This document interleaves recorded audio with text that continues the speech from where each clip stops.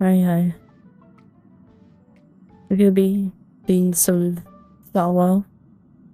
It's probably not gonna be a super long stream. Maybe 3 to 4 hours at most. Feeling a bit off today after feeling out and doing 2 hours, so. But we'll try to get a good amount of stuff done.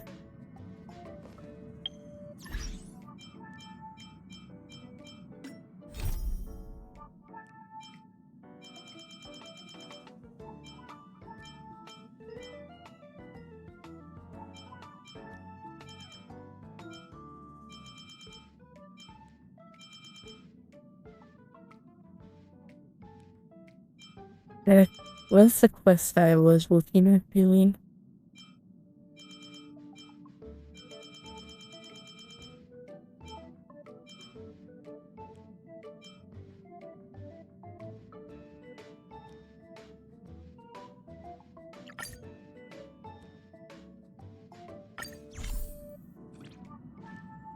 No, that's not it.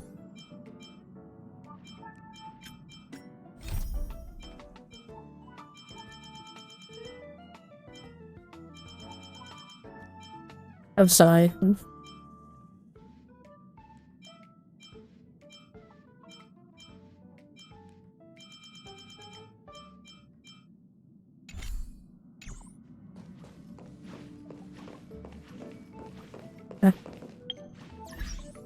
Okay, I'm done. I must be messing something up.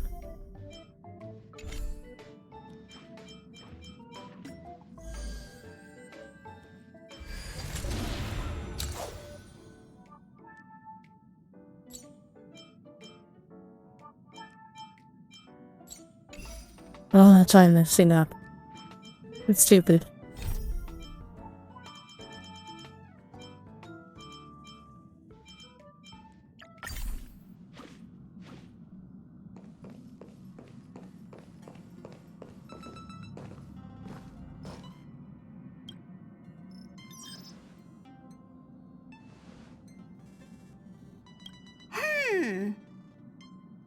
Phew. What's up, Pom-Pom?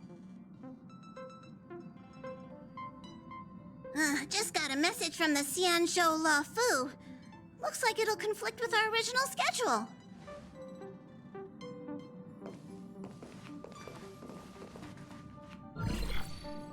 It's been a while, my friends on the Astral Express. How's your trailblazing expedition going? Soon, the Xianzhou Luofu will be holding the Luminary War Dance.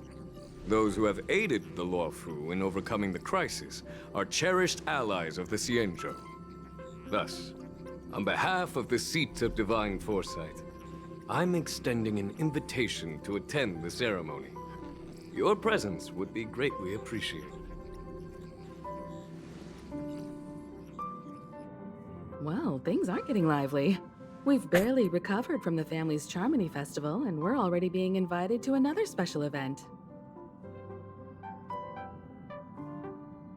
Okay, so this takes place after...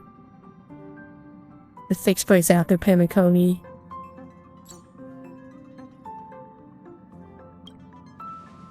Why not think about it this way?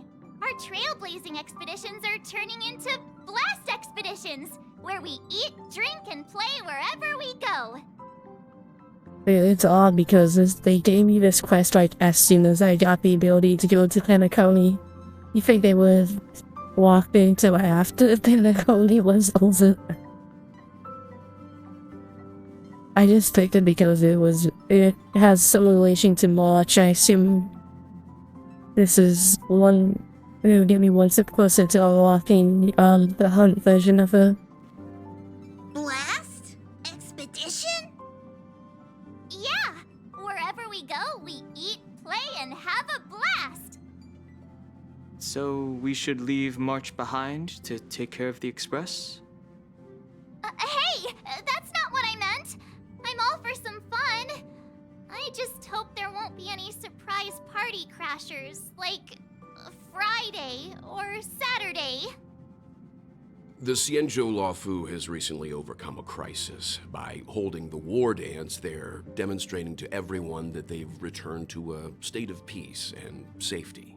But that's what everyone said before we went to Penacony.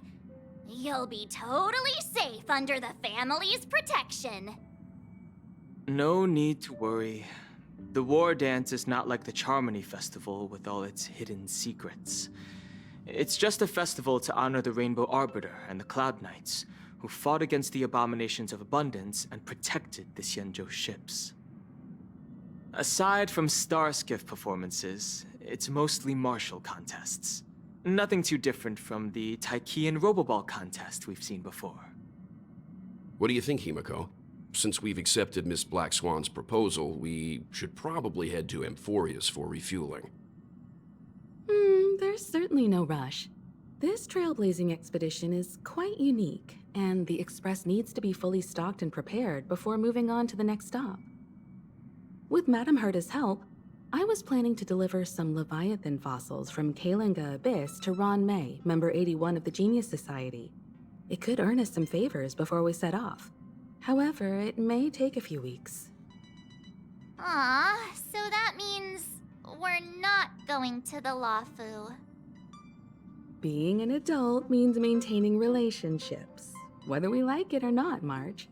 Since we've been invited, it's only right for the Astral Express to attend the ceremony. So here's the plan. Pom Pom will take everyone to the Xianzhou Luofu. Mr. Yang and I will meet up with Ron May and fulfill our promise. Meanwhile, you, March, and Don Hung will represent the Express and attend the war dance. What do you two think?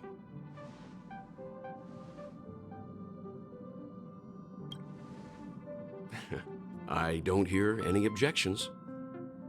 Now that everyone's on board with the plan, it's time to warp to the Xianzhou Luofu.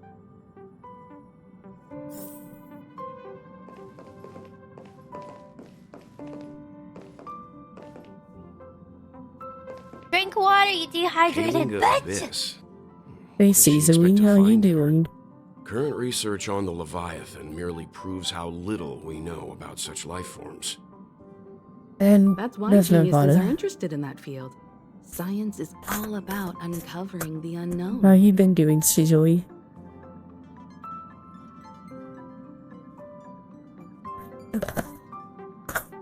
I've been okay for the most part. I recently got over being sick.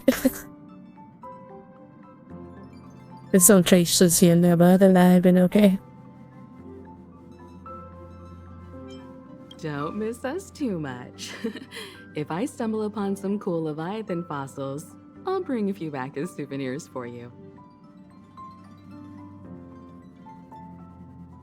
How have school been going for you? Because I think we talked about that last time we had a chance to actually chat.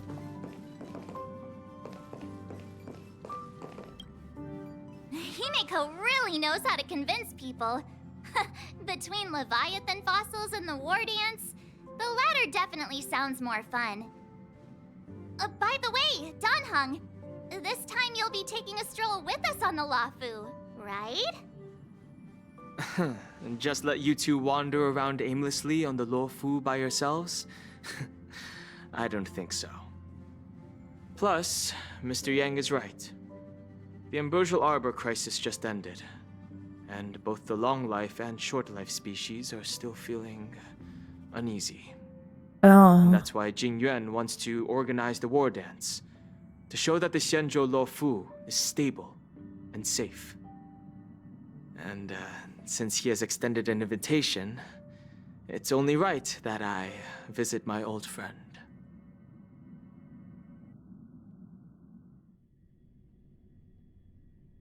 so there's been ups and downs if I am leading that way. Coming back to this place brings back so many memories, you know?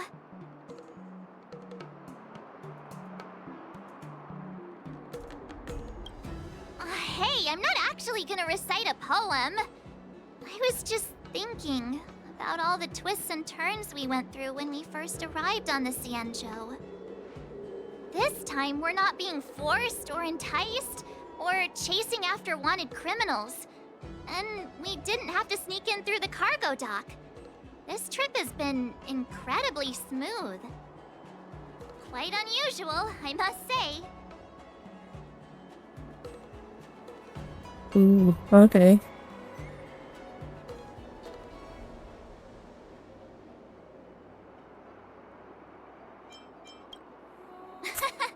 I'm just hoping for the best.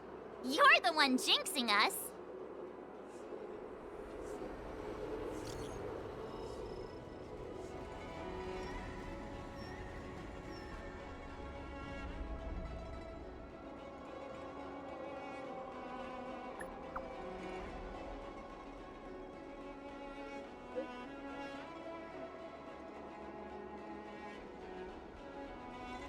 Well, hopefully it's a smooth transition over.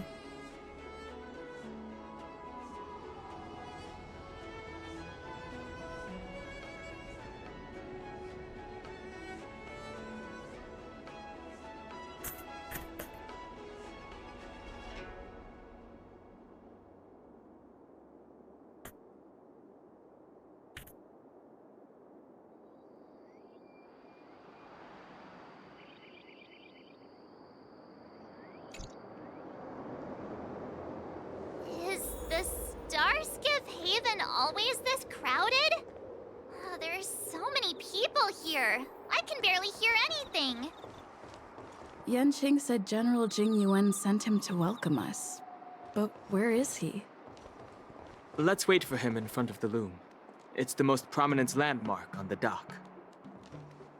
Hey, you guys! Hold on a moment. Did they just call us? Look at their outfits. They're from Penacony, right? Are you familiar with the Xianzhou Lafu? We know a little bit about it. What do you need? We're from Penacony. Maybe you've heard of it. We came to this ship to gather interesting materials for making dream bubbles. Oh, we just left there. Oh, talk about coincidence. That's great. Do you know any must-see attractions on the Luofu? Again, I hope it's just a smooth transition over to architecture. Exactly! We're Xianzhou experts. Most of the tourists around at the moment are here to attend the war dance. And that's why we're here too. Yeah, we know about that ceremony. But isn't the fighting ring still closed? I've heard the ring was actually converted from a huge decommissioned Luofu fighter jet. No doubt about it. It's a massive fighter jet. It's got to be larger than a civilian starskiff. But for now, all we can do is wait until the war dance starts in a few weeks before we can board it. We've still got work to do, so we can't just sit around waiting for it to start. That's why we're asking you about some must-see attractions. I believe in you. Easily, I believe you can catch up easily and be on track with everybody else.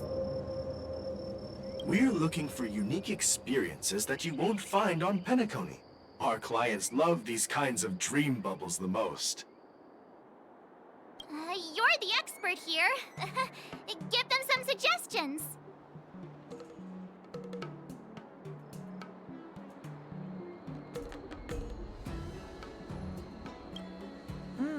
Good idea.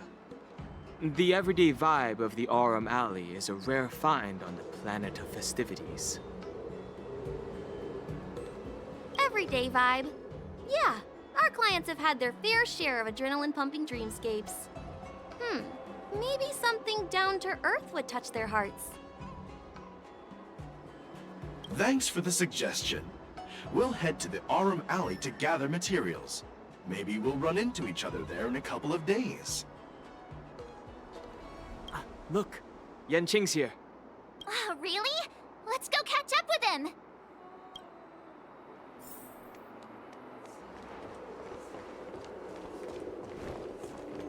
There you are! Everyone, this way! Hey, everyone! It's been a while.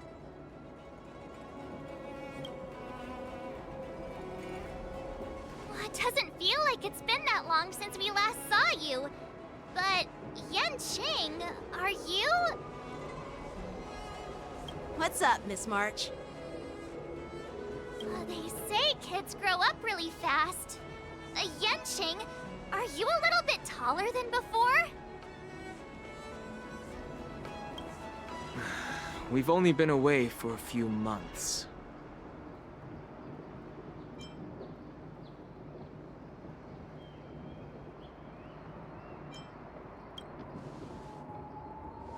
Long time no see.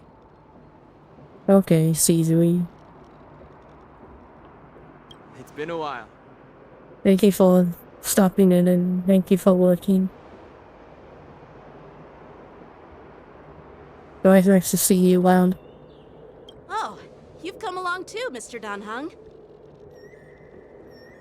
Sorry for the delay. With the upcoming war dance and the Starskiff Haven being so busy, things are a little hectic.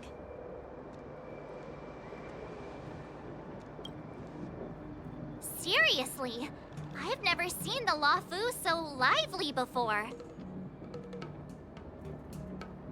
I was a bit worried that holding the war dance right after the Ambrosial Arbor crisis might be too soon. But seeing the bustling Starskiff Haven, I understand why General Jing Yuan chose this timing. Yeah, I actually got, hold on. I actually, what's odd? I actually got teased, oh, what's it called again? Individually. I got teased individually yesterday. And she was interesting. I still don't fully understand how she works, but it was interesting. Yep. There's people from other delves and travelers like you three who've come from afar. With the war dance coming up, there's a huge number of visitors pouring into the Starskiff Haven. The Cloud Knights are working hard to keep the security tight. The General said this ceremony would help the Xianzhou Luofu recover from the crisis. It's a way to showcase our martial spirit, reassure people, boost morale, and attract visitors from other planets to promote trade and peace. By the way, the Xianzhou Alliance places great importance on this ceremony too. The Xianzhou ships, the Zhuming and the Yaoqing, have both sent messengers to offer their blessings. Yeah, I wonder if you've heard of it. It's known as the Star Forge, and it's responsible for providing more than half of the Cloud Knights' armaments. The Xianzhou Zhuming boasts skilled craftsmasters, and General Huayan is a top-notch craftsman himself. Ah, if only I could get a sword forged by him, I'd be on Cloud 9. By the way, Yanqing, where are we headed next? I'm sorry for talking your ear off. The General wants to catch up with you at the Palace of Astrum. He's been eager to hear about how the Express has been doing. There's really, I know there's some screen flickering that happens for a split second. I don't know if that's just my computer or it's the game just being weird. It's funny how he tries to act all mature, but whenever it comes to something he's interested in, you can really see his childish side.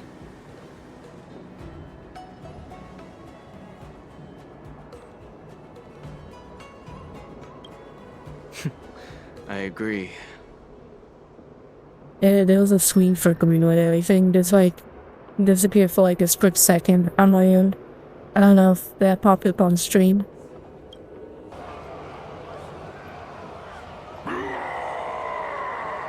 Oh.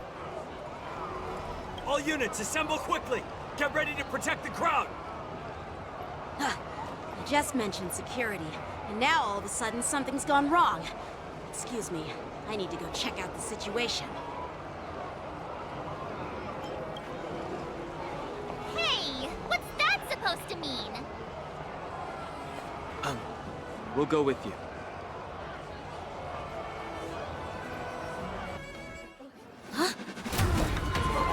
Watch out for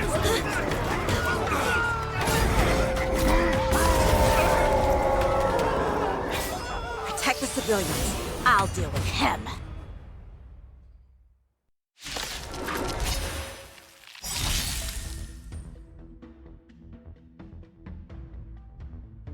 Oh, wage, like... Asia, okay.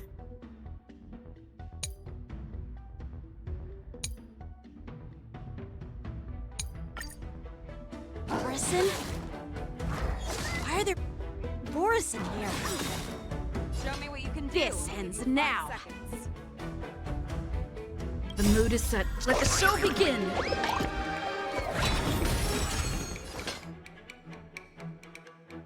The fearless knows not fear.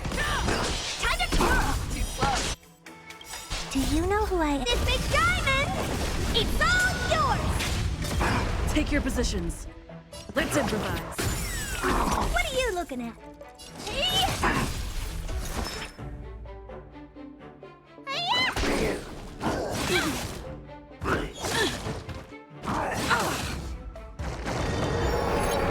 Fangs and claws got double. Never hesitate! How are you? Time to twirl! Time to twirl! Stay in step. Dreams do come true. Let me tend your wounds. Show me what you can do. I'll give you the fearless knows not fear.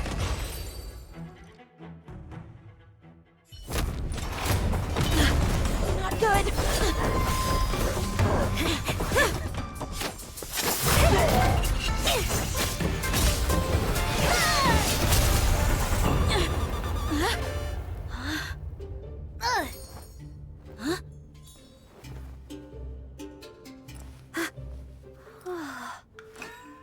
Thanks for the help. Sorry, no time to chat. Could you give me back my...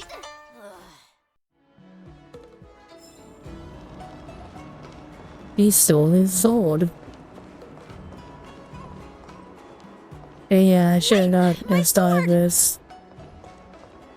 I'm sorry, but I'm afraid we'll have to put our plans on hold for now. I need to find out what's going on.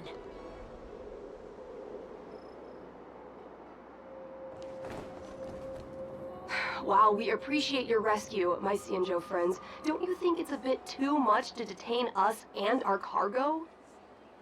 Sorry, but we've been ordered to detain you and your cargo for inspection until we figure out the source of the attack.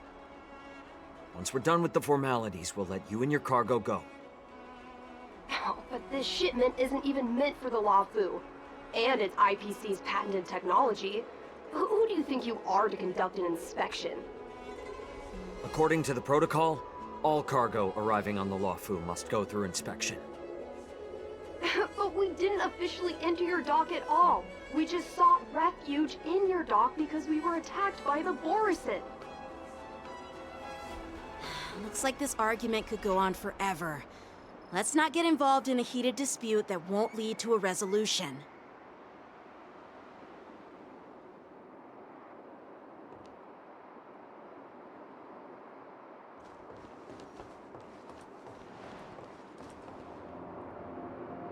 Because I feel like this continually, because like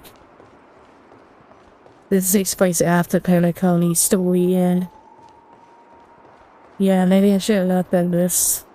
Again, I don't know why they give you like access to this, like immediately after in Wafu. Who's in charge here? I need some answers. It's my fault. We let our guard down for a moment. I take full responsibility. With the war dance approaching, safety should be a top priority. Now, tell me, how did Borison prisoners end up in Starskiff Haven? According to the protocol, Borison prisoners should be held on a Starskiff and taken directly to the shackling prison under strict supervision without ever touching the ground. Who allowed a prisoner transport ship to dock at the passenger terminal? Please don't blame this captain. This incident involves the Zhu Ming's diplomatic vessel. Who are you? I'm Liu Jun, an officer of the Patrol Defense Squad. Thank you for your help, Lieutenant Yanqing. The situation unfolded rapidly, and it shouldn't be held against the captain. Here's what happened. An IPC transport ship was attacked by the Borisin just before arriving, and the Juming's diplomatic vessel came to the rescue. They fought off the Borisin pirates and imprisoned them on their ship. So, an IPC ship was attacked by the Borisin near the Luofu, and the Juming envoys saved them? Sounds complicated. Honestly, it gives me a headache too. The Juming diplomatic ship, adhering to standard procedure, docked at the passenger terminal to hand these criminals over to the Luofu. You know, with all the outsiders flooding onto the Luofu, the Starskiff lanes are under immense pressure. The Borisin desperados decided to put up a fight before the prisoner transport Starskiff could get there. And that's what you just witnessed. We'll make sure these prisoners are sent to the shackling prison as soon as possible. I see. It's an unusual situation indeed. I'll report it to the security department of the Realm Keeping Commission and ask for their cooperation in handling the aftermath. Maybe I should gather more details from others so that the Seat of Divine Foresight can have a better understanding of the situation.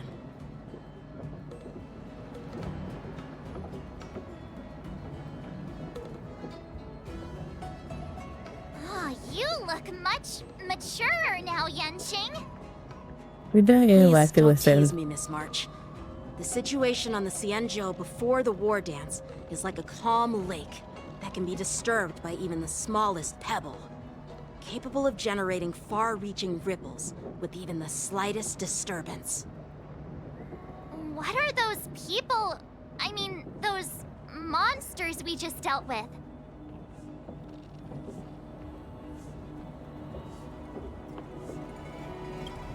Those werewolf monsters are known as Borisin.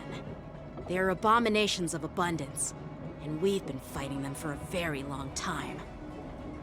The Borisin have been a powerful force for a long time, plundering and enslaving many worlds. The threat they pose is just as terrible as the Swarm disaster, and the Alliance even had a fierce war with them 3 decades ago.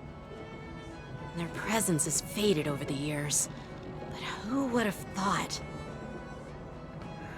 According to that officer, they attacked an IPC ship near the Xianzhou Luofu. Such a brazen attack seems quite unusual to me. Yeah, that's what I find strange too. It seems like the IPC and the Borisin have some serious grudges. Well, enough with the chit-chat.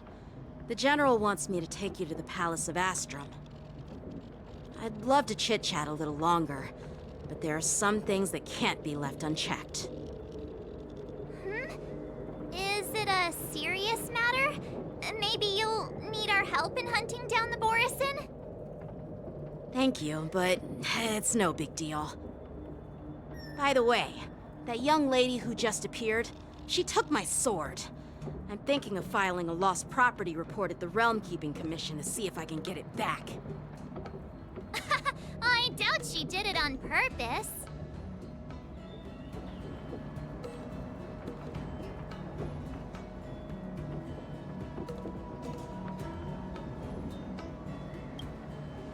Perhaps she's around here somewhere. Shouldn't we take a look? All right, let's not keep the General waiting. Don't worry. There aren't many people out there with that kind of talent.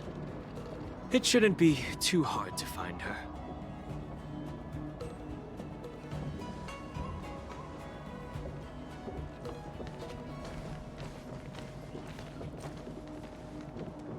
There sure are a lot of troublemakers around.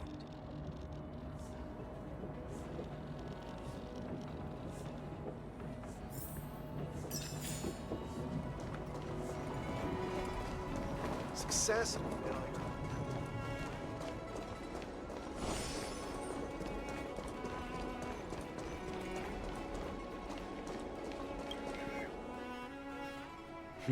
It's been a long journey, Elder Hwaiyan. Thank you for your presence. Don't mention it. Thank you for taking the time to welcome me.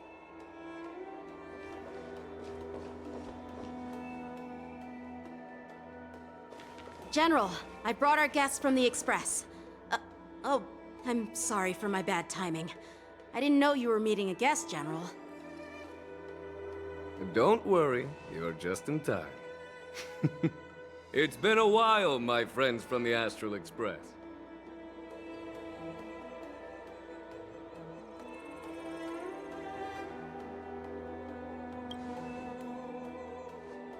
All is well when you have friends coming from afar. Allow me to introduce you to General Huayan. He's the Arbiter General of the Xianzhou Zhuming, known as the Flaming Heart. No need to be so formal. I'm just a tourist here, no different from other tourists who've come to attend the ceremony. Elder Huayan is not only one of the Arbiter Generals, but also the Furnace Master of the Artisanship Commission. Besides his martial skills, he excels in forging various weapons. Such talents are unique, even among the Arbiter Generals. Be it Arbiter General or Furnace Master, these are merely titles given to me long ago.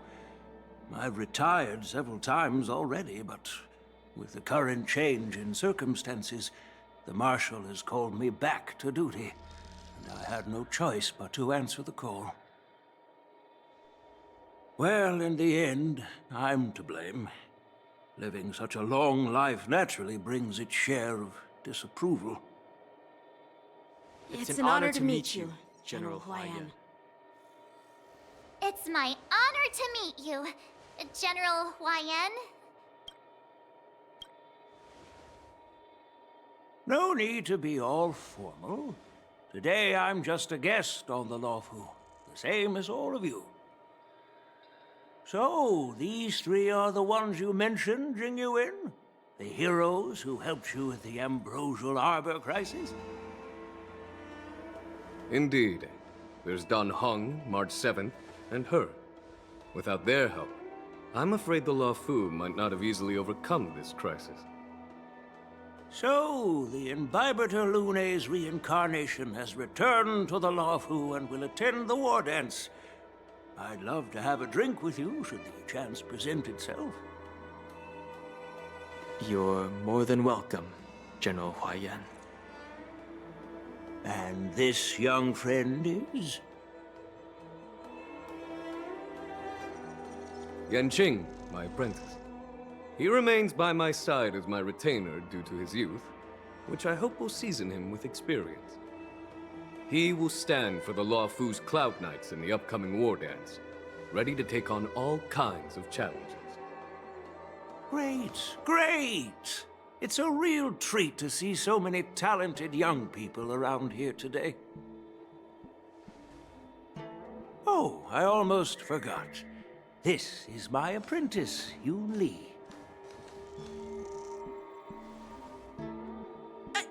It's you! Oh, it's you. Hello. Oh, you two already know each other? Guess we don't need any introductions, then. What a coincidence! I was afraid I'd have trouble finding this girl. Oh? Now you've piqued my curiosity. Tell me, how did you two become acquainted? She helped me capture the escaped Borison prisoners at the Starskiff Haven. Allow me to express my gratitude for you. But when you left, you took my flying sword with you. Your flying sword? Oh, so that's why I found a dagger in my bag. Turns out it's yours. Yes, it is. Now that we've met again, I hope... Nope, that won't do. Won't do? You want your sword back, right? Well, you can't just take it back. On the Zhuming, when you lose your sword on the battlefield, you have to reclaim it on the battlefield. As for this little sword, it was supposed to strike that escaped Borison prisoner. But unfortunately, Its owner's agitated state caused it to fly off like a kite with a broken string, and it missed its target. By the way, if I hadn't caught it and helped it hit its mark, that Borison prisoner would have gotten away. Hold on a second, Lee. You took my sword without even asking, and now you're refusing to give it back? So much for Lawfu swordmasters. What did you just say? If you just stepped up and took your sword back from me fair and square, I would have totally respected you. But nope, you tried to play it down, expecting me to just hand it back to you like it's nothing. In front of everyone. With all due respect, you don't honor your sword, so you don't deserve it. Hasn't anyone told you that taking without asking is stealing? If you want to settle this with swords, fine. Let's have a one-on-one duel right now. Yanqing. Well, that's more like it. Just be careful, because I'm not as easy to handle as the Borison. You two, be quiet and apologize to Yanqing. Hey! Whose side are you on, Grandpa? I don't take sides. It's a small misunderstanding, and an apology would be too much. I've heard about the Zhu Ming's incredible swordplay and craftsmanship. Most notably, the legendary Flame Wheel Octet.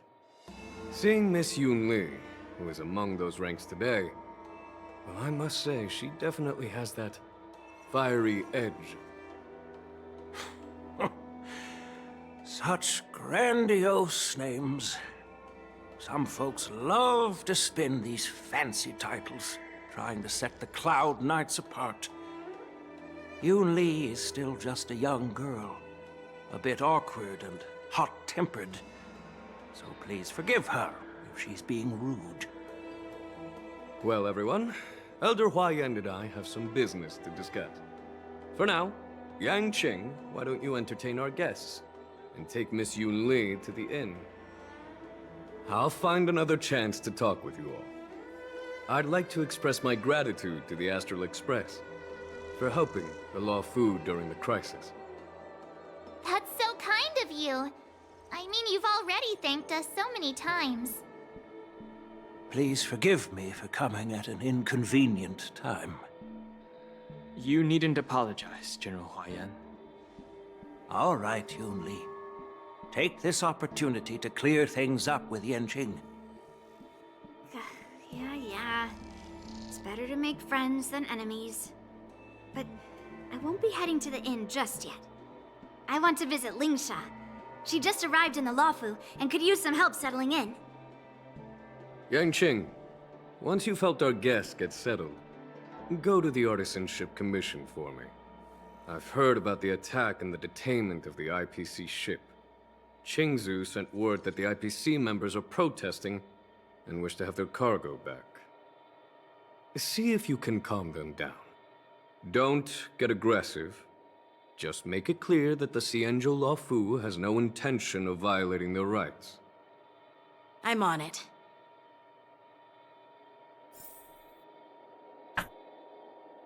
Well done.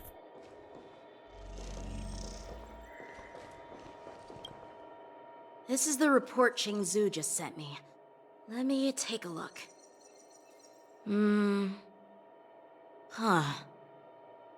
Looks like the General has given me a tough challenge. He wants me to try and help put the IPC's mind at ease. Well, it's not exactly a test. As Cloud Knight officers, we not only learn the art of war and martial arts, but also occasionally have to handle diplomatic disputes. It's just, you know, talking things out isn't as straightforward as duking it out with weapons on the battlefield. This is especially true when you're up against the IPC, with their non-stop corporate babble. Well, let's not worry about that for now. Shall I take you to the inn?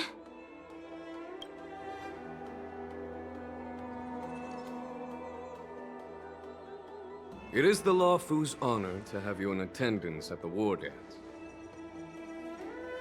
Yet, the fact that a simple martial arts ceremony has attracted esteemed generals from the Zhu Ming and the Yao Qing implies intentions beyond mere spectating.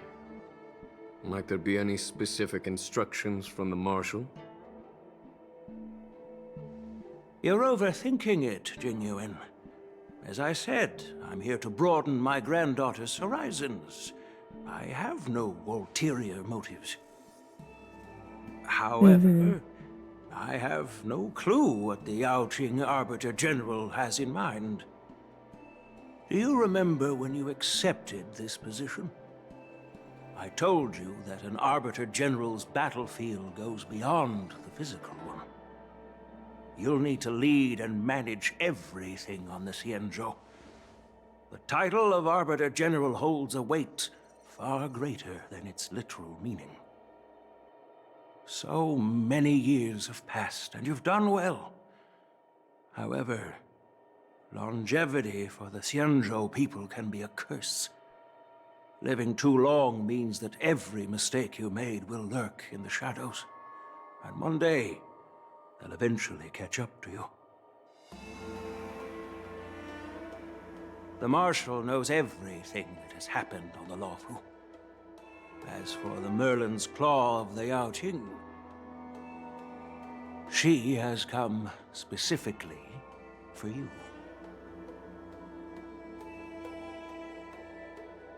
Speaking of which, why hasn't she arrived yet?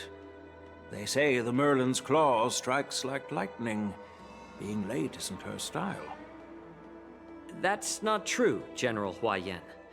She's been here a while, but I'm sure you've heard of her unbridled nature. As soon as she disembarked from the star skiff, she mentioned having something to attend to and simply disappeared. Okay, we'll give you a facial element. You must be the messengers from the Xianzhou Yao Qing, I assume. We are Jiaoqiu and Moza, retainers of the Merlin's Claw. It's an honor to meet you in person, Arbiter Generals. Now this is interesting. A guest who doesn't come to visit but sends a message instead. What does she mean? Tell me, what could be more important to her than coming here? Master heard about a spectacular view in Scale Gorge Waterscape. I believe she went there to enjoy it. A spectacular view? Ha! Did you hear that, Jingyuan? This person is being sarcastic.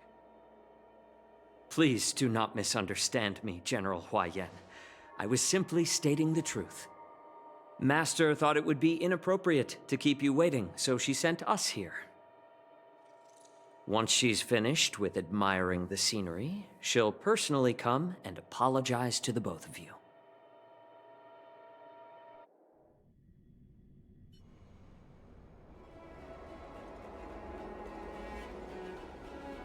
Drat.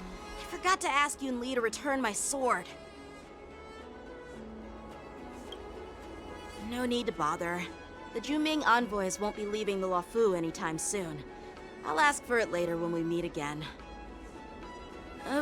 By the way, I don't know if it's just me, but the general seemed a little reserved.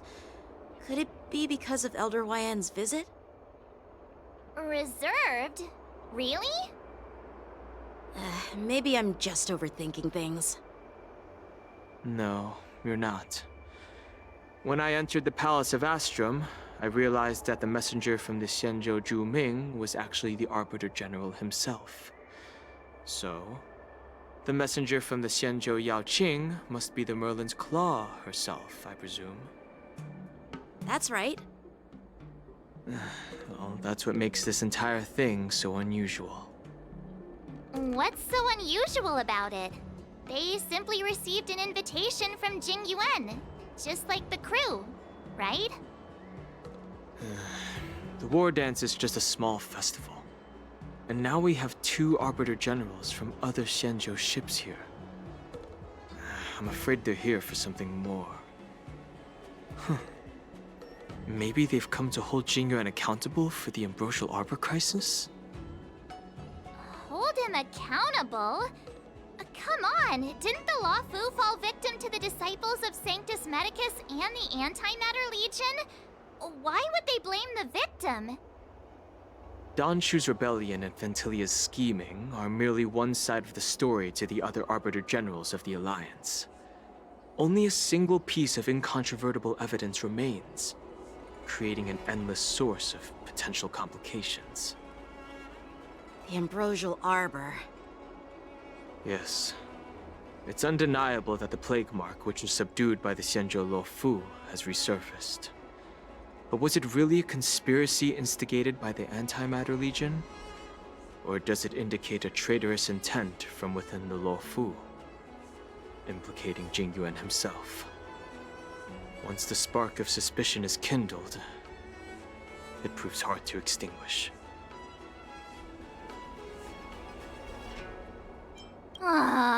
What was I thinking? Seriously, here I was looking forward to a carefree and enjoyable trip. But it seems wherever we go, drama is just around the corner. Aw, I was so excited. I thought those Arbiter Generals were just here to see the ceremony. By the way, I heard that an alchemist from the Juming diplomatic ship has arrived, and rumors say that she's to be the new Cauldron Master of the Alchemy Commission on the Luofu. An alchemist from the Juming serving as the Cauldron Master on the Luofu? While it's not unheard of, the timing itself... Thanks to your words, Mr. Danheng. Now I finally see the underlying tensions. The General is under tremendous pressure right now, but I was completely oblivious to his troubles. How naive of me. Come on, don't think like that. Leave the adult matters to the adults. Even if you wanted to do something for the General, it's not like you can do anything. Did I say something wrong? Again? Yes, March. Miss March is right. I don't have the skills to share the General's burdens at the moment. Still, I'll do my best to follow his instructions. Let's go. Once I've taken you to your accommodations, I need to go to the Artisanship Commission to handle the IPC's protest. He looks like he has a lot on his mind. We can't just let him go alone. Why don't we accompany you to the Artisanship Commission? This is too much trouble. While I appreciate your kindness, dealing with the IPC's workers could be tricky. I'm afraid this will cause trouble for the Express. No worries. We're pretty experienced in dealing with the IPC. You've heard of the 10 Stone Hearts? We've dealt with quite a few of them, right?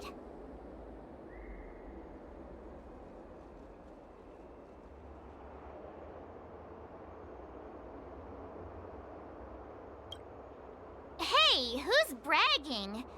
Anyway, this time it'll just be a few ordinary IPC workers. Surely you don't think they'll be even trickier than Aventurine, do you? Well, since you're willing to help, I won't decline your kindness. Let's head to the Artisanship Commission and meet them.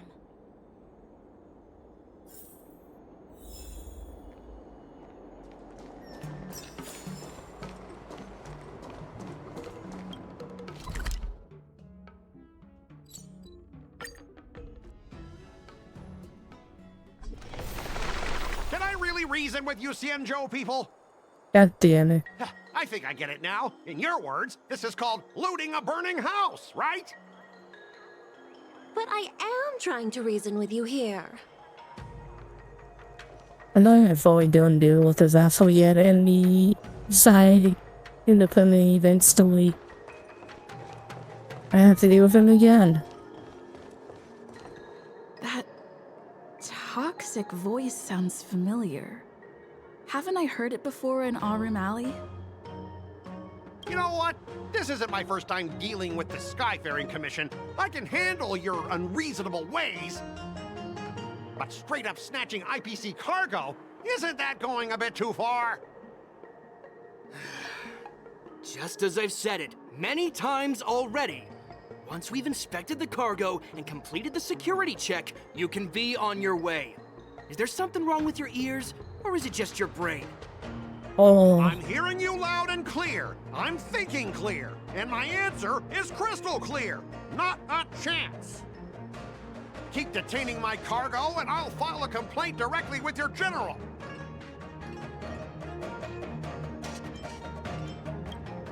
You jerk! Who are you calling a dog? Wait, why are you here? You're staying on the Cienjo, are you? What terrible luck! Wherever you go, disasters aren't far behind. Aren't you the guest from the Astral Express? What brings you and Yanqing to the Artisanship Commission? Trouble caused by the IPC? I'd say it's caused by the Skyfaring Commission. Looks like you've met this IPC worker before. I'm not sure if that's a good or a bad thing. I was sent here to deal with the IPC protest, Miss Shikue. What's going on here? As you know, this IPC transport ship was attacked by the Borisin and rescued by the Juming's diplomatic ship. Then the Cloud Knights were instructed to bring it back to the dock for repairs and inspections. And this is Mr. Scott, the person in charge of this transport ship. Waffles. So, you're Scott. I've heard her mention you. Weren't you kicked off the Lawfu before? Why did you come back? Like I wanted to come back. I thought I'd just dock at the harbor for repairs and leave this forsaken place for good.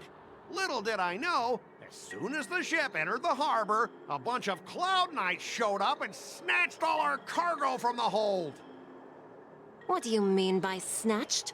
I've told you 1,000,000 times. It's a security check. Then why did you bring the cargo to the Artisanship Commission? You even brought in some shady craftsmen. It's obvious you're trying to steal the IPC's patented technology! Listen here. Firstly, the Skyfaring Commission detected dangerous items that could possibly be weapons in your cargo hold. That's why they called me here, to double-check. Secondly, where the heck did you get the idea that I'm a shady craftsman?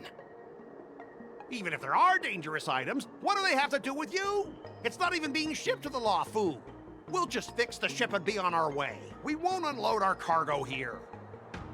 But you'll have to stay in the port for several days before your ship is repaired and you can take off again.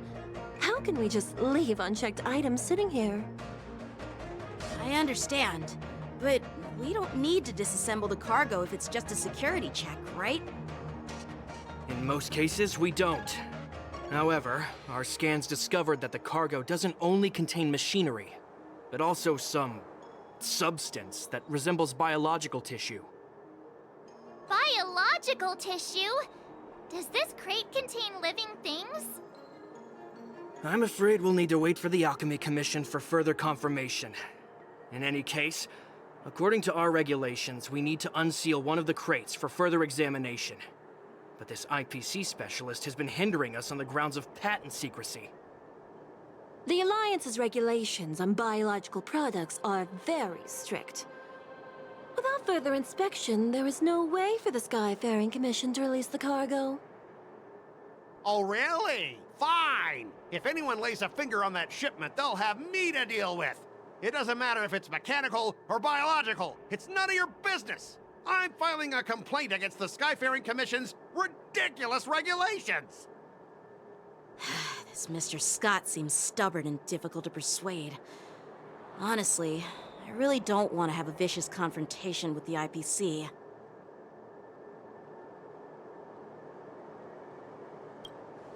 I heard how you helped Aramali. The IPC representative back then was Mr. Scott, right? Since you've dealt with him before, it looks like I'll have to rely on you again. You What are you think guys so? Wanna whispering fit about over inside? there? Just hurry up and give us back our cargo.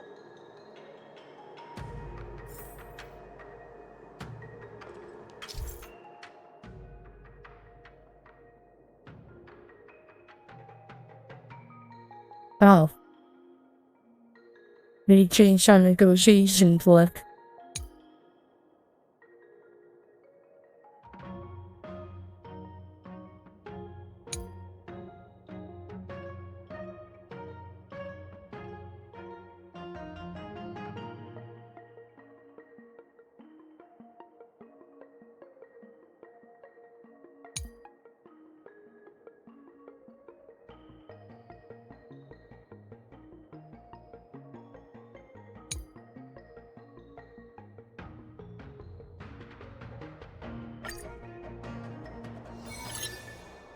As I recall, this guy won't listen to reason and can only be persuaded with intimidation.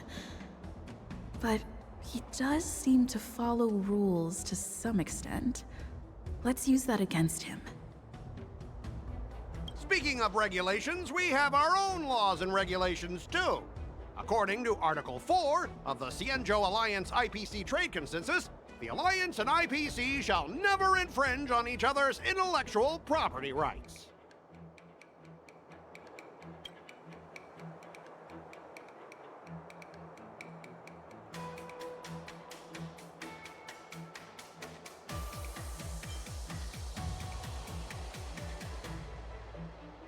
Hmm.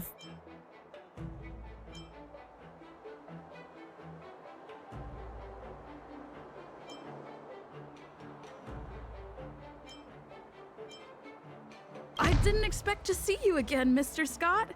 We had such fun in Arum Alley last time. It seems our paths are destined to cross once more. Stop pretending we're friends. If I could actually beat you, I'd punch you in the face. So, are you guys gonna resolve this problem? Or are you just gonna let this clown put on a show here? Let's just pretend we don't know her, Don Hung. Even if we set aside the secrecy of intellectual property, these prototypes built by the Intelligentsia Guild are incredibly valuable, beyond your wildest imagination. If anything goes wrong, you won't be able to pay for it even with your lives.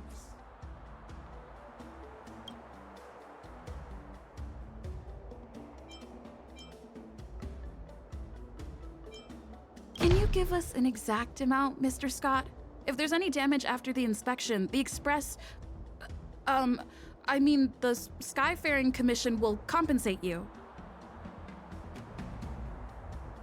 The Skyfaring Commission. Yeah, they will compensate you, provided a detailed report of the damage is submitted.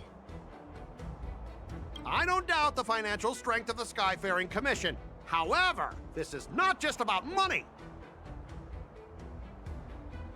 Besides, the cargo on this transport vessel belongs to the Intelligentsia Guild. If you want to inspect the cargo, shouldn't you at least call in a member of the Intelligentsia Guild to be present?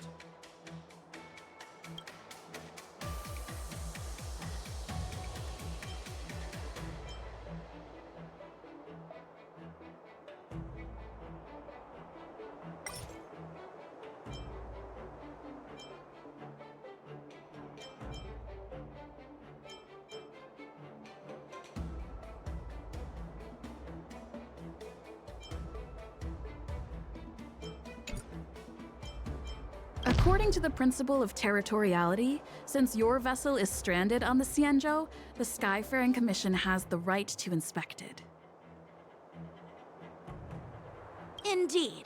According to Article 27 of the Cienjo Legal Code, all official and private goods upon entering the port shall be subject to inspection. Failure to submit to such inspection shall be deemed equivalent to the possession of unlawful items and shall be subject to legal ramifications. Huh? My synesthesia beacon must not be working, because I have no idea what you just said. Uh-huh. Simply put, if you insist on hindering the inspection, we'll have to treat the cargo as unlawful items and confiscate it. Confiscate it? How can you Cienjo people be so unreasonable? If this were pure point, and incoming cargo posed a safety risk, the IPC would take it in for containment and disposal, correct? That's true. but the IPC sometimes makes exceptions. For example, they've always given special terms to Cianzhou vessels. We both need to follow the regulations, because that's how the IPC and the Cianzhou operate, right? As an IPC worker, I have to abide by its regulations. If I make an exception and allow you to inspect the cargo, it'll spell disaster for me.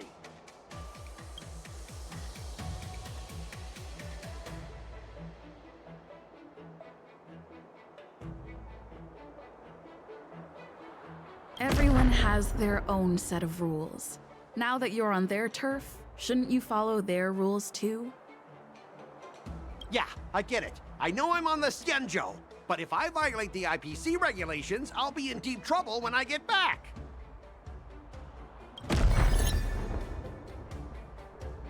Well, honestly, you guys sure know how to argue your case. honestly, that isn't as bad as the other ones. Fine. I'll allow you to do the security inspection. It's just that, I need some time to sort things out. This is a big deal. Let me talk to headquarters first. So, Mr. Scott, are you just stalling for time and planning to leave the Cianzhou as soon as your ship is repaired? To avoid the Skyfaring Commission's inspection? Well, IPC staff are free to come and go, as long as they don't break any laws. Yeah, you've got some insight there. Who are you again?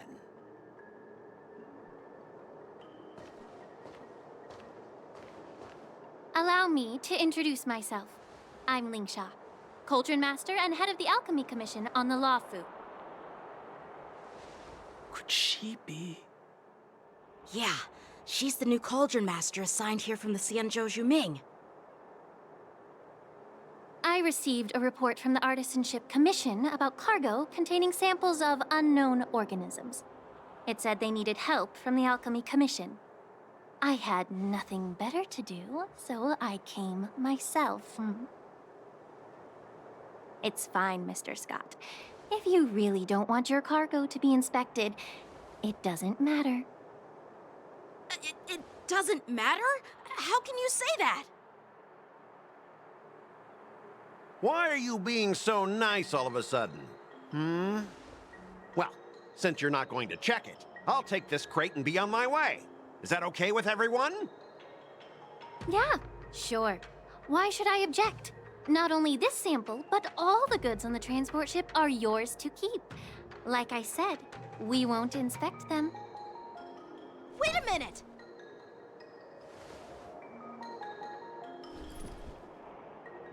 Well, that's more like it. If only the young displayed a more reasonable attitude, we could have sidestepped that altercation just now. Our ship will leave in a few days once the engines are repaired. Your ship can leave whenever you want, but I'm afraid I can't say the same for your cargo. According to the import and export regulations signed between the Cianzhou and IPC, all biological shipments can only leave the port when they have confirmed to be of no threat, or when all biological activity expires. Since we can't determine if your shipment is safe for the environment, I guess we'll have to wait for its biological activity to expire. Let me check the previous cases.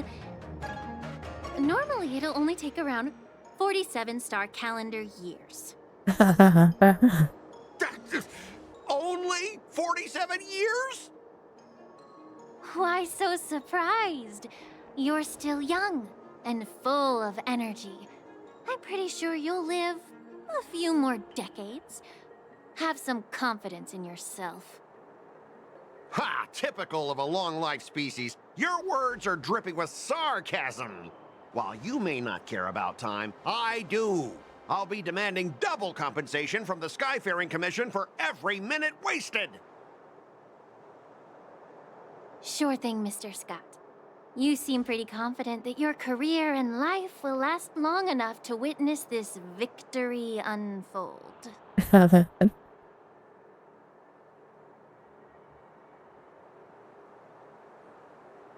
Step aside, guys. Let them do the inspection. But, Mr. Scott... Come on, we're already in enough trouble. Just let them do the security inspection. And if needed, I can always grovel before the Intelligentsia Guild later. I'm just using my head for what it's apparently good for, right? It's good for nothing.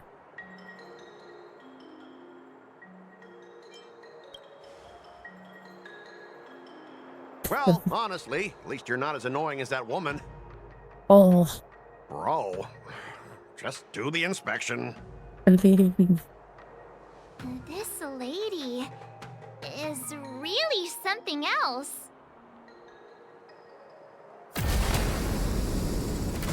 Is this the IPC product? Listen up. Any damages caused by inspections will be filed with the IPC.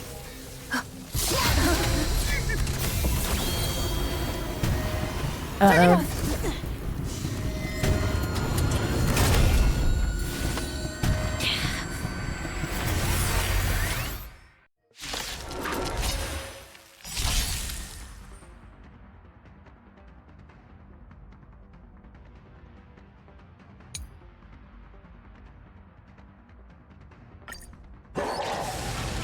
Oh, how unexpected. That was a surprise.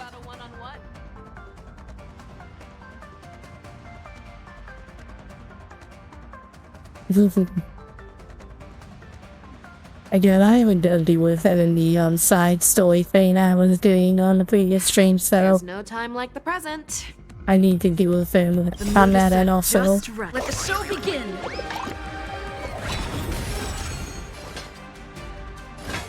Never hesitate. Let's improvise. Honored to meet me.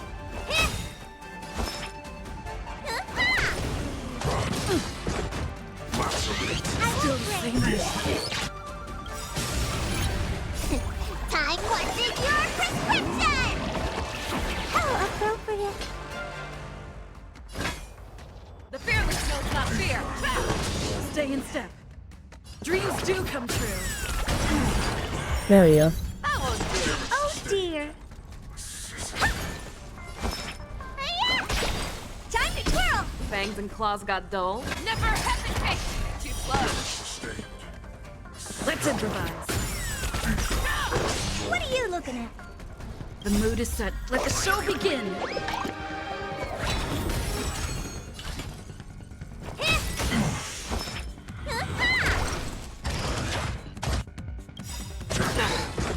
I venture forth to forever triumphant.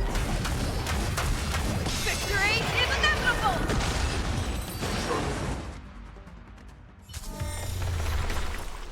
Were you seriously planning to leave this stuff unchecked at the dock for days? That's way too dangerous. I had no idea about it. You must have accidentally triggered the cargo's defense program. I don't think trying to shift the blame is a wise choice. But seriously, I don't know why that thing suddenly started moving.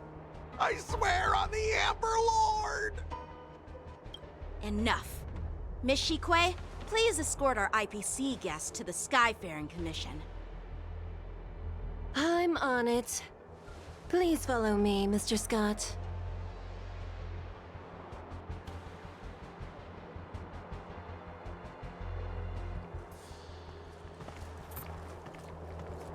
Our preliminary inspection shows that there is indeed hidden biological tissues inside, just like the craftsman feared.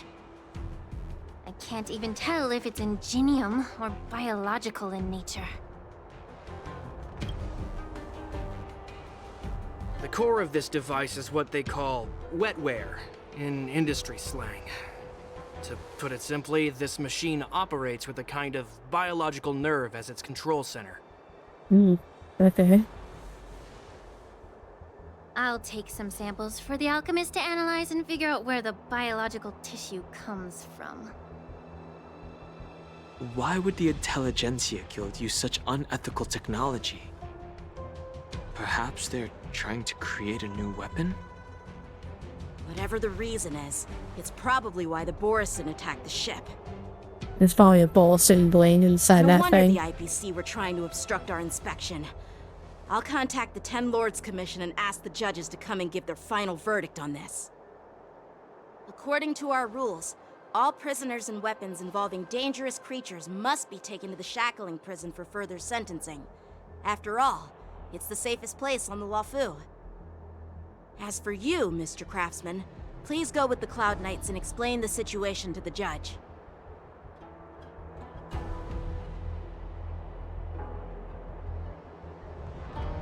I had a feeling that the IPC members would cause trouble, but I didn't think they'd be this tricky. Thanks for your help, Miss Lingsha.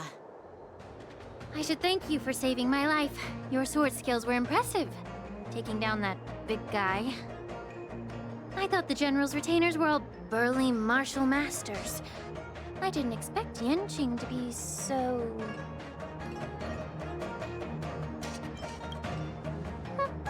Can't argue with that.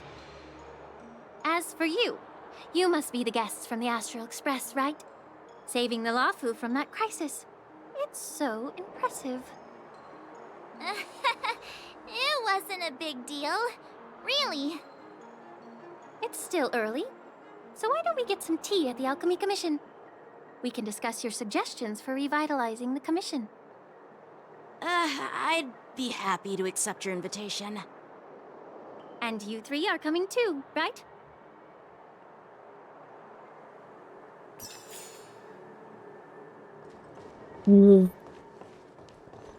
Because I said get Jade again because I'm really stalling for Jade. But I think she would too.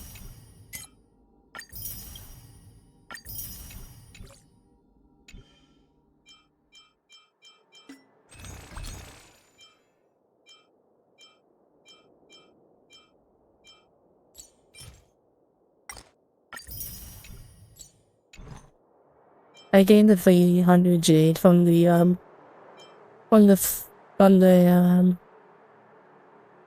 thing you showed me. TK was very helpful.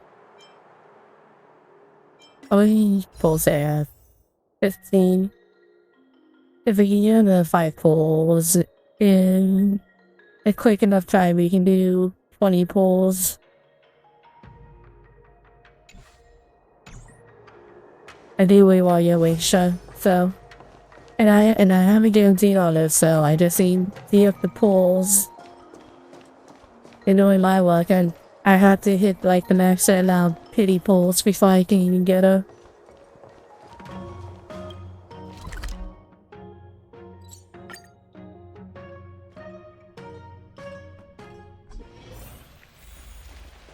And then I'm thinking down the facial even happen again. I'm here to All these years, and the view at the Alchemy Commission hasn't changed a bit. The tides come and go, but the ancient sea remains the same. For us Vidyadhara, there's nothing more nostalgic than our homeland. You're a Luofu native, Miss Lingsha? Yes, I grew up here, listening to the sound of waves while researching prescriptions with my mentors and peers at the Alchemy Commission. It's kind of sad, isn't it? Everything changes but somehow remains familiar. Just like you, Don Hung, I traveled far from home, and now I've returned. Seeing the familiar scenery brings back a hint of nostalgia. The view here would be even better without the Ambrosial Arbor. Oh, really? I think that towering tree looks pretty impressive. Even if it's impressive, it's a plague mark. The Xianzhou have been fighting abominations for thousands of years. And now that the Ambrosial Arbor has been reborn, it's only natural for everyone to feel uneasy. Well, once a seed is planted, no matter how long it takes, it'll eventually sprout and bear fruit. In my humble opinion, the rebirth of the Ambrosial Arbor and the resurgence of the disciples of Sanctus Medicus were inevitable. The seed was already planted when the ancestors of the Xianzhou sought immortality.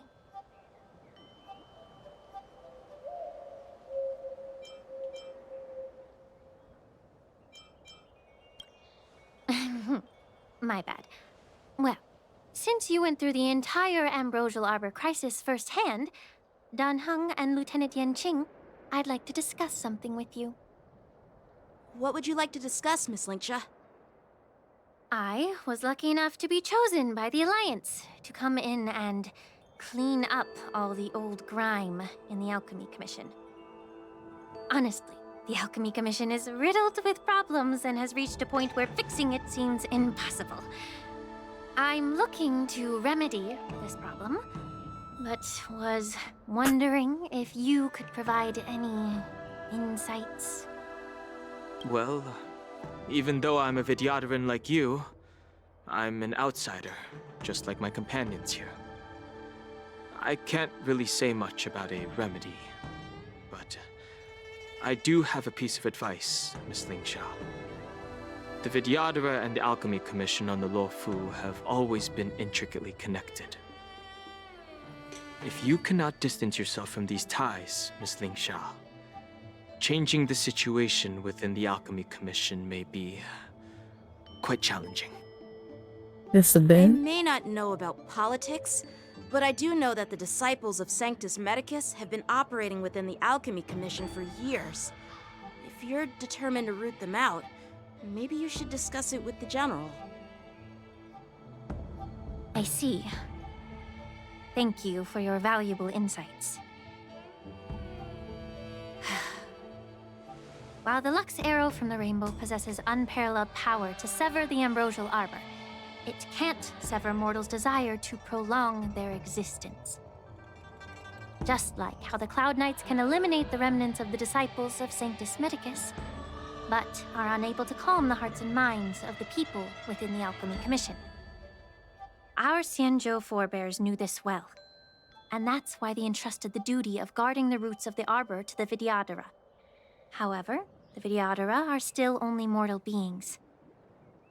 30 years ago, my mentor served as Alchemy Commission's Cauldron Master.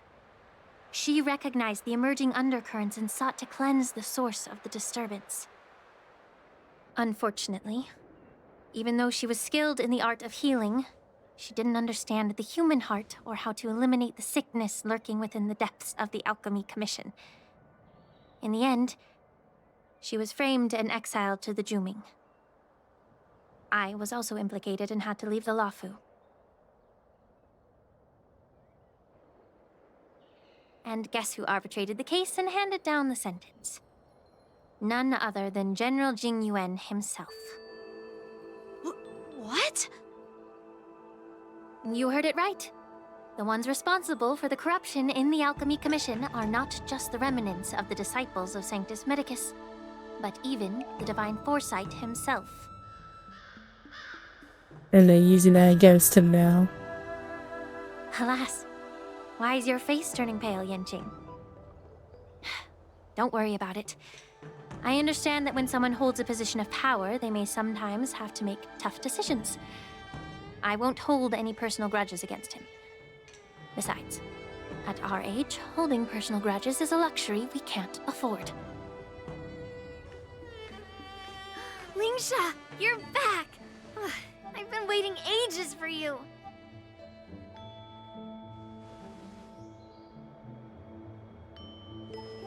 Yunli! Why aren't you with your grandpa? What brings you to the Alchemy Commission?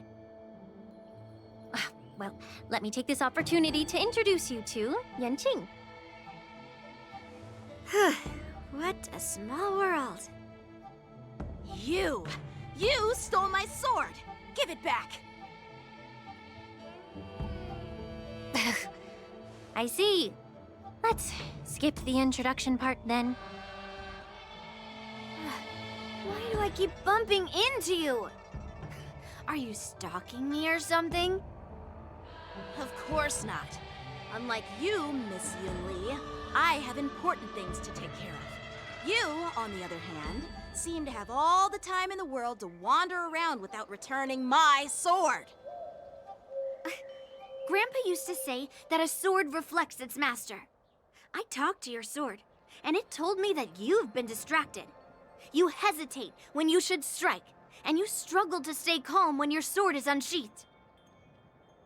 Now that I see you again, I realize your sword was right. It wasn't me who took your sword. It was you who lost focus. Do you really expect me to believe that nonsense? I've been taking it easy on you because you're a guest from the Juming. But you're not taking the hint. Don't people from the Juming know you're supposed to return what you've borrowed? Just look at this flying sword. Even if I gave it back to you now, it'd just be taken away again in a few hours. You know the Cloud Knight saying, a Cloud Knight must never let slip their weapon. Yes? Well, sure, I can give it back to you now, but on the battlefield, that's a whole different story. Poor flying sword. Fine! You don't have to give it back, because I'll take it back myself!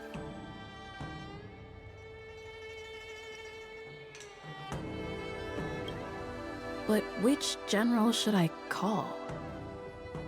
Between these two, who do you think is tougher? Don't get me wrong, I'm just curious. It is my first day at the Alchemy Commission. A brawl is definitely not how I imagined celebrating it. Well, since you don't approve, I won't draw my sword here. I didn't mean it in that way. Since you've already drawn your swords, you'd be disappointed if you didn't get to test one another, right? I've received reports that the delves near the Alchemy Commission are still infested with abominations. Seems like my predecessors left quite a mess. So, if you two want to determine who's better, why not focus on them instead of each other? Clearing out some abominations? Sounds boring. It's the Cloud Knight's duty to eliminate those abominations. You don't have to ask me twice, Miss Lingsha. I'll help you get rid of them. Oh, you think you're the only one who knows how to behave? If Lingsha needs anything, I'll gladly draw my sword and help her out. It's so heartwarming to see both of you being so sweet and caring. So then, shall we get going? He's just so dull with this shit. Ever since the disciples of Sanctus Medicus were eradicated, their experimental abominations have been festering here. If you want a contest, I'll be the referee. The one who kills the most abominations within 15 minutes wins.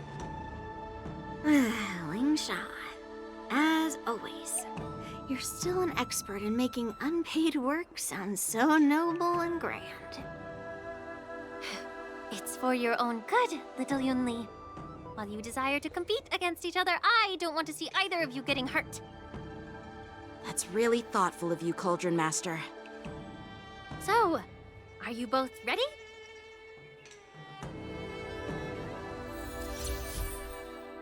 And he took his goals, so he took my fucking game away. Ugh. Looks like my predecessors left quite a mess. Let me say it again. The one who kills the most abominations within 15 minutes wins. Be careful when you draw your swords, and make sure you don't hurt each other. Can we start now, Lingsha?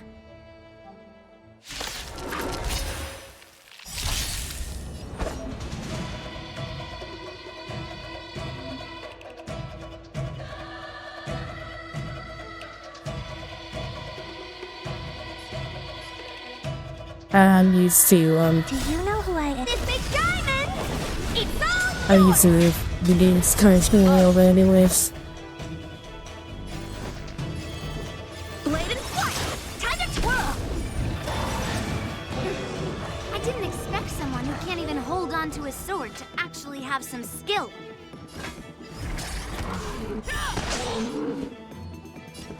Let's improvise.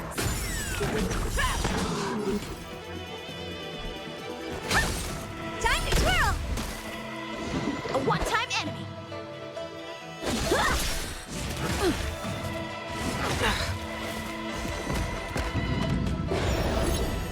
Through clouds! You've got style with those moves, but you're not striking where it counts.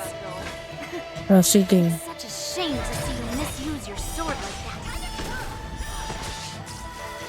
I do not understand what I have to do. Oh dear. Time for swordplay.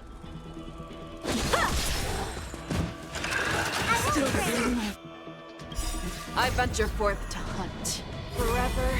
Triumphant! Check. Victory is inevitable! Time to twirl! Thank you, silly ball.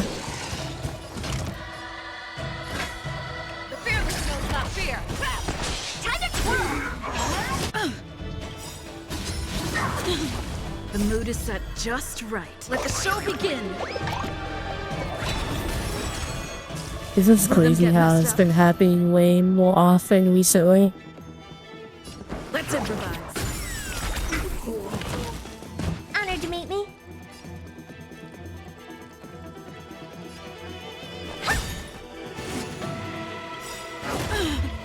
Do you know who I am? This big diamond! It's all yours! Time to twirl! A one-time enemy! I venture forth to hunt. Forever. Triumphant! Victory is inevitable! Time to twirl!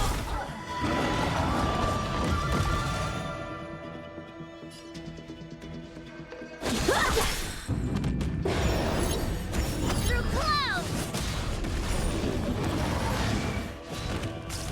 Show me what you can do. I'll give you 5 seconds. Never hesitate! Too slow! Time to twirl! Go!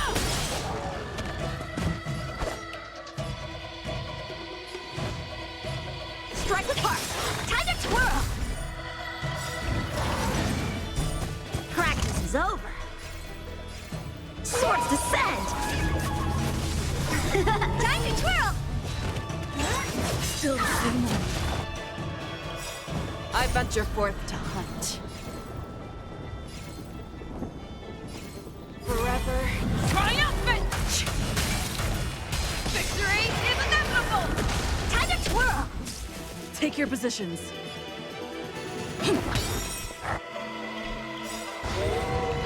The mood is set. Let the show begin. This is happening for the longest time. It only happened like once in a while now, every stream. We always have at least 3 bots get banned.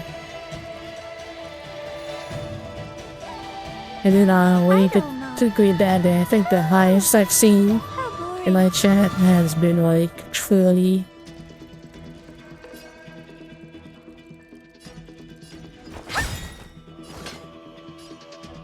The fearless knows not fear! Time to twirl! Too slow!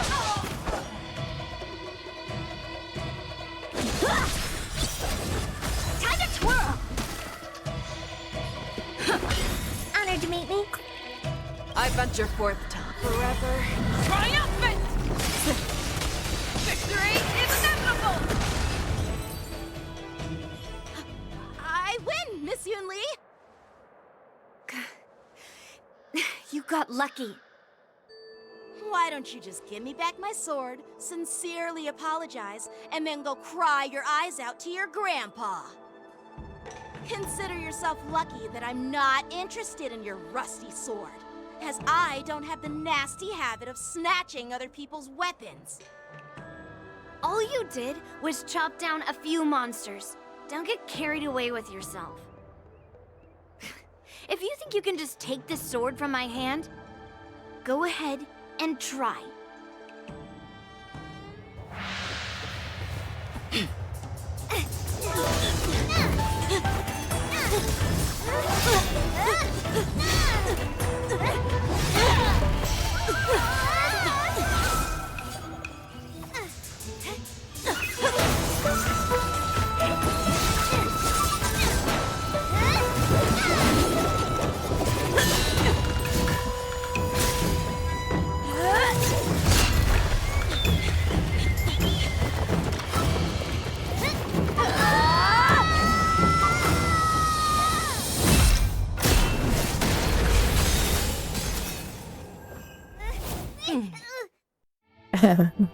Well fought, my young friends. However, both of you have shortcomings. One of you focuses on dodging and weaving, while the other relies on brute strength, trying to take down targets with a single strike. Who are you? Me? I'm just a patient seeking medicine from the Alchemy Commission. A passerby, if you will. I thought I'd see my fill of impressive fights during the war dance. Yet here I am, able to witness a remarkable fight at the Alchemy Commission, of all places. Well, the Lawfu is never short of surprises. However, I have a small suggestion for you. Why don't you settle this dispute fair and square in the war dance's ring? That way, you can resolve your differences with a proper duel and put your grudges behind you. Grudges? No, not at all. Yunli and I, we were just sparring. Sparring? You summoned your flying swords and she swung her sword with full strength. No grudges between you. I don't believe it. Aha! What brings you here, Lady Fei Xiao? Have you finished your health consultation with the Dragon Lady? Fei Xiao? Grandpa always talks about you. Could it be that you're... The Merlin's Claw of the Xianzhou Yaoqing? Looks like I'm quite famous on the Xianzhou Lawfu, too. Of course. Everyone has heard of the great general. Known to all, and unbeknown to none. Vanquishing General? Isn't that title a bit too narcissistic? I don't like it. Ooh, I heard there's a dozing general on the Lawfu, so I came up with a humble nickname for myself. The Lacking General. Lacking in worries, regrets, and rivals. Sounds much better, right? Yeah, that's a befitting title that sounds both humble and impressive. Now that the sparring session is over, Yanqing and Yunli, shouldn't you politely thank General Fei Xiao for her guidance and bury the hatchet? Here's your sword. Keep it safe. Or it might get taken away again. By the way, we haven't settled the score yet. I'll defeat you fair and square next time we fight. This is how she apologizes? Now that I finally got my sword back, I should report to the seat of divine foresight. I'll take my leave, General Fei Xiao.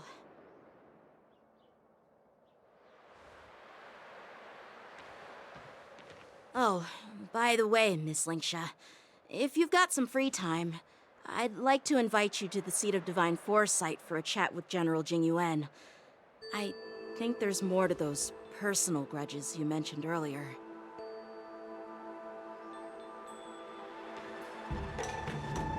Thanks for stepping in, General Fei Xiao.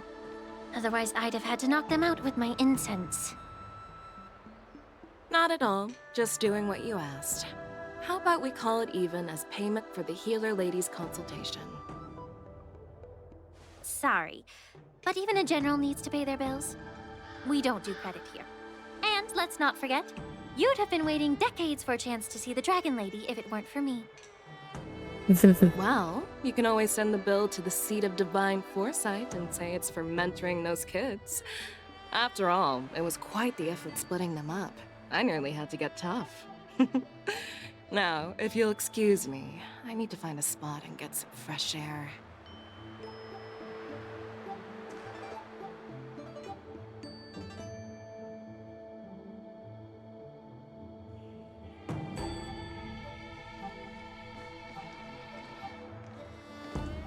Back already?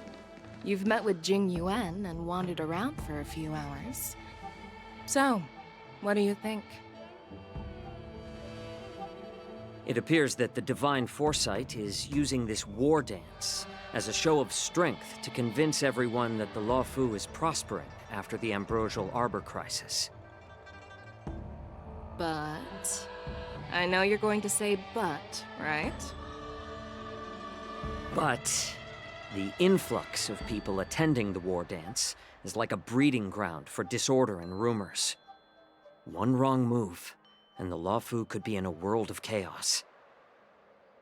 The Cloud Knights on the streets remain vigilant, so at the very least General Jing Yuan is aware of this. As for other matters, I'm unable to say.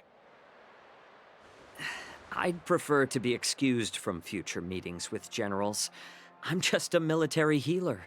And now all of a sudden I'm thrust onto the center stage having cordial chats with two generals?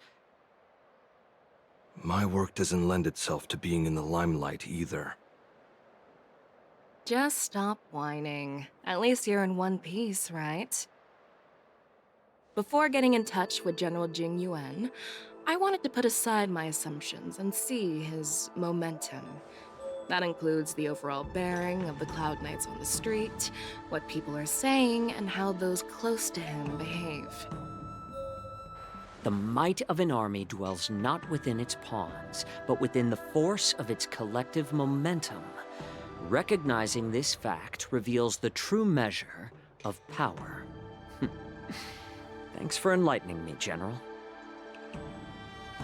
A perfectly clear statement turned confusing thanks to your translation. You made me lose where I was now. Anyway, this is how I operate in battle, so you might as well get used to it. Are you treating General Jing Yuan as your enemy? The longest-serving general of the Xianzhou Lawfu. Do you think he'd have only a few enemies? By the way, General, you met the healer lady, yes? Could you show me the medicine she prescribed you? Well, the healer lady couldn't do anything about my condition. She just told me to enjoy some tasty food.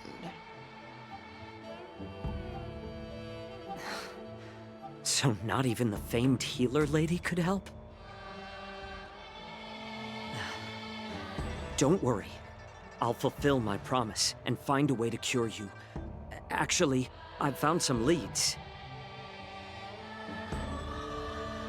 Well, life and death, Jiao Chou. It's all predetermined. Upon starting my military career, I made a pledge that the rest of my life would be dedicated to being the Xianzhou spearhead, hunting down the abominations of abundance till the end of my days. As long as I can fulfill that deep-seated desire, I don't care how long I live. You asked if I view General Jing Yuan as my enemy. No. My real enemy has always been myself.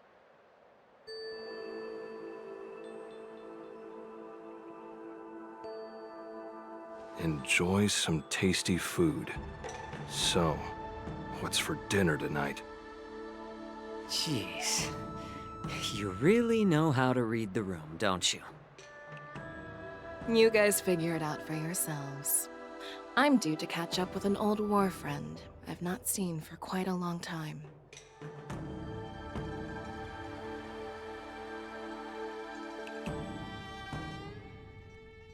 Hey! Was that the Yaoqing general who just dropped in out of nowhere?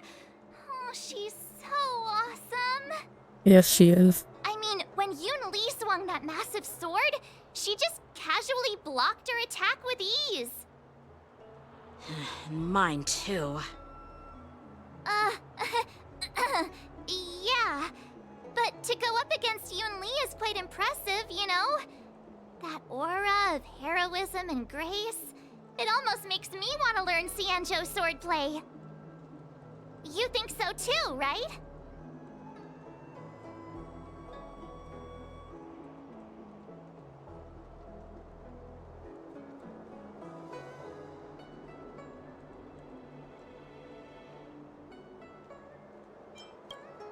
I agree. General Fei Xiao is indeed impressive. I was actually hoping you'd give Yenching some praise. No. Thanks for the kind words, Miss March. The war dance is coming up, and I've been chosen to represent the Cloud Knights in the ceremony. I've had my fair share of defeats lately, and even though I know there are always more skilled swordmasters out there, seeing General Fei Xiao's skills today has made me feel a bit uneasy again. Don't underestimate yourself. After all, generals won't fight in the ring during the war dance. Just remember the state of mind you had when you single-handedly took on me and Blade, putting life and death aside. With that mindset, you can prevail against most challengers. I see. Thanks for the advice, Master Dan Heng. By the way, now that today's events are over, General Jing Yuan wants to invite all of you to the Seat of Divine Foresight. He has something important to discuss. I bet it's about how to deal with the generals from the Yaoqing and the Juming. I really don't want to get caught up in grown-up games so soon. I just hope Generals Fei Xiao and Huaiyan can see the truth.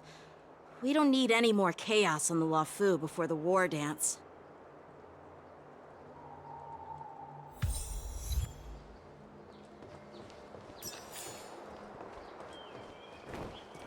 Need your extractor cleaned or your star skiff service? I don't believe in ghosts.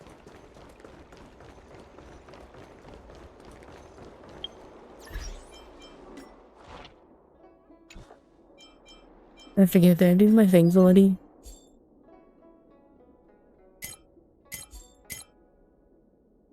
And if there was anything to you you're picking up, which oh I know I only did those today. I still need to figure those out later. Just so I can't get the gear I want at the moment because I have to be a little Penacony, but I don't wanna potentially lose out on easy gems to get it.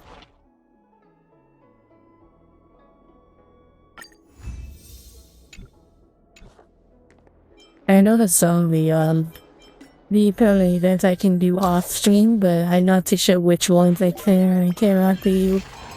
Well, I need to go on stream, that is. Like, is it worth doing the museum on stream, PT?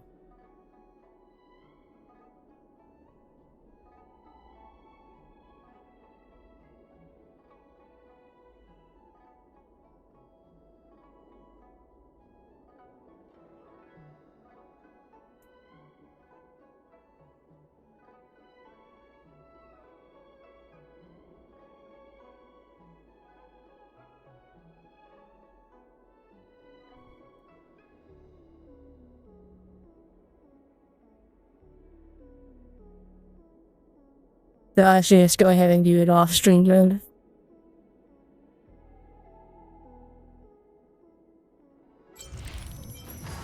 And I always thought on value on the stream so I should finish it on stream. And I really know I should do this one on stream, but I did a chance. And the Boulder Town stuff I've been doing off stream. One of the tales of the fantastic.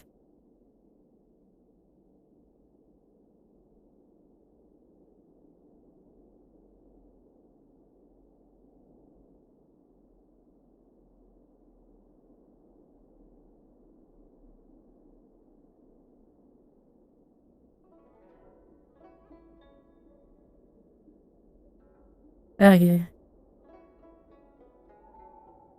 So, and then I'm still seeing that I want to do all the Penacony, the event stuff on stream, so.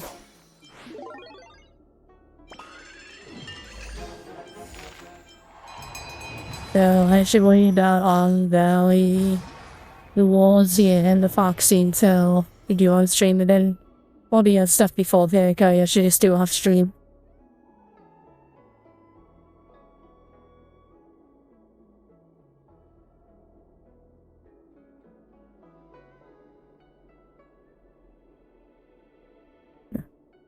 Yeah, I figured with Bobby, just to do those on stream.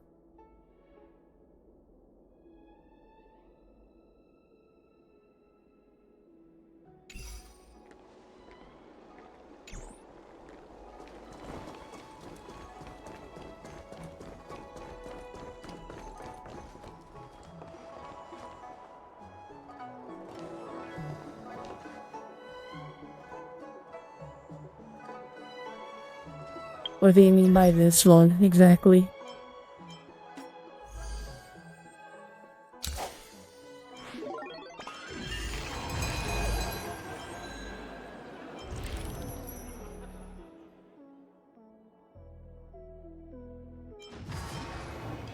You mean the Foxing Zone? Yeah. That's definitely gonna be a stream one. I should clear up Almond Valley first before I start that one. Because on stream I'm pretty sure I'm done with normal mode for the most parts. Not normal, the hard mode, so it's the next tier up and then I'll be done. And then it starts as I have Almond Valley.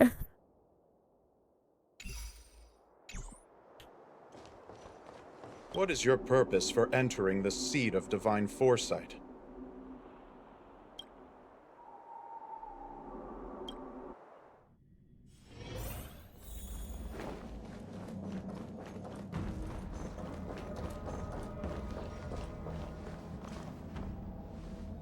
Earlier at the Palace of Astrum, I introduced these guests from the Astral Express to you, Elder Hwyan. But with all the people around, we only exchanged pleasantries. Now, I'd like to officially introduce them to you. These three braved great dangers, accompanying me into perilous places, defeating the chief culprit Vantilia, and uncovering the conspiracies of the disciples of Sanctus Medicus. If you wish to know more, please, feel free to ask us. Well, I skimmed through the reports about the Arbor's rebirth from the Master Diviner Hu Xuan. She's been summoned to the Yuchue for questioning.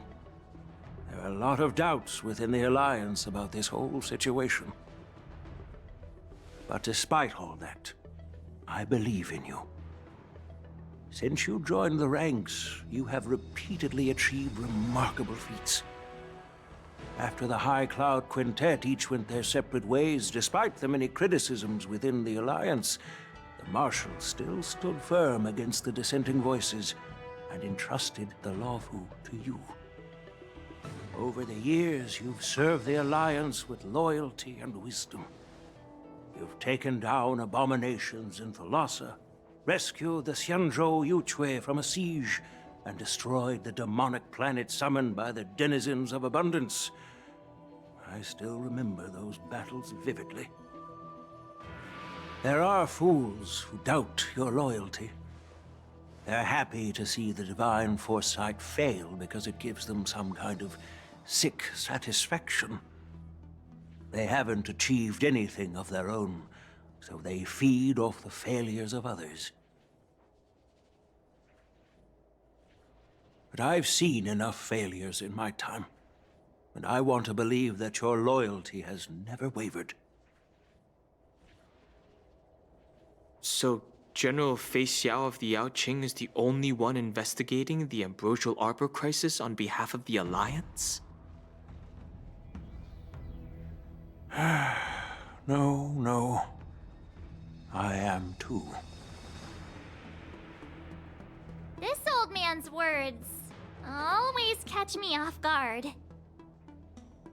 The Marshal ordered me to come to the Xianzhou Luofu, but the document only says, attend the war dance and listen to Fei Xiao's questioning. No need for that. You're all important witnesses.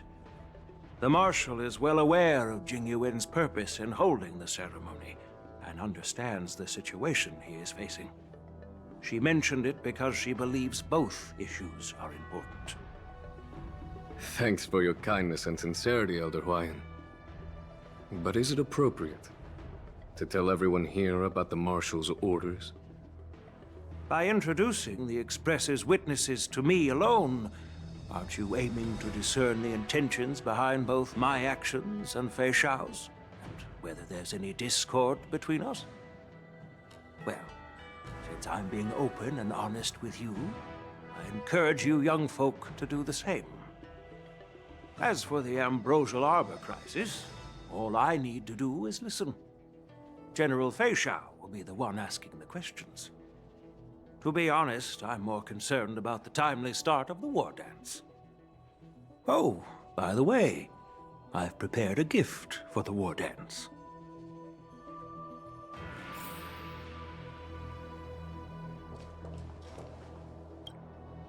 Yes, it's this case right here. Fancy.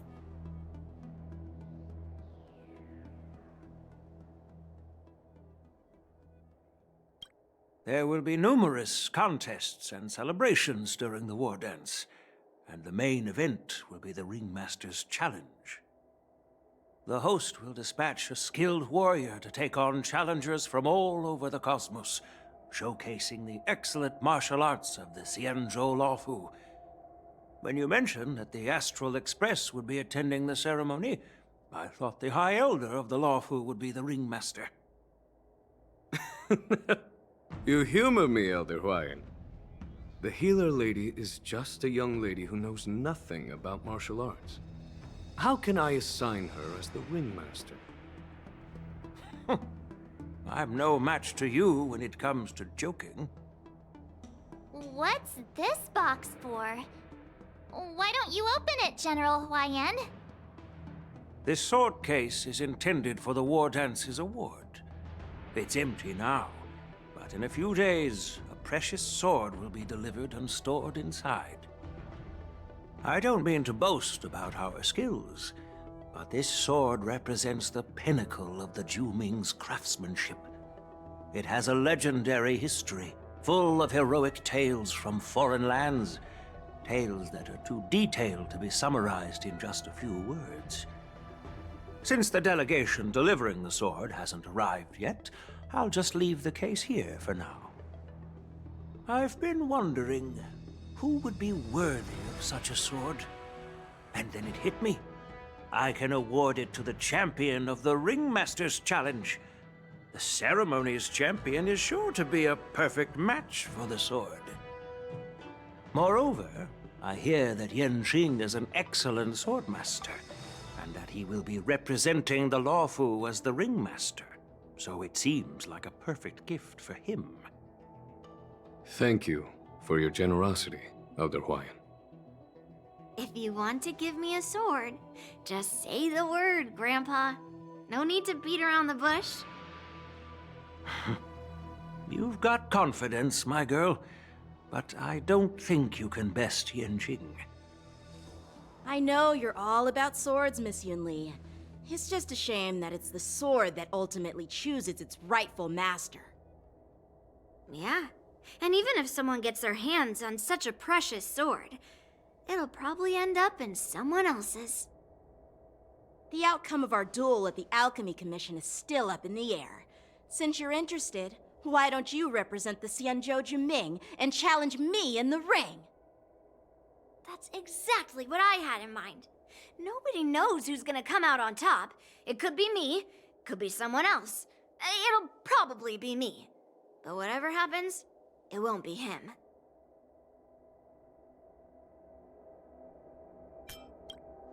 Not to be rude or anything.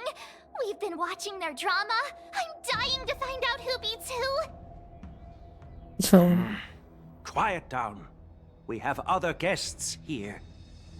I've prepared this sword to add some excitement to the ceremony, not to have you two squabble.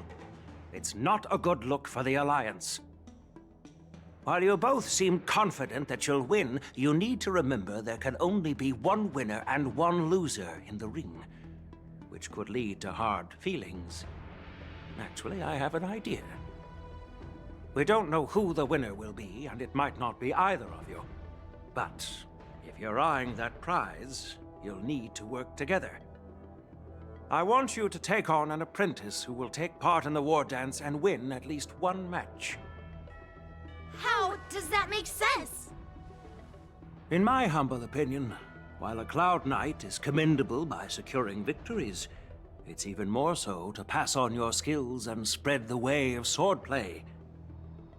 I'd be greatly pleased if this apprentice could represent the Express in the war dance by displaying their Cloud Knight flair and prowess. Well, Elder Huayan's idea is quite interesting. Imparting swordplay skills requires teamwork, and both the winner and the loser will learn a valuable lesson regardless of the outcome. The question is, whom should the two of them take as an apprentice? Huh? Who? Wait, me? Yes, you. I noticed just now that Miss March seemed quite interested in the outcome of your sword fight. So I thought, why not teach her the art of swordplay? Wait, are you serious, General? Why am I being dragged into this all of a sudden? I've never practiced swordplay before. I'm a total newbie. You really think I can learn it? Well, you'll probably realize I have no hope and give up on me. And that'd be so embarrassing.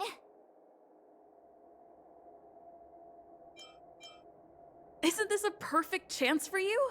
I remember you mentioning that you wanted to learn some sword moves. Yeah, I did say that. But this is all happening so quickly, don't you think? One of the few voice lines. Miss March is like a piece of jade in the rough, just waiting to be shaped. The war dance is the perfect opportunity to see what heights she can reach. I appreciate your kind words, General YN. But won't teaching me swordplay be a waste of Yanqing and Yunli's time? They should be preparing for the ceremony. Now they can practice while teaching. Plus, I heard that each swordmaster has their own special moves. What if they let something slip while teaching me? If everyone knows each other's tactics, won't that make it hard to catch people off guard during the war dance? That's considerate of you, March 7th. But don't worry. It'll take you at least a decade of hard training before you can even start learning special moves. No need to freak out. A few Juming swordplay tricks will mean you'll be more than equipped. Really?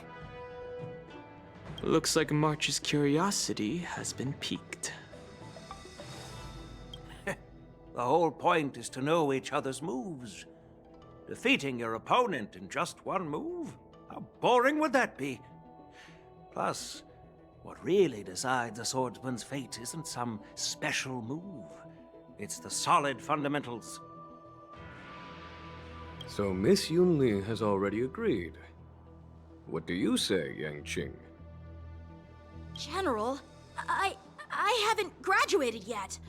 How can I be qualified to teach swordplay to others? So you're admitting your defeat, huh?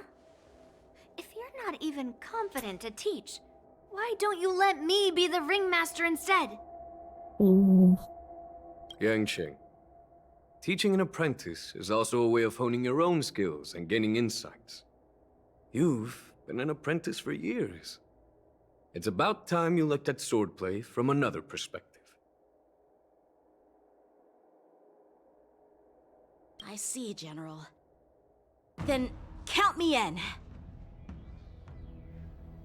Now that Yanqing has agreed too, it all comes down to Miss March giving her nod. It's up to you to make the final decision, March. He would watch. He would.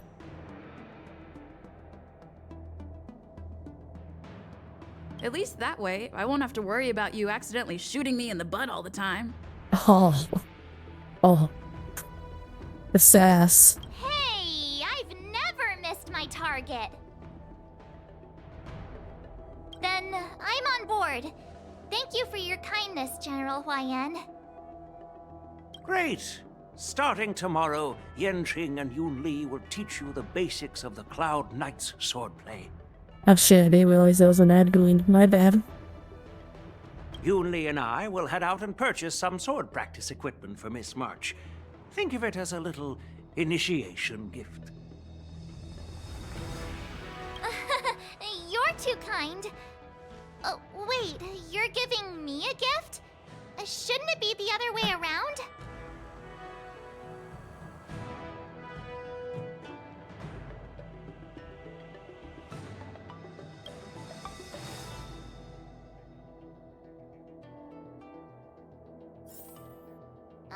General Huayan's gone.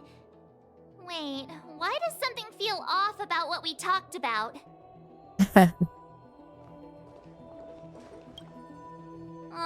I think we strayed off topic. How did things even get to this point?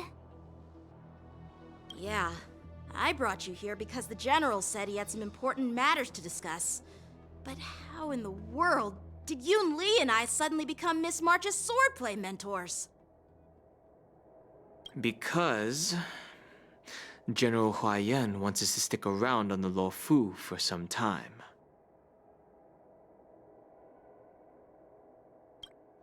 But from his point of view, we're no different from all the other tourists who may leave at any time. Since the crew's actions were mentioned in the Luofu's operations log were given to the Alliance, he probably wants to see firsthand if we're as capable as the report claims, or if we're just some made-up excuse to save face. And he wants to see it for himself during the war dance, which is why he even dragged Yun Li into this. What began as a simple contest between two swordmasters has now evolved into you two collaborating to mentor March. Elder Huayan is still that tricky general who likes to give everyone a headache. My apologies. Truth be told, I invited all of you to the ceremony because I wished for you to act as my witnesses. I apologize for not disclosing this information earlier. In the coming weeks, I'll also invite all of you to a meeting with General Fei Xiao, where you may need to answer her questions and clear up any doubts she might have. So please, be prepared for the meeting.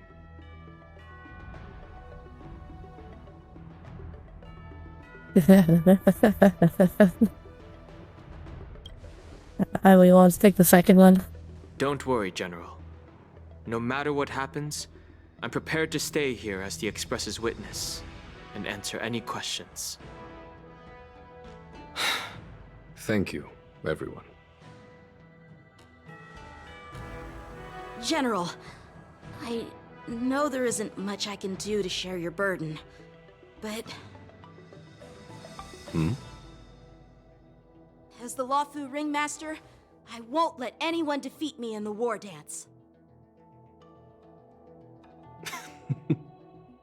I know.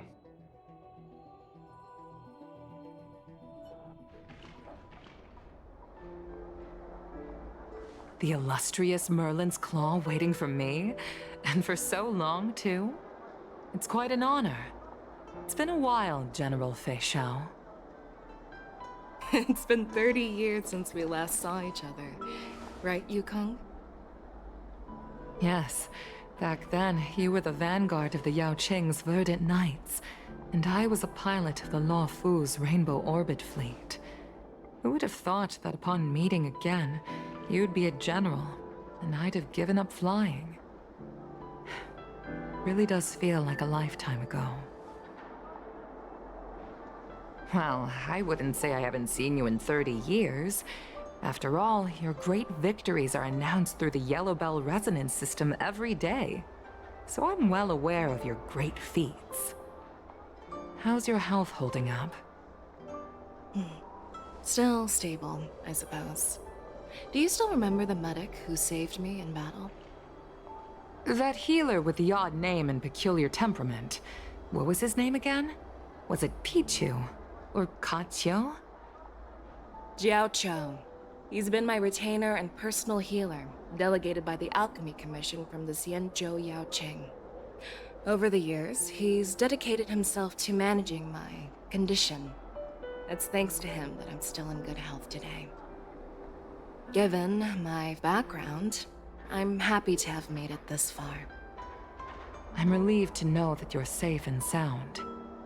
Well then, since you and Elder Huayan are here, I imagine you must have received orders from the Marshal? As your friend, may I ask how the Alliance intends to punish the General of the Luofu? The Arbor's rebirth has frightened the elders who lurk behind the scenes. They fear the resurgence of abominations, much like what happened 30 years ago. Although the report from the Lawfu explained all the details, we don't know if the Ruin Legion really invaded, or how exactly the Stellaron Hunters and the Astral Express became involved. This puzzle has many missing pieces. As you know, the fugitive Jing Liu, who mysteriously disappeared many years ago, has resurfaced. This time, she has brought along an Outworlder and a coffin, claiming to offer the Marshal a method to fight against the Eons. The Lawfu Preceptor has also leveled accusations against Jing Yuan for neglecting the Alliance's principles. She asserts that Jing Yuan enabled the exiled Imbibitor Lunae to re-enter the Lawfu, thereby unlocking the lunarescent depths within Scale Gorge Waterscape, which in turn disrupted the Vidyadhara's dutiful watch over the Ambrosial Arbor. It is for these reasons that I have come here to the Lawfu today. Well, duty calls. Perhaps I shouldn't have mentioned all of this to an uninvolved person, but since we once fought together, I didn't want to keep you in the dark. Perhaps pretending you didn't hear any of this would be for the best. I understand. I'm sorry. I was out of line. I know I shouldn't be defending General Jing Yuan right now, but... well, you know how I am.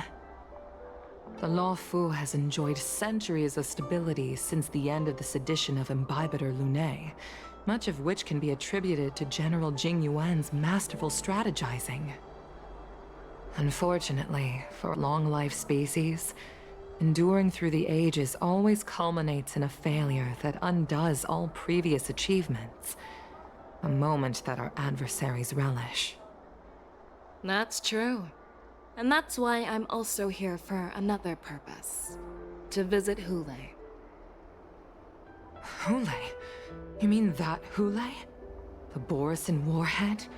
The same Hule who has been imprisoned in the shackling prison for over 7 centuries?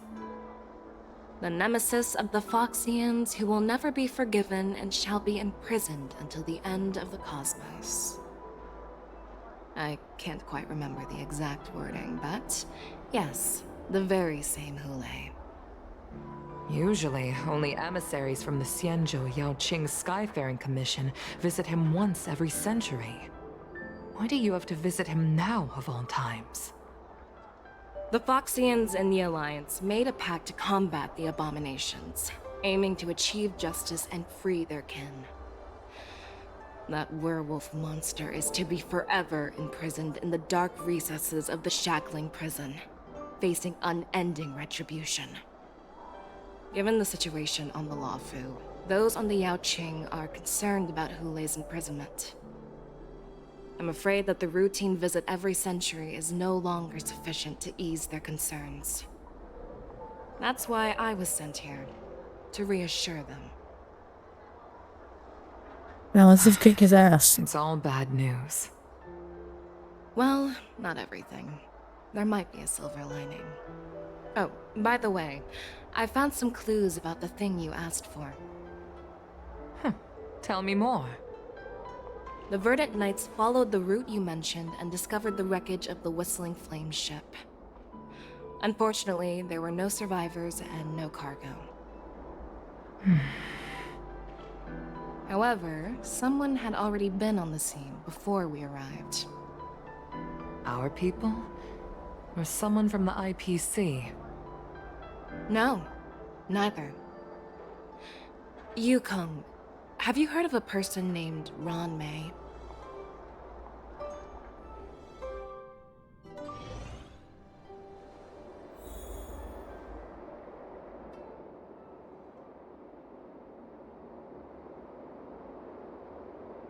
And that explains the whole... well...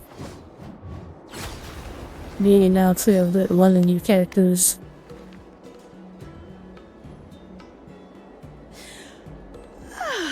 I'm still feeling sleepy. Did I oversleep? Where did March and Don Hung go?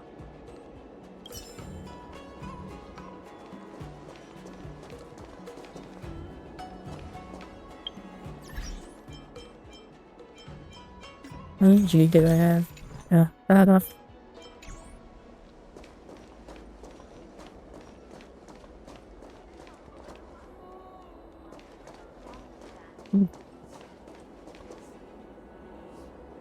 There you are.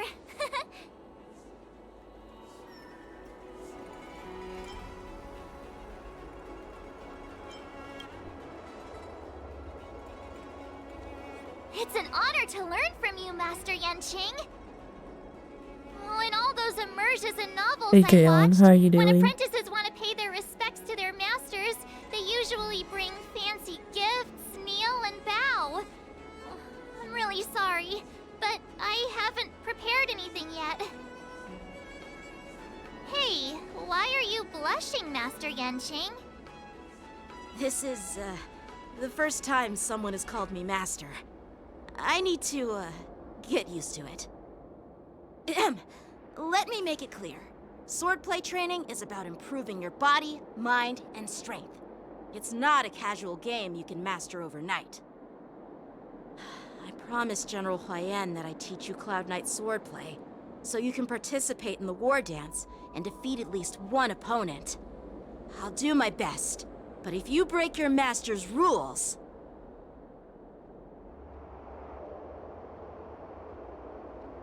I am doing well. The original plan was to working on the Yakushiki clash today, but I've been kind of loopy ever since I got back from doing some errands, so Star Well was the best decision to do.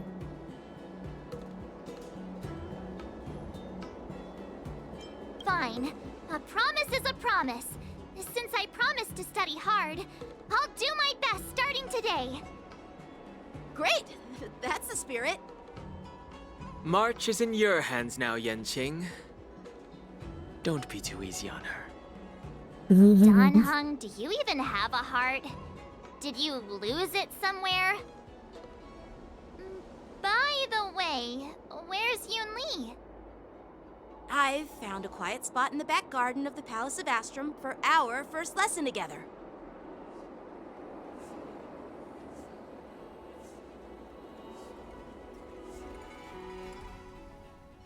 Oh.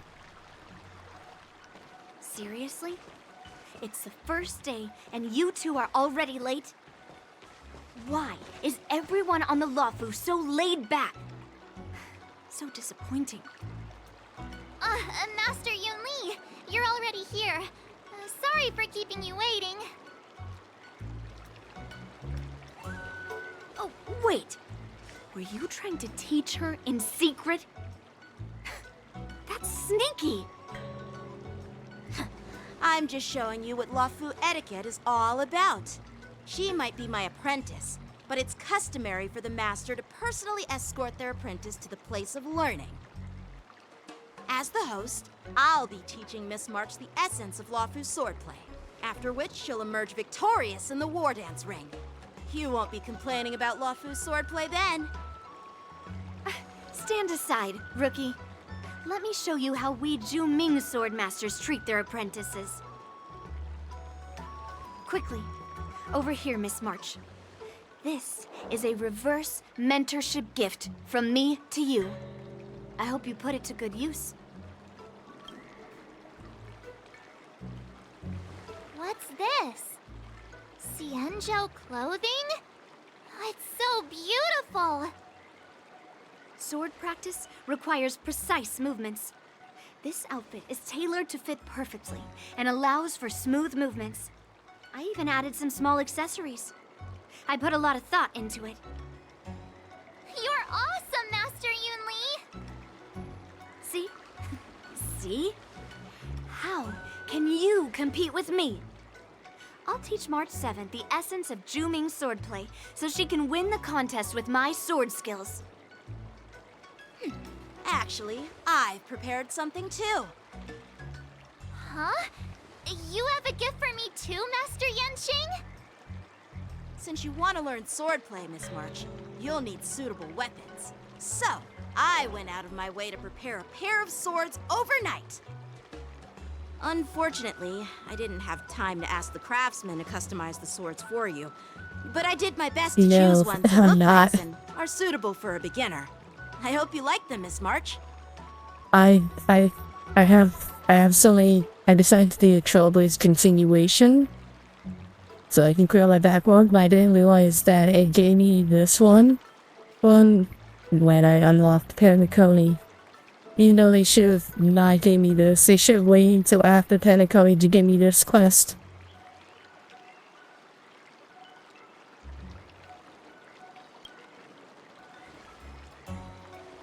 Thank you, Master Yenching!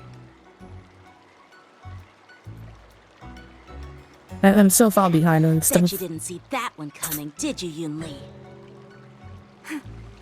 The real competition is just getting started.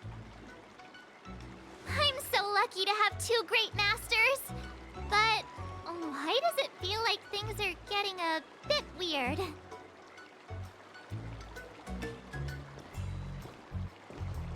Don't let you do this unlock. So what do you think, masters? Does this outfit suit me? Perfect. I chose it carefully.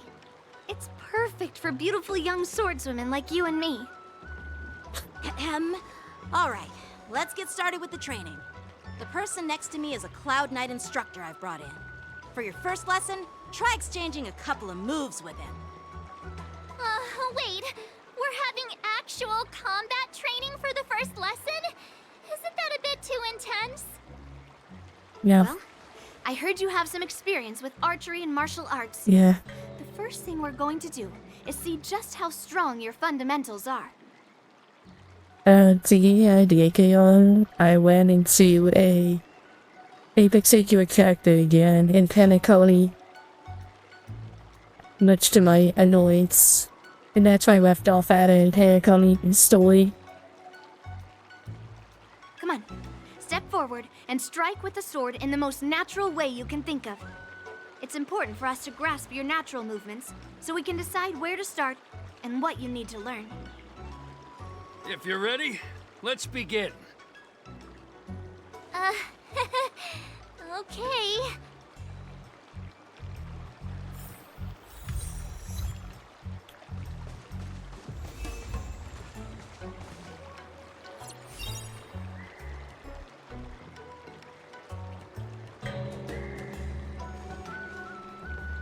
Are you ready? Because I have a few continuations to do. I have more than just one, and I just picked this one.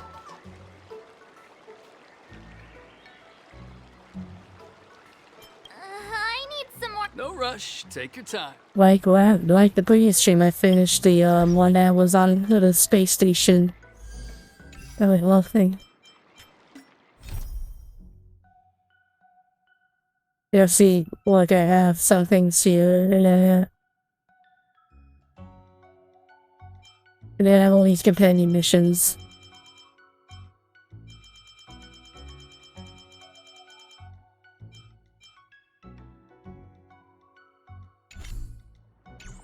Now let me just finish off this bit with Notch, and it will switch to something else. It's getting more recent. All right, let's. It's getting more recent Jade is hopeful. Are you ready? Yeah, I'm ready. But please go easy on me. Then I apologize in advance, Miss March. Oh.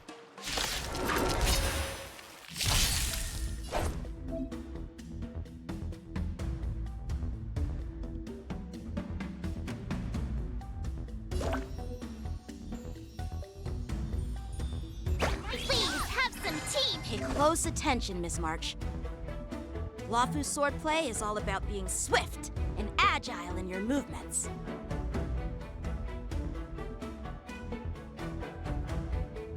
Bladed what? Right on time. Ignore him.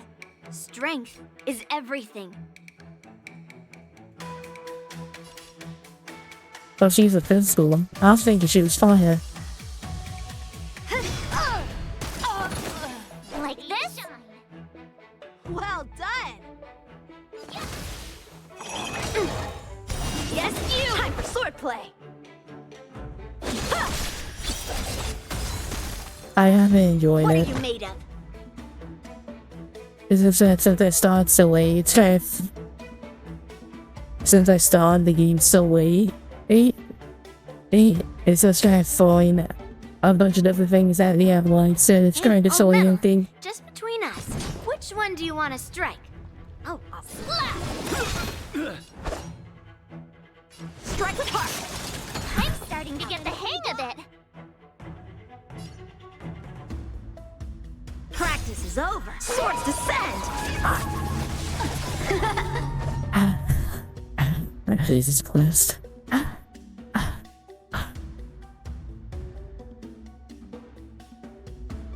How long ago was that? It wasn't even let us a free way shield.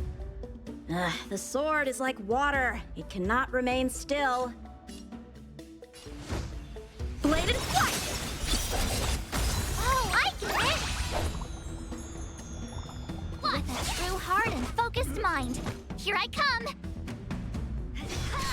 Time for swordplay! I was even aware that it was getting up for free at one point. Shine! How many can you block? Time to show you what I can really do.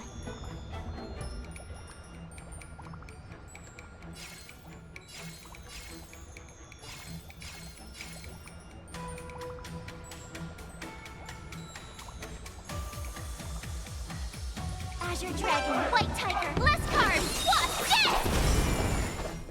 What are you mumbling about? Isn't this sword technique? Shouldn't I be saying something cool? Melt!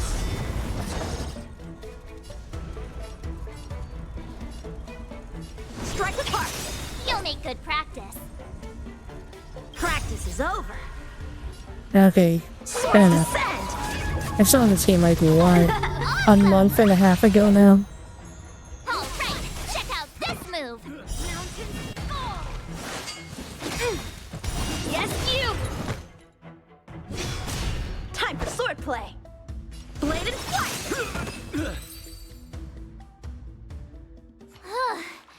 I didn't expect the first lesson to be so intense. Miss March has quick hands and a flexible body. She's a perfect fit for practicing Lawfu swordplay. However, she lacks strength, and her strikes were a bit unfocused. But don't worry, that's totally normal for beginners. Once she starts practicing Juming swordplay, she'll make heaps of progress. Given the situation, I believe Miss March should start by working on her strength. Seriously, do you actually know anything about swordplay, or what? I could ask you the same thing! Dual swords require agility, so what's more important than footwork? Instead of focusing on her strengths, we should address her weaknesses. The drawback of wielding two swords is not generating enough force. What good is being quick on your feet if you don't have strength? It's not like we're dancing here. Skilled sword masters know how to play to their strengths and work on their weaknesses. Start with what you're good at, then tackle your weaknesses. That's the right way to learn. You're quite the theorist, huh? Theorist? You claim to be able to talk to swords. So what does that make you? A lunatic? Hey, it's only my first lesson, and you're already arguing. Come on, calm down, masters.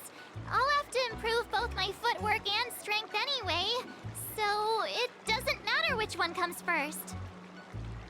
But it does matter. Just listen to me, March 7th. Aww.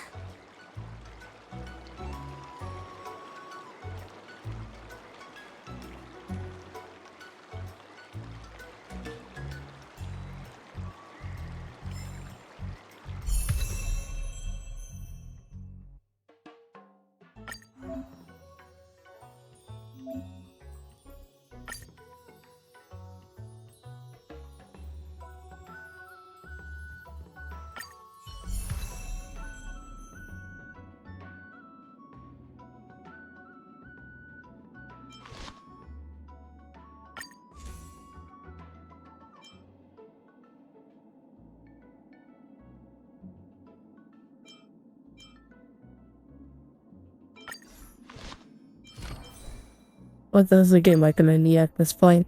Oh, okay. Fair enough.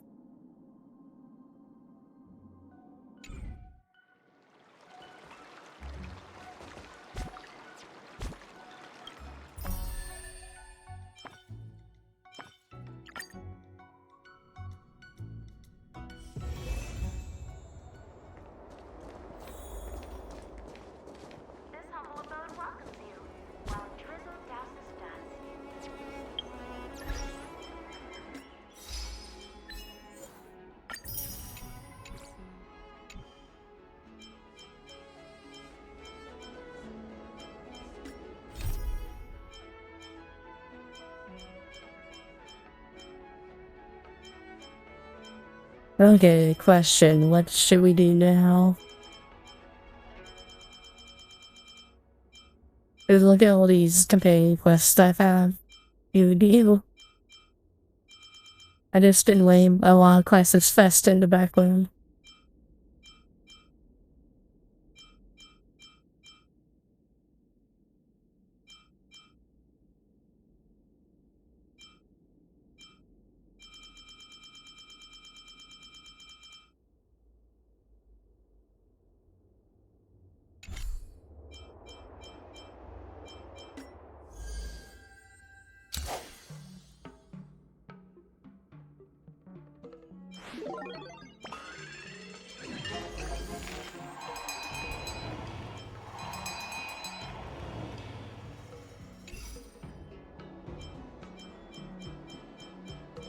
And how am I doing on?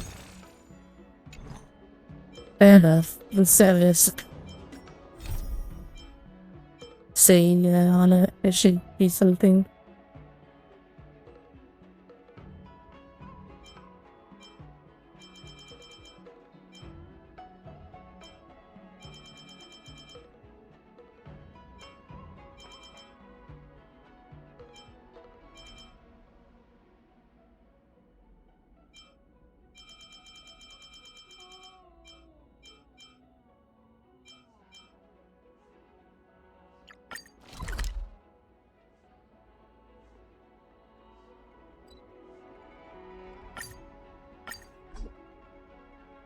What? Wait.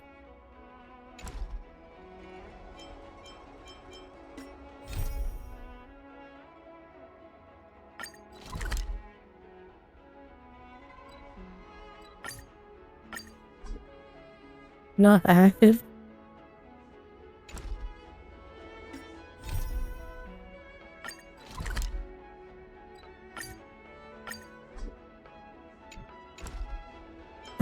Okay, fine. Navigation. Oh, on the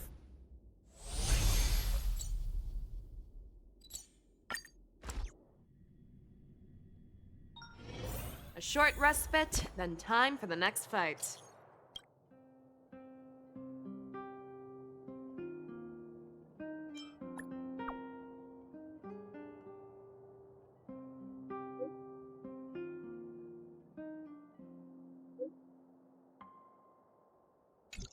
of course, the new quest gets added.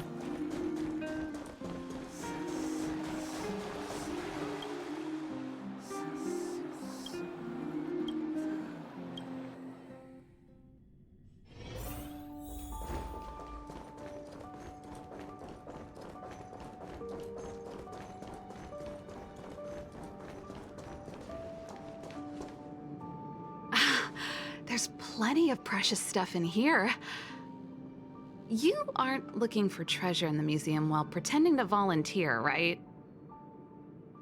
No, I'm not. Oh, what's this gadget? This monitor and this keyboard. Is it an automaton remote control terminal? See, there's this piece of paper here. It says Pena Sergeyevna. Is that the owner's name? Sounds a bit familiar.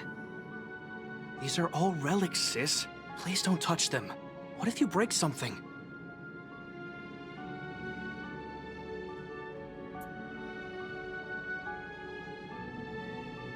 I'm actually afraid of He should be more worried about himself making something. He should trust the system more. Oh, we were just waiting for you. Long time no see. I wanted to talk about this in our chat group, but Sis won't have it. I'm sorry you had to run all the way out here.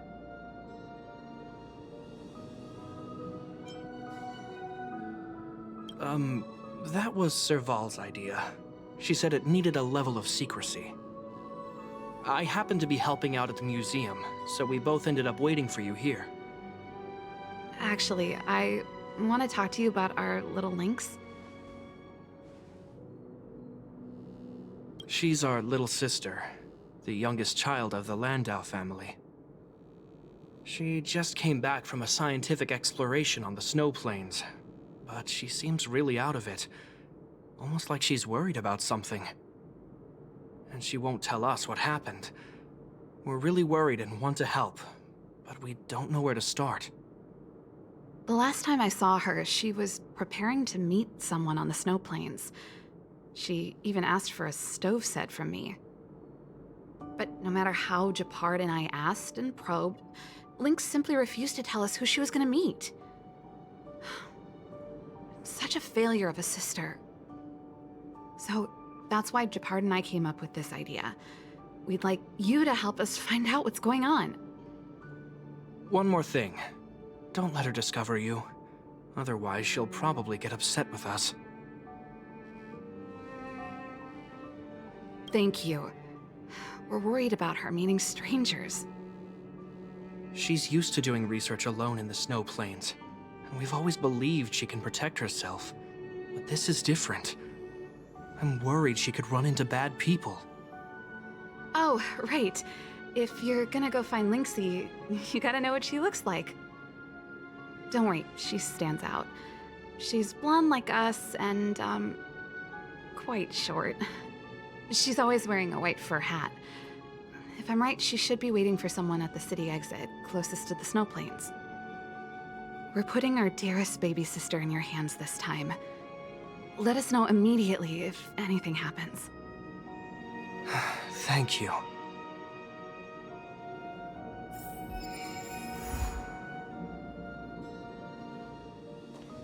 I can't believe they made me come into this location. I couldn't teleport to you just to start a new raid quest.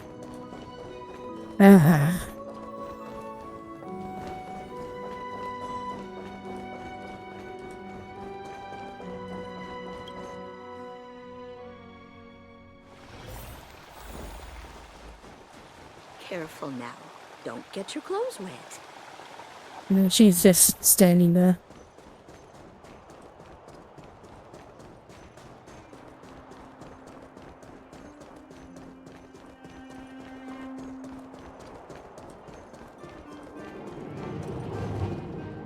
Huh? That girl over there. Seems like she fits Serval's description. That must be Lynx. Let's hide here and observe for now. Lynxie, I'm here! Let's go!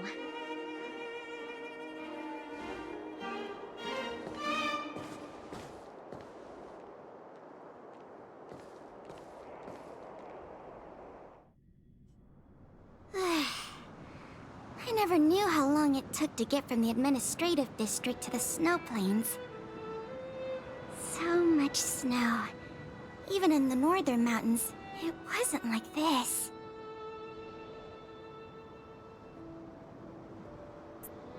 Oh, the snow is supposed to get heavier later in the day. Have you got enough warm clothes? Yep, I brought everything you told me to, all thanks to your camping guide. Speaking of which, according to the guide, the first thing we need to do is find a good place to set up camp, right? Flat, dry, sheltered, facing the sun, high elevation. Oh, you remembered all that? I expected no less from you. But it's gonna be hard finding a place that fits those criteria. Well, we'll just keep moving and see. The place has to be convenient enough for us to observe the aurora, too. Thanks, Lynxie. I'll leave it to you then. I'm gonna follow right behind you. Flat, dry, sheltered, facing the sun, high elevation. And we need to be able to observe the aurora. And this is going to be difficult.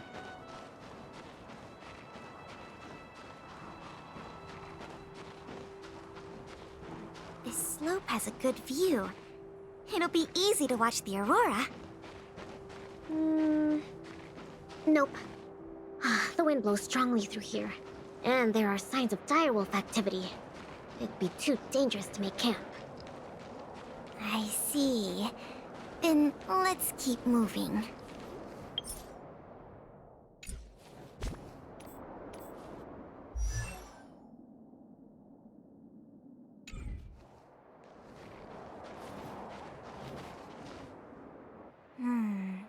This area is sheltered and facing the sun.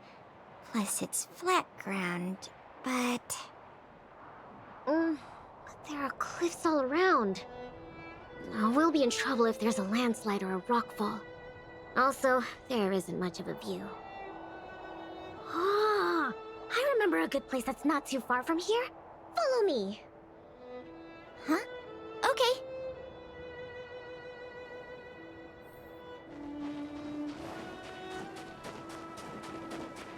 Do I want to avoid fighting monsters at the moment?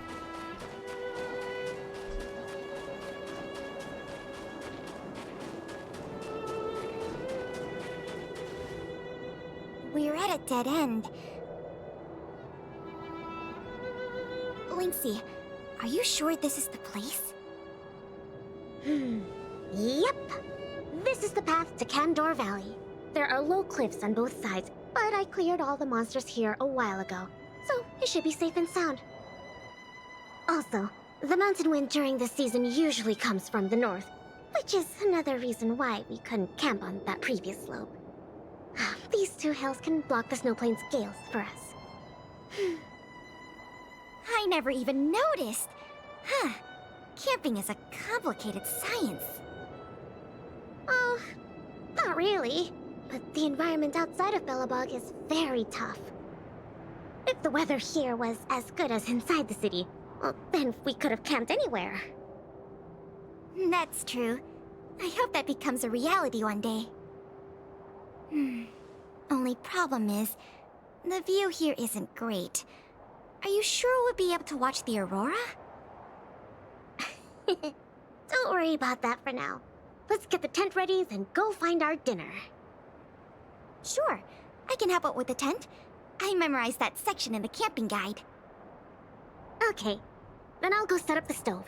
Oh, if you have any questions, just ask me. Oh,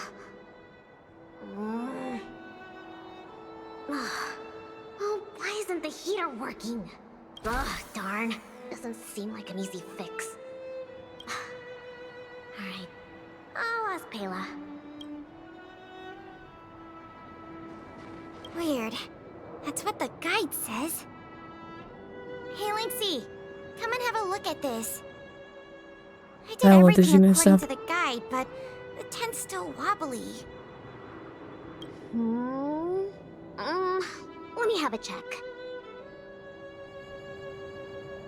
Main poles, check. Brow poles, check. Ropes, check. Ah, it's the pegs! The pegs! I forgot to mention, thick snow needs leaded iron pegs. Got it. It's definitely sturdier now. Nice job, Linksy. You're too kind. My oversight. I've got a question too. Can you take a look at this stove? I think it's broken. Huh? Sure, let me take a look. The Geomero fuel activation component probably stopped working.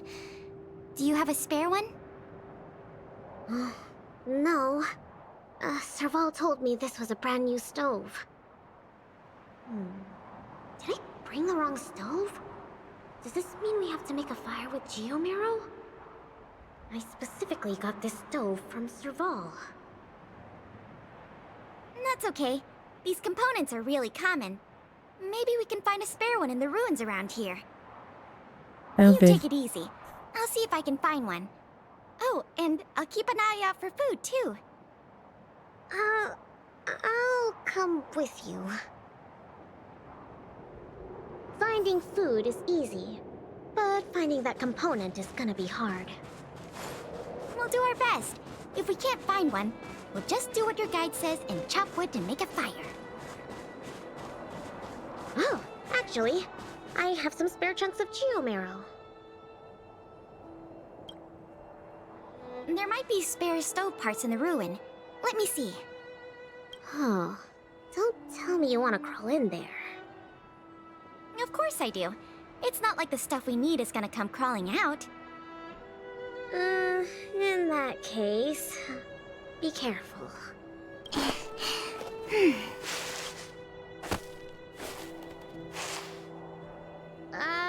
Did you find anything? I didn't find any components, but I got this. I don't know if we can still eat it.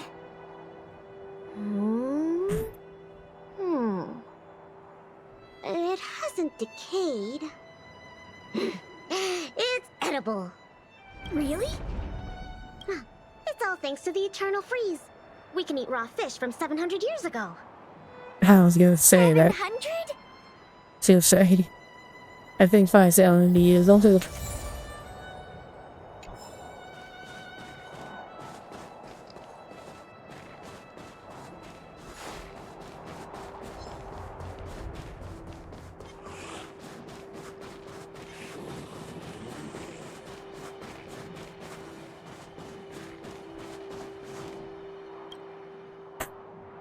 There's something in the snowdrift.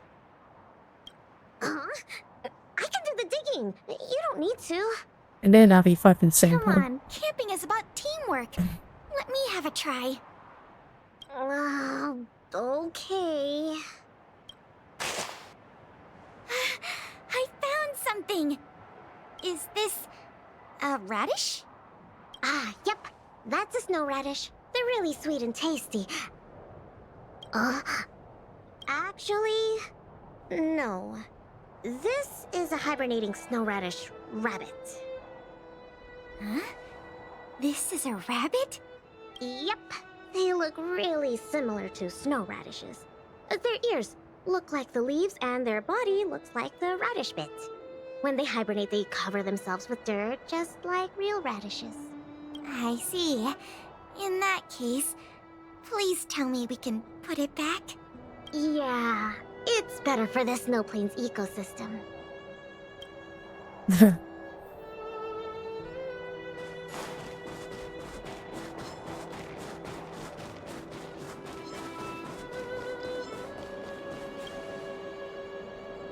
This crate looks promising. Maybe there's spare stove components inside. Well, let's open it up then. No. Don't worry about it, Lynxie. I'll manage.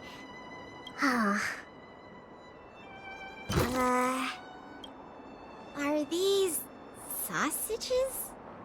Sure looks like it. And they were probably placed here not long ago. Could it be the Bellabog caveman's food? Bellabog caveman? Wow, it's a legendary creature. It looks like something between a man and a monkey, roughly the same size as a man, with dark blue hair. Activities are very mysterious, and no one in Bellabog can find concrete evidence of its existence. I've only chanced upon it a few times myself. Whenever I tried to take a photo of it, it had already run away. I feel like these sausages might constitute a great Bellabogian scientific discovery. Let's put... Hold on. There are some letters here. Sam something... Post something... I can't read the rest, but it seems like a name. Guess it can't be the Bellabog caveman, then. Do cavemen even know how to write? Don't worry, Lynxie. I'm sure you'll get concrete proof one day. Let's leave the sausages here. I think someone might be missing them if we take them. Fucking Sampo will leave his mark fucking everywhere no matter where I go in the fucking universe. I didn't see this tree here before. Huh? Ooh, what's in this tree trunk? You found something? There's food in here. Really? I'm gonna pry it open. There. What exactly are... Oh, these are mimic snow slugs. They can change their appearance to match the external environment. They're really cute. Yeah, but we should put them back. No. These slugs taste really good once they've been roasted. They kind of taste like, snow mice? That's not better. That sounds even less appetizing. Well, I think we've searched through everything here. Let's head back, Pela. Okay. I feel bad that we didn't find a spare component. Oh, it's fine. We'll just light a fire with geomarrow. Let's go back and have some food. Pela? What's up? We don't really need that stove to cook. I know, but since we're looking for food, I figured we might as well try to fix the stove.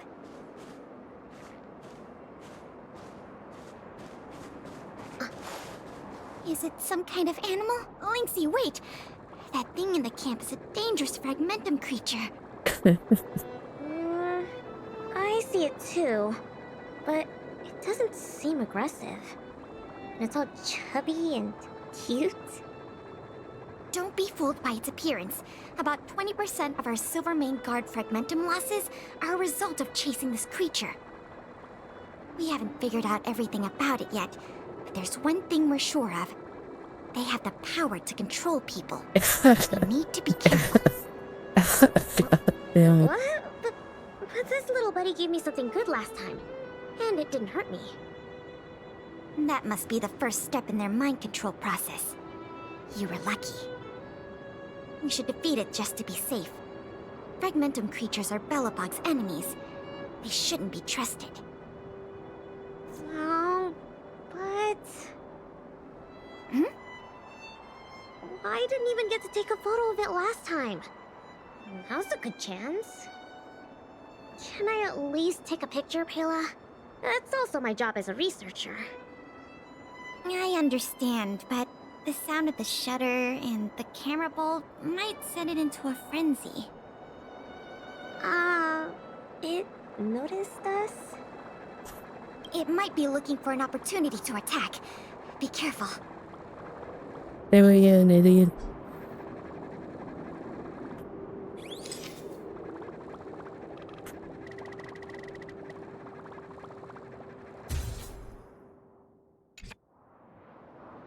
Finally got a picture.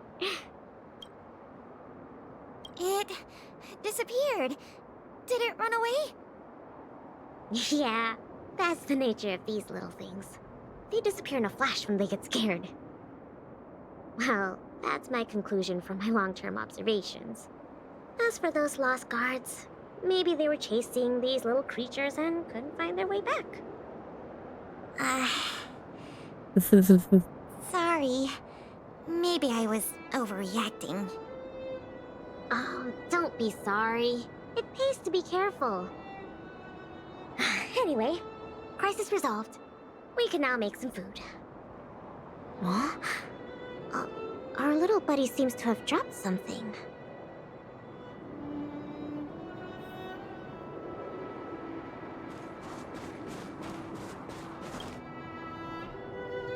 Huh? This is... awesome! Lynxie, look! It's a geomarrow activation component! I never thought we'd find one here! What about you, Lynxie? Did you find anything good? Nothing. Just some old stuff. It's great we finally found the component. Let's go fix the stove. Huh? Lynxie, is something the matter? Nope. That's all your imagination. Oh, why don't you take a break? I'll have a look at this stove.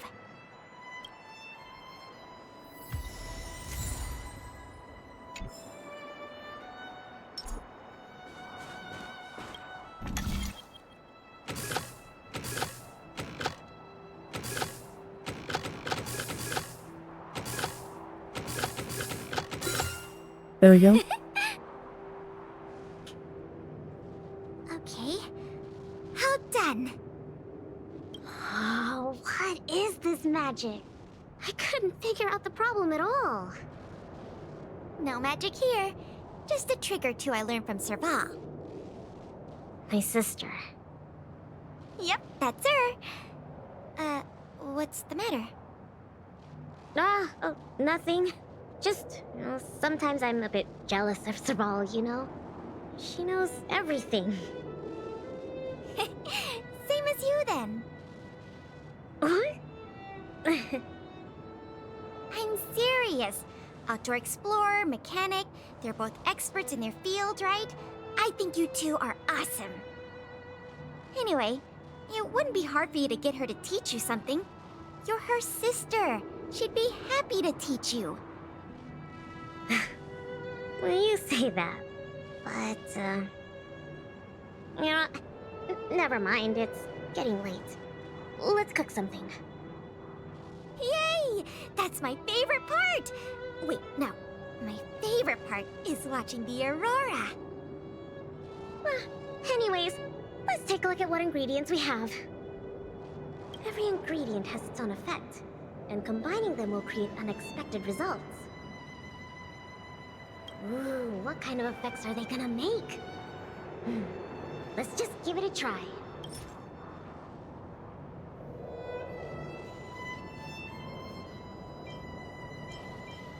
Let's combine them.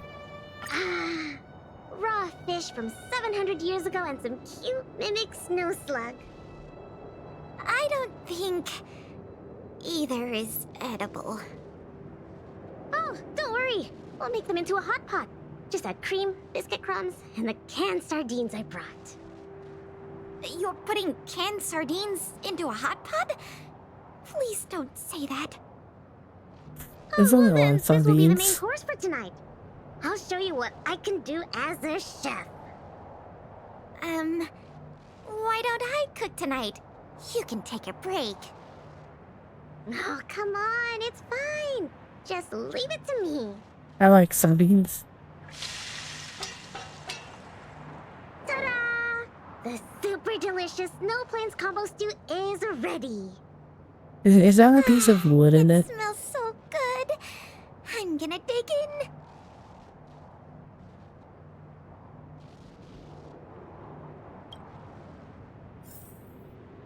I'm so full. Guess now we just wait for the light show. The aurora should start soon. Before that, let's just chat. Pela, why did you suddenly want to come camping? Huh? Well, aren't you always saying how you just want to lie in bed when you get off work? Sorry. I hope this trip didn't surprise you. No, I mean, sure, I'm not the most sociable of people, but I love camping with a good friend. I had a great time. It's been a lot of fun. No, you're always like this. Even on this camping trip, you keep trying to do things. You really don't need to. Just leave it to me. Camping is about relaxing. No need to be so tense. I know. It's just, I was really getting into the camping. I felt like I finally got around to doing the things I always wanted to. So all those comics you drew for the Tales series didn't count?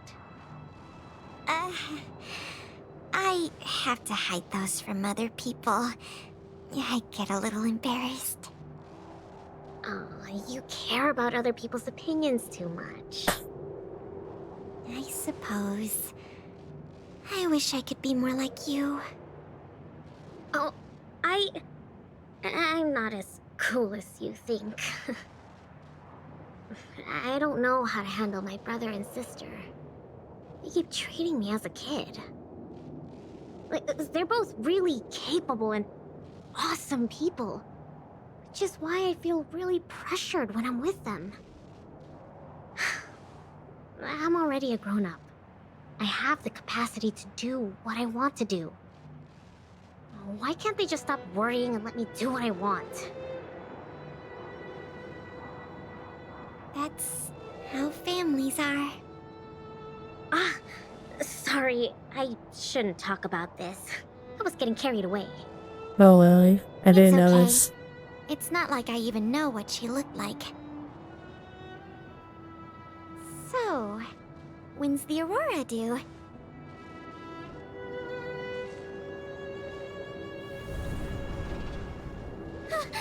Careful, Lynx!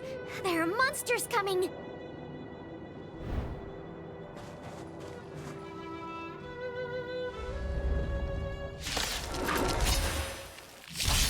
How did it get here? Still have the upper hand?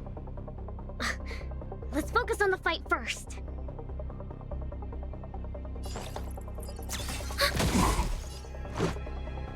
Yeah.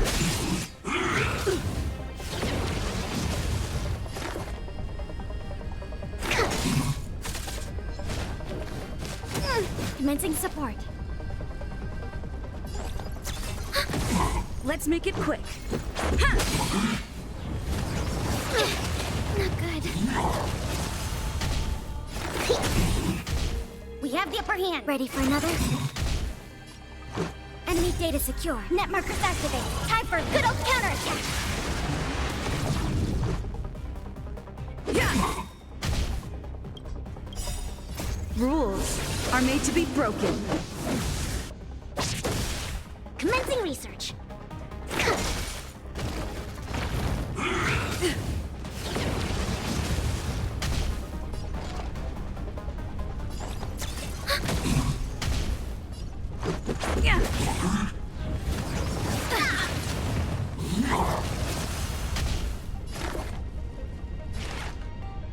Here, try this. Much better. To travel far away. Thanks for the support.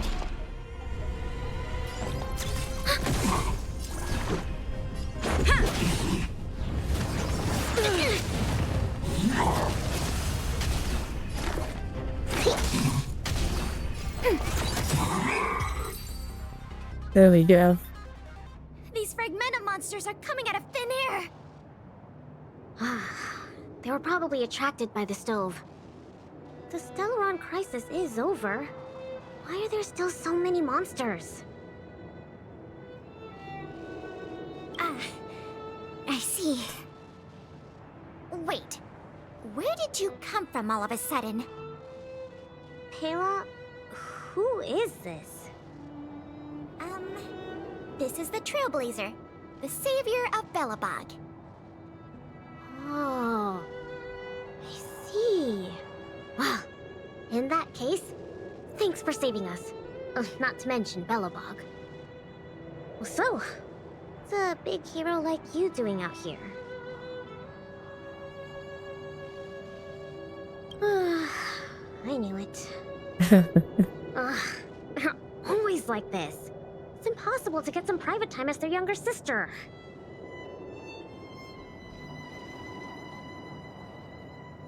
Then why did you still come here? All right. It's all because Serval and Japard are worrywards. Besides, you did save us. Since you followed us all the way here, you probably know why we're out camping today. Stay and watch the Aurora with us.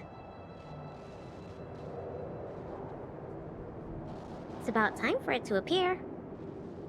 Hey, Lynxie! Look! Come this way. Wow! This is the largest aurora since the Stellaron crisis passed. Oh, we're really lucky to see it. Yeah. Really lucky.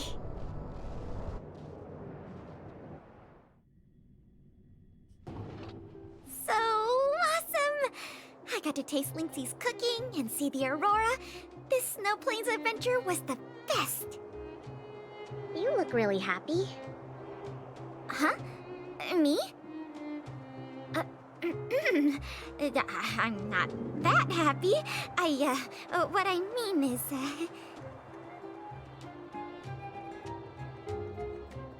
Yeah, go for it, Pela.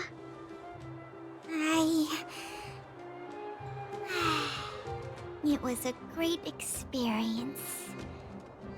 Thanks to you, Lynxie. Not to mention you. Anyway, what now? Back home? Wanna go out for a midnight snack later? We can. I heard a pretty good steak place opened up in the south of the administrative district. We can go try it out together. Sounds good. That's settled then. Let's part ways for now and rendezvous later tonight. Pela, hold on. What's up? This is for you. Yeah. Okay. This? I found this on the ground before you fixed the stove. I guess that fragmentum creature dropped it. I think it might be best if you check it out yourself. Penya Sergeyevna. I see. Thank you, Lynxie. Let's meet up here later tonight. I better get going.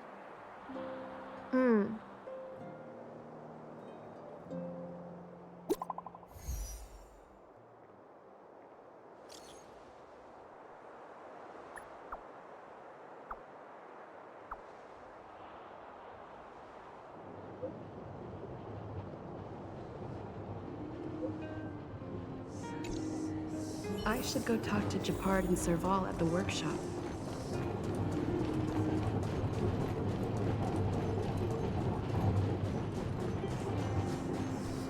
I think I'm still missing some things from the ball bag. I think I'm missing some chests, but I have no idea where they are because going to my maps I have all of them. But there might be I don't have yet. Challenge to make time with Lynx. But why doesn't she want to talk to us? Calm down. We've got her to help us.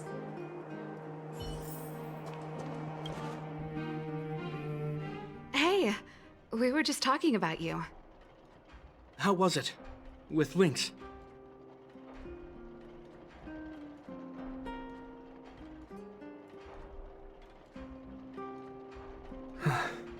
So, that stranger was Pela. What can I say? Sounds like a Lynxie expedition, all right. No way! As long as Lynxie can protect herself, I'll be supportive in all her ventures. Serval is right. This time, this was Lynx's own choice. We won't be upset with her. But exploring the snow plains is still quite dangerous. All right, calm down. She'll be able to look after herself. Thank you for being around for this. Japard was too anxious to sleep. Sis, you're exaggerating. As for how we'll communicate with Lynxie in the future, we'll have to have a good think about it. It's not to You really helped us like a lot normal this time. people. Thank you so much.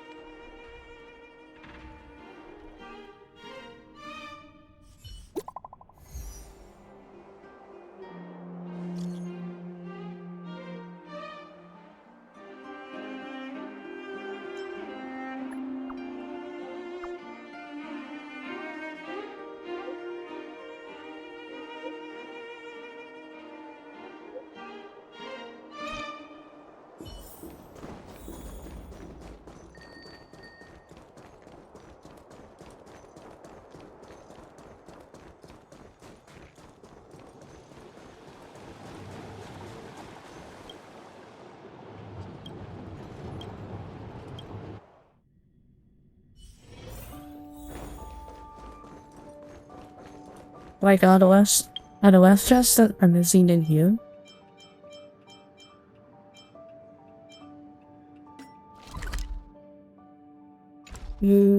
Doesn't seem to be unless it's there happens later. Ah, you're here too. She's in the storage room. Let's wait for her. I think she's looking over the contents of that floppy disk. Let's give her some time. I don't know the exact details, but I'm guessing you don't know about Pela's mother, right?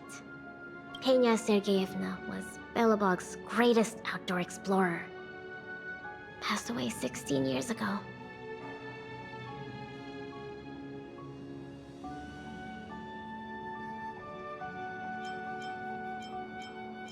The exploration team belonged to the Silvermane Guards at the time, so they had authorization. Anyway, well, something else happened 16 years ago. Pela was born. Yes. They say that despite her pregnancy, Madame Pena insisted on staying at the Snow Plains camp. She couldn't go to the front lines, but she was able to handle administrative duties. Then, finally, the day of Pela's birth arrived. Tragically, there were complications. Other serious incidents occurred that day.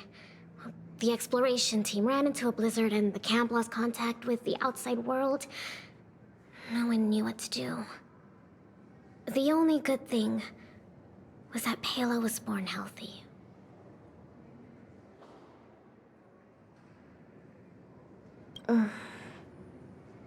The floppy disk... If the old research team members were telling the truth, it was something Madame Pena left behind.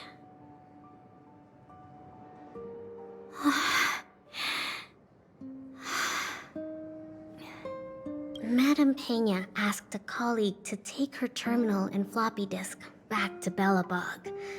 She said they contained a treasure for Pela. She said that once Pela was older, she'd be able to understand the contents.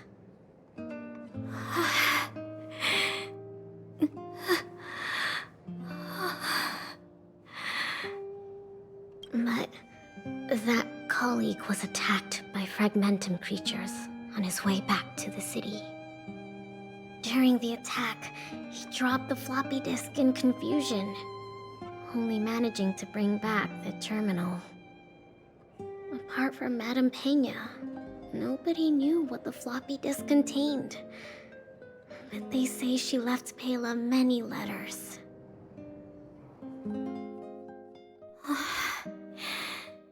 From the moment she knew she was pregnant to the day of Pela's birth.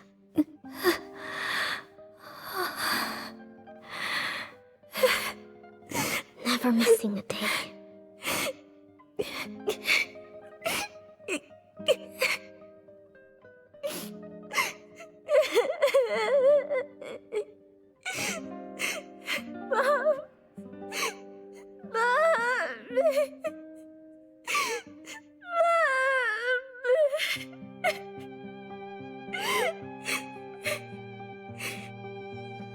Mom!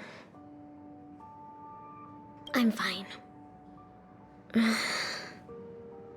There's somewhere I want to go. Will you come too? The workshop. I'll wait for you there. That got really sad a little fast.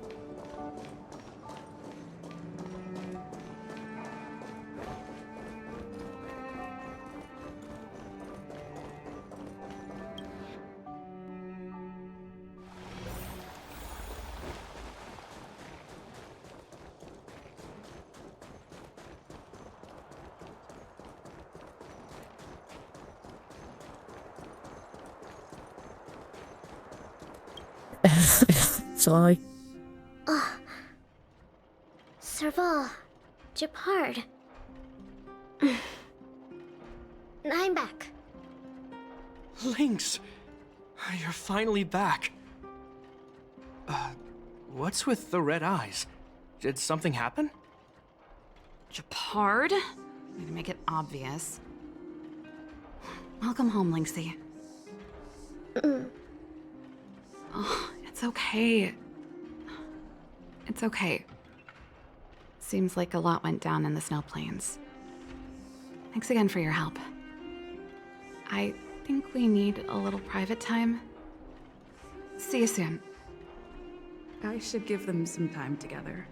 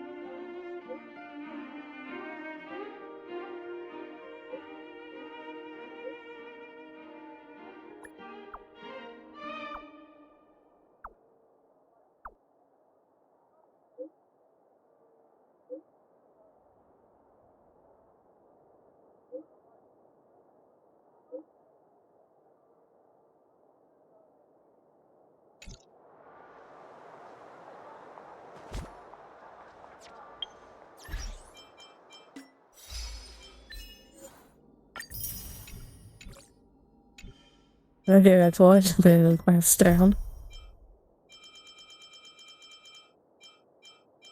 Not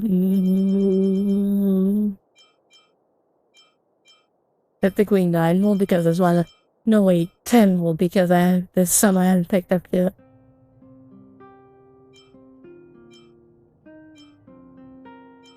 I think.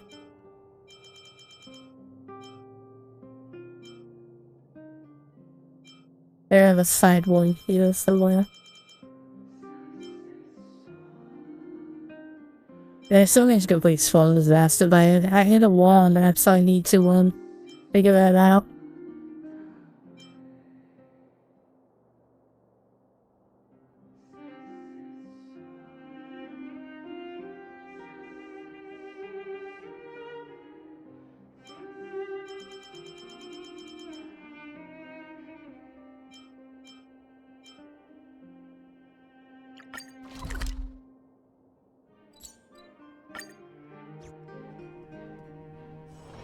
A short respite, then time for the next fight. A chain way. One.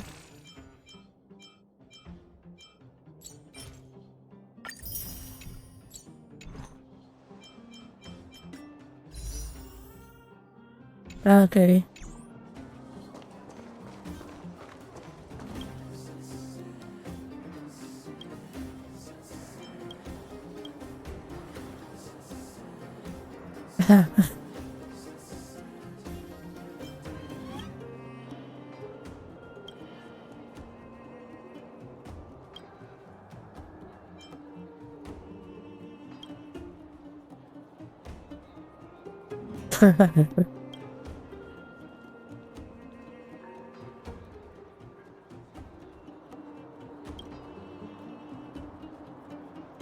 You! Hey, you! Stop! You are now a conscript of the moles.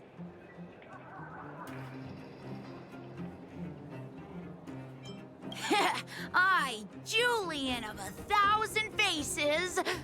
Wait, it's not the time for this. We got trouble. The boss went to the Great Mine along with her Diggertron. Uh-oh. And she refused to let anyone go with her. I feel like she's doing something dangerous. You have to go check on her for us. Do I have to? Fursman is in the mines. It seems like the boss heard some bad news about him and then just ran in there. She even took her Diggertron. Is she preparing for a fight with the Vagrants? There's lots of bad guys in the mines. Miss Natasha said kids ain't allowed to go in. Go check on her for us now. He's Hook's daddy, and he's like a daddy to everyone in the moles. He's like a great person. Thank you. Please hurry. Oh, that would have been the information to know immediately.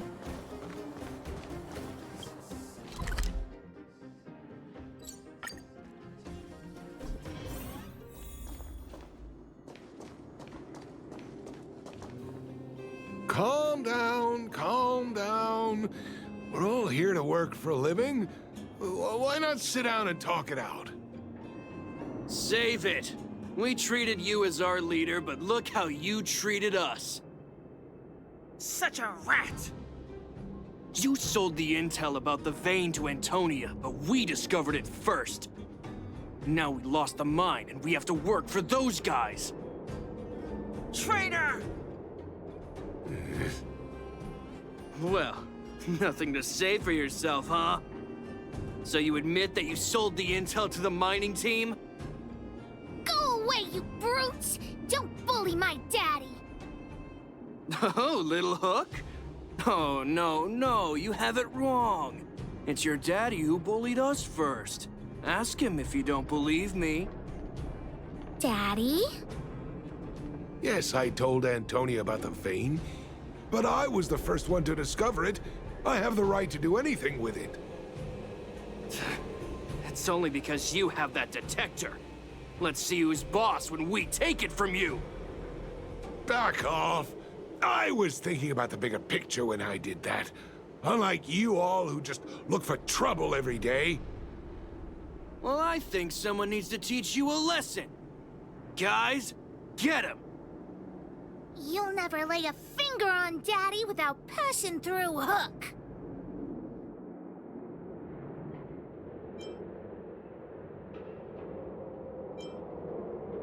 It's you! Come and help Hook! Another punching bag? Fine by me. I'll kick all your butts. I'll bash your skull in. Never hesitate! Too slow. Time to twirl! I won't do it. Let's improvise. Time to twirl! Here! Need a doctor?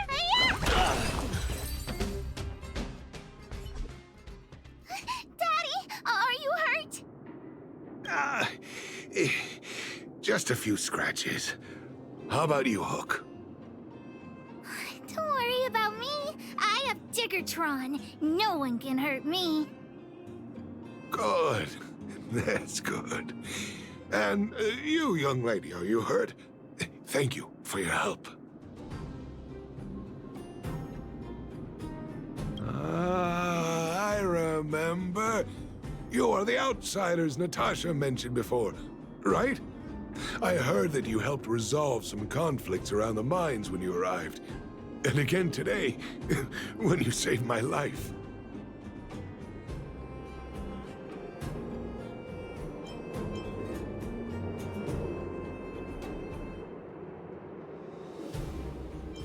What a noble young spirit you have. Thank you very much. Daddy, let's go to the old witch's clinic. You're seriously hurt.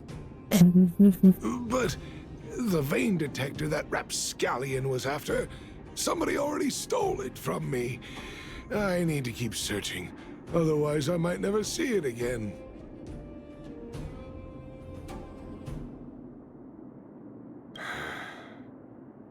It's just a tool. I guess I should let it go. Let's head to the clinic.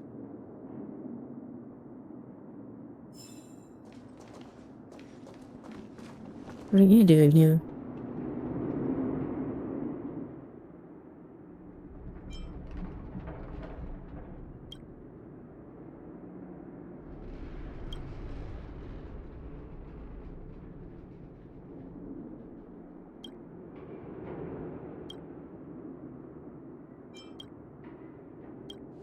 So she's just chilling here. Okay. That's the most Hoyle games where a character would just phase out of existence once they have nothing else to do. A short respite, then time for the next fight.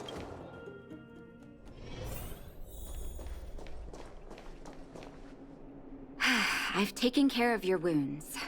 I'm running short on medical supplies these days, though, so behave yourselves and stay away from trouble. You hear me? Don't pretend you didn't hear that, Hook. I'm talking to you. Hook wasn't the one that caused trouble. It was those bad guys. We were just defending ourselves. And ask her. See? You are gonna spoil that kid. That's enough for now. I'll say this one last time, Hook. If you cause any trouble again, I'll take Diggertron away. Do you understand? Whoa. Hook understands. The boss of the moles should stick to her word. I have patients to take care of. See you later. Thank you again. If it weren't for you and Dr. Natasha, Hook and I probably would have been in big trouble.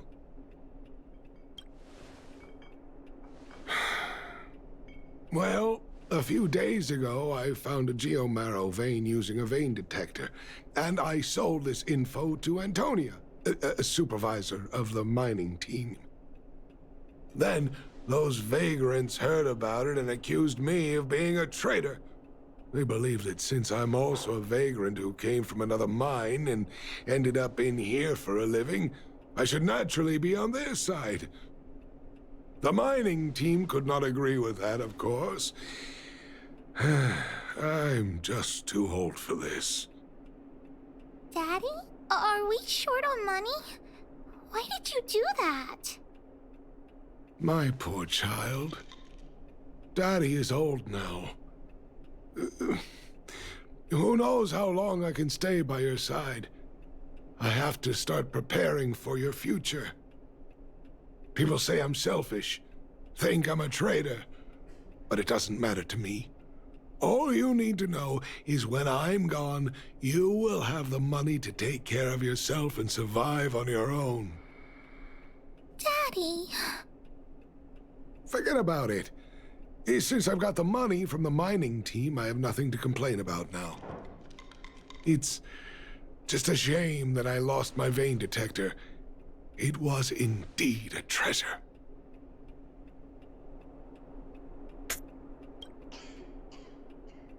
I guess so. It's an ancient relic that can detect geomarrow veins. It's very rare. I haven't seen a second one in my life. I often carried it around looking for a new claim. I suppose some villains must have taken notice. Anyway, I guess I don't need the detector anymore. The less trouble, the better. I shouldn't care who stole my device. Whoever it was, I hope they get good use out of it. Hook seems to be giving me a look that says, Hook wants to talk to you outside the clinic, now.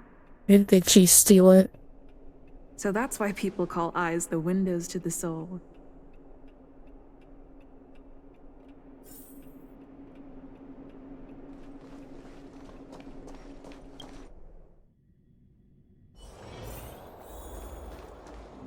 Wait! Hook needs you to help with something.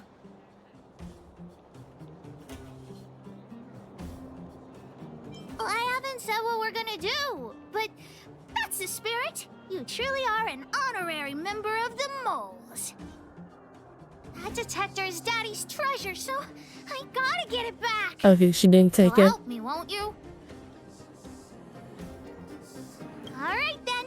I'll be waiting for you at the shelter in the mine, big sister. See ya.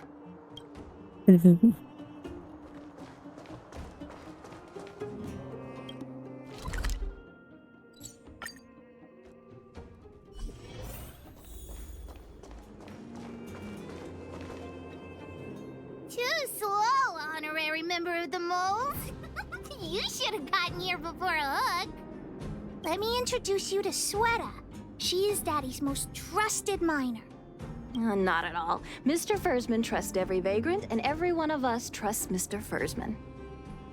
But That's not after true. what happened over at that geomarrow vein, the atmosphere at the shelter became a bit tense.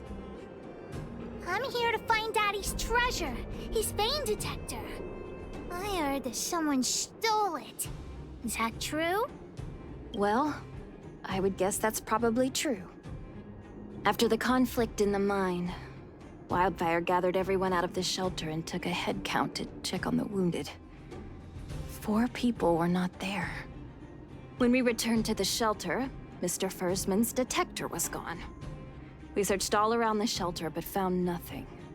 I guess one of those 4 people was the thief.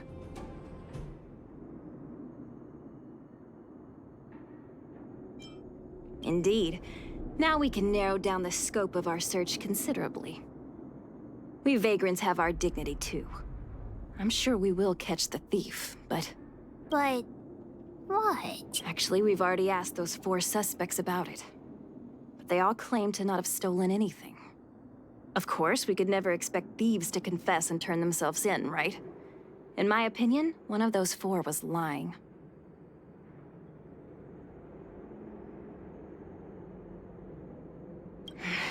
I agree. All 4 suspects are at the shelter. If you're feeling confident, why not give it a try? Maybe you can determine who the thief is. Adults are so dishonest.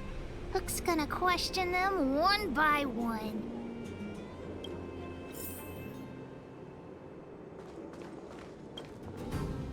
Did you steal Daddy's detector? Nope. I'm no thief. Really? Then you better answer our questions honestly. Ask away. Let's not waste time. Spacing out. Didn't notice anything. Good man, but a bit of a cheapskate. Nope. What detector? Hey, would you mind talking more nicely? What? I always talk like this. I don't feel like she's the thief. I know.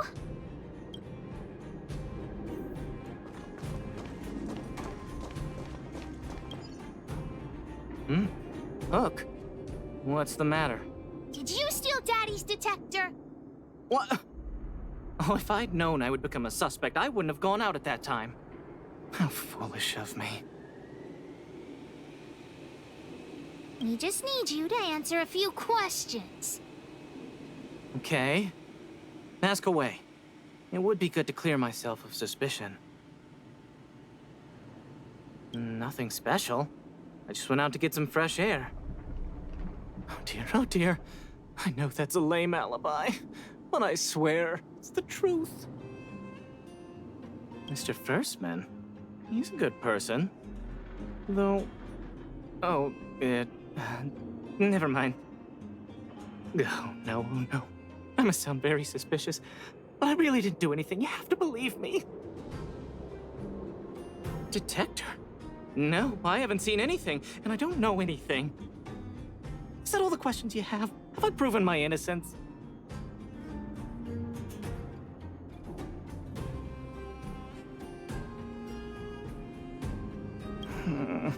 Oh dear. All this waiting around is enough to make me even more anxious. Lisa.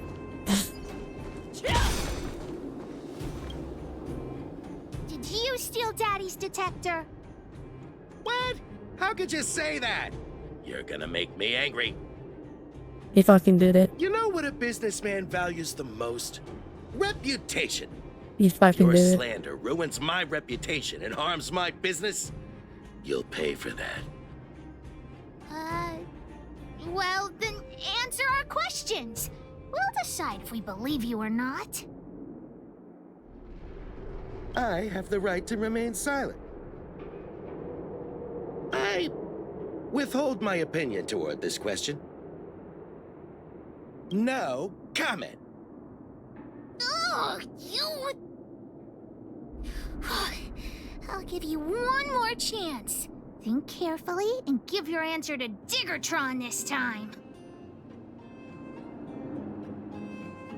I've seen all sorts of things in my life. Why would I be afraid of you two little rascals? Here, how about we make a deal? I'll tell you what I know in exchange for a small intel service fee. Fair and honest. Great. I like your style. Customers who don't fuss over the price are the best. So what do you want to know? Ask away. I went into town to restock. Nothing out of the ordinary, right? I restock on a regular basis, everyone knows that. I was wondering why there was nobody at the shelter. Fursman is an old customer of mine. He's pretty nice to me, though we are not so close. As to what he did about that Geomero vein, it was kind of unethical. We're all neighbors. We've known each other for a long time. But he sold out to the other side and left his own people out to dry. I really can't agree with that. That's the way this guy did it. Look, the cook is definitely the thief. I'm sure about that. I value my reputation more than anything, so you can trust me. I haven't talked to the cook yet. In my line of work, I've learned to read people. And something's definitely fishy with that cook. I could tell from the start. If you don't believe me, just ask anyone. I haven't talked to the cook yet.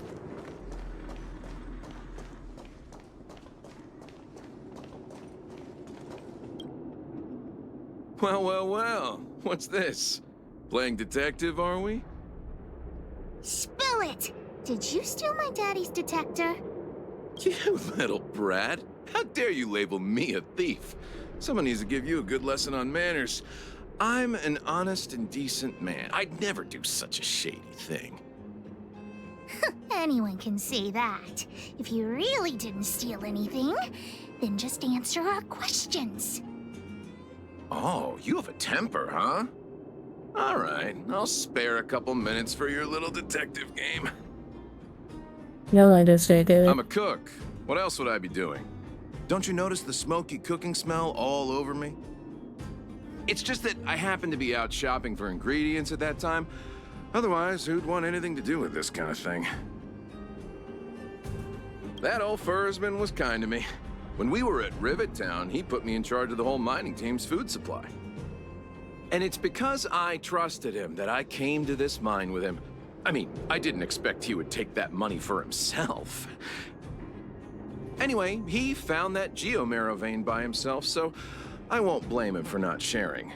But you know, what he did was not like the old Fursman I knew. Well, I don't want to be a snitch, but out of my respect for Fursman, I'll tell you a secret. The helper over there, I saw him sneak into Fursman's tent and come out holding a box. See? Isn't he the most suspicious one?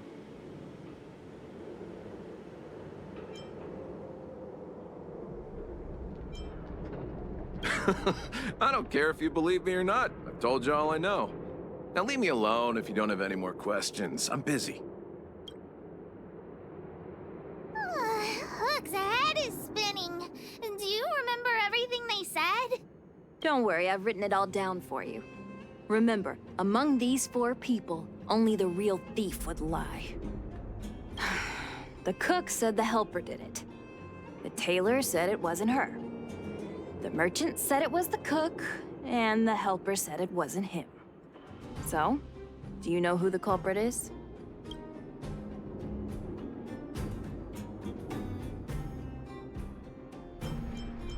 I think the cook and merchant are the most suspicious. My gut tells me that one of them is the culprit. But don't worry, even if you choose the wrong one, Pitch Dark Hook the Great has other ways to uncover the true culprit. Right. We have other methods besides deductive reasoning to find out who the true thief is. Let's just examine what they've said first to decide. The cook said the helper did it. The tailor said it wasn't her. The merchant said it was the cook, and the helper said it wasn't him. So, do you know who the culprit is? Well, could be pissed off because of the selling of the information, but the merchant would get money out of the fact that if he sold it to someone. Although the cook was a bit of an ass, so. I don't know why, but I'll trust your judgment. Come on, let's go accuse the culprit. Probably not the right choice. Oh wait, no, it is the right choice. Huh? Where's the cook? Where did he go? Beats me. I saw him running out in quite a panic. Okay, I made a good choice. This guy has to be guilty. Where is he running off to? Oh yeah, I saw Mr. Sampo on the way to the mine when I came here. Could he be involved in this?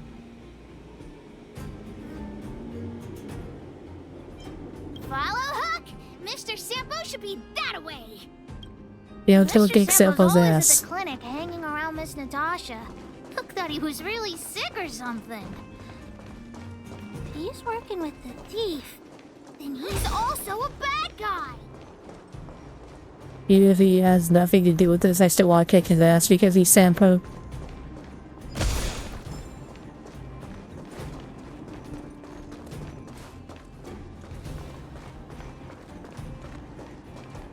My friend, are you serious? This device is quite rare. Are you really willing to sell it to me at such a low price? No, why are you making this so complicated? Do you want it or not? Just tell me. You two stop right there. Pitch Dark Hook the Great has arrived.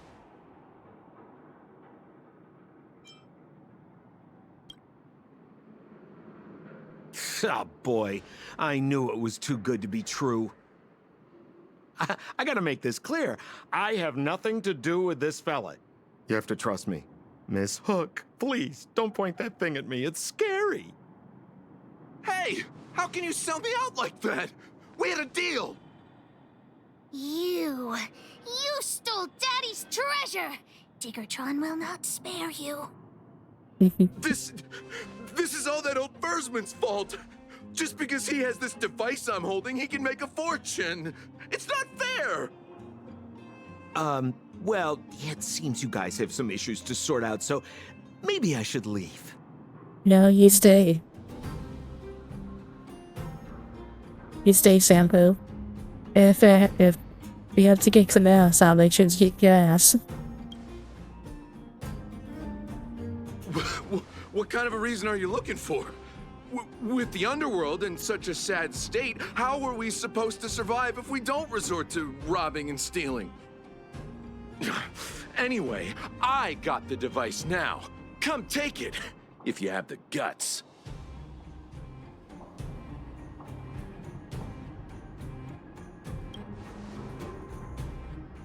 Diggertron, get ready.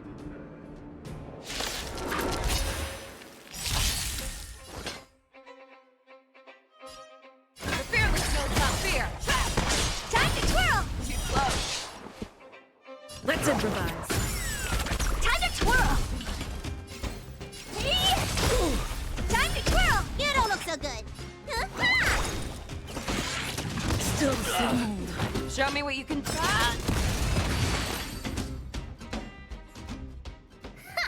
You sure talk tough for someone who can't fight.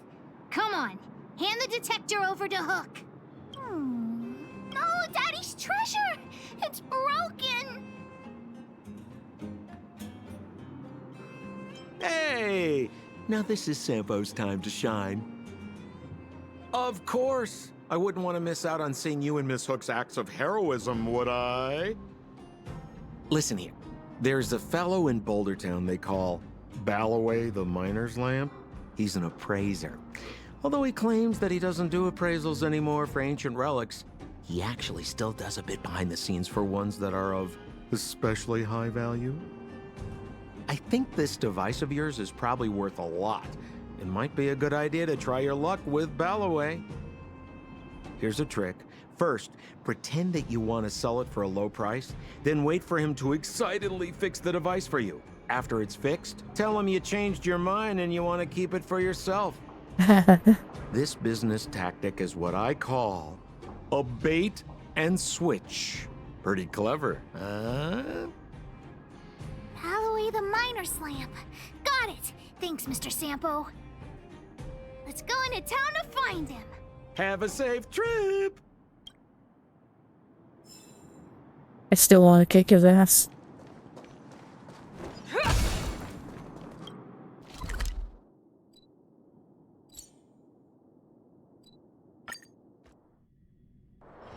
A short respite, then time for the next fight.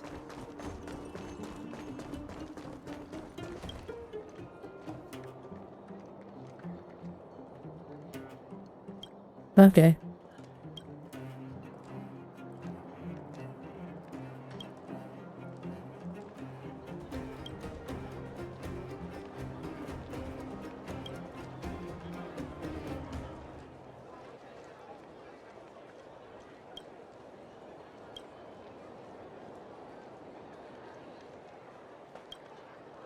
I'm already retired from appraising ancient relics, so unless this detector is some kind of precious treasure...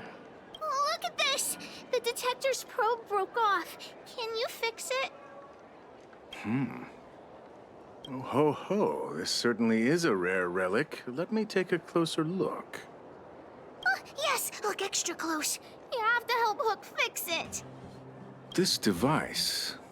I've been in the business for a long time, but never have I seen an ancient relic like this one before. Hook did not listen to Sampo at all. I think this is probably beyond repair. But still, it is a rare treasure. Even broken, I'd be willing to pay a high price for it. What do you say?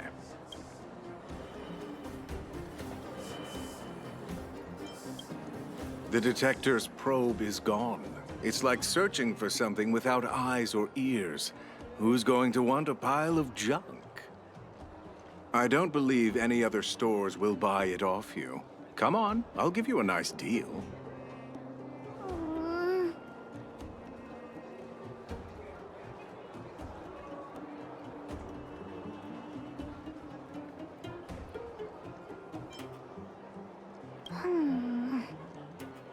All right then. Let's go find Daddy.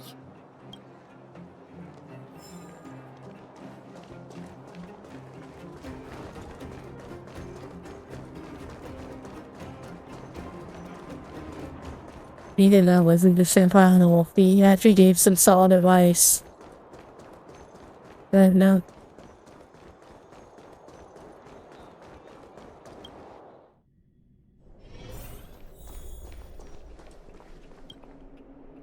Where have you been, Hook? I was just about to go looking for you. Come on, let's go home. I'll cook some salt-baked rock crabs for you. What's wrong with this kid? Vein detector? The one I lost? Big Sister and Hook helped Daddy catch the thief that stole it. But Daddy's detector is broken. It's all my fault. If only I could have found it sooner. So it was stolen. You're not hurt, are you, Hook? I'm fine. Daddy, can you see if your detector still works? The geomarrow probe is damaged. I'm afraid this thing won't work anymore. I'm sorry, Daddy. I didn't help one bit. What are you apologizing for? Thank you so much for looking out for me, Hook. But Daddy's treasure...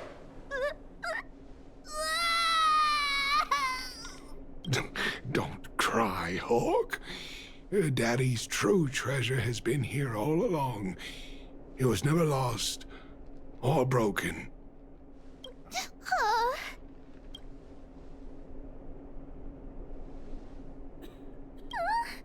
Even you know what it is? The detector helped me find lots of geomarrow veins, and it saved the mining team a lot of money.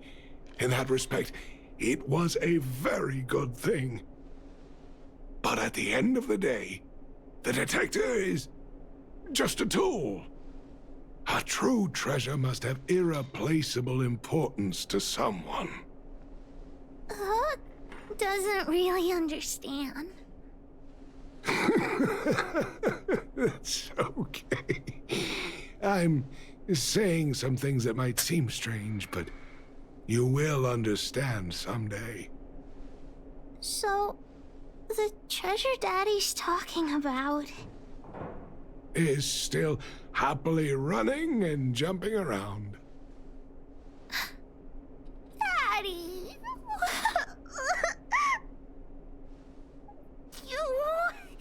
You're not allowed to see Hook cry! Go away! Okay.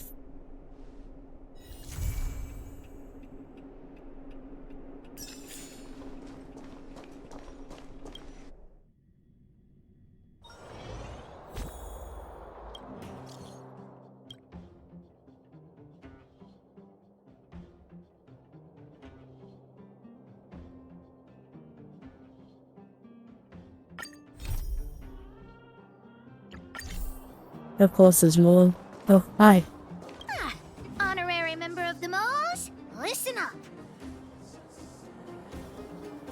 Thank you for helping Hook find the detector. But now, Hook needs to ask you another favor. Hook and Daddy's birthday is approaching. Every year at this time, we exchange gifts and celebrate our birthday together. Yeah? What's the problem? Daddy's job has been more difficult since moving to Boulder Town. He gets home really late every day. I don't want to use his hard-earned money to buy a gift.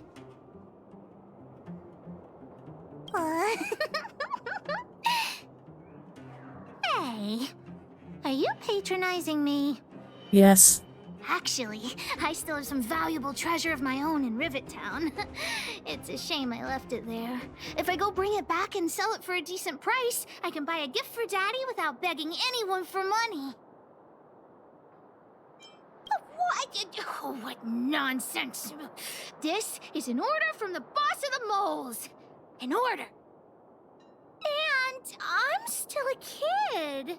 You wouldn't let me go inside the Fragmentum by myself, would you?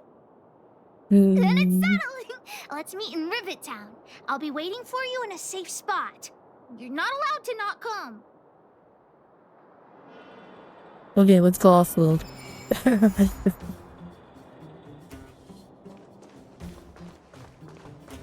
This might be the last I do before hitting this train, so let's hope it's not too tedious.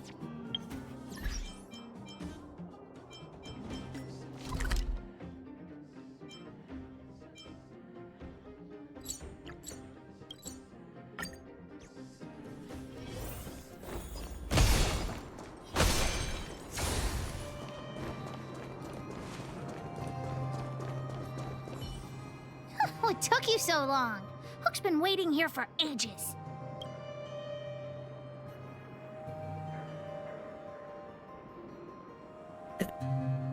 Well, it wasn't actually that long. As long as you're here now, it's fine. I got some good news and some bad news. Which do you want to hear first? I told the rest of the moles about the plan, and Julian asked me to get some treasure for him. If we don't help him, he'll tell the old witch where we've gone. The good news is that he's willing to contribute to our adventure. Look, he gave me this gardening shovel.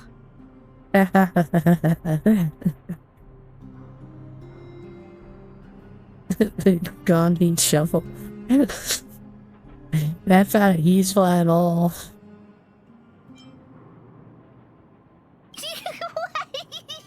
No, what nonsense! No, nobody scares Pitch Dark Hook the Great. Well, the treasure won't grow legs and find us, will it? Come on, let's go. How close it's down there? Okay. Let's see.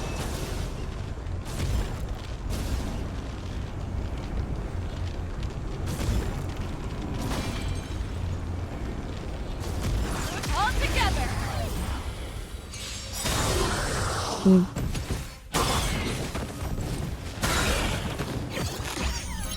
course, it's going box set. The fearless knows not fear.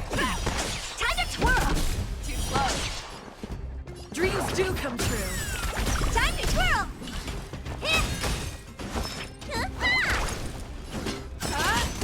Take your. That won't do. There you go.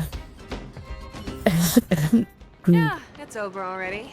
Julian's adoptive parents used to own a business in this area. When we were all forced to leave the town, there were lots of things they didn't have time to take with them, so... Shouldn't be too hard to locate his treasure. Let's start by looking over there.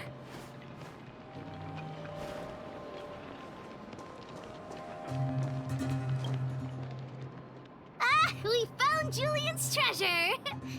No, not the key. These glass marbles. Oh, look at all the different colors. Bet it wasn't easy collecting all these.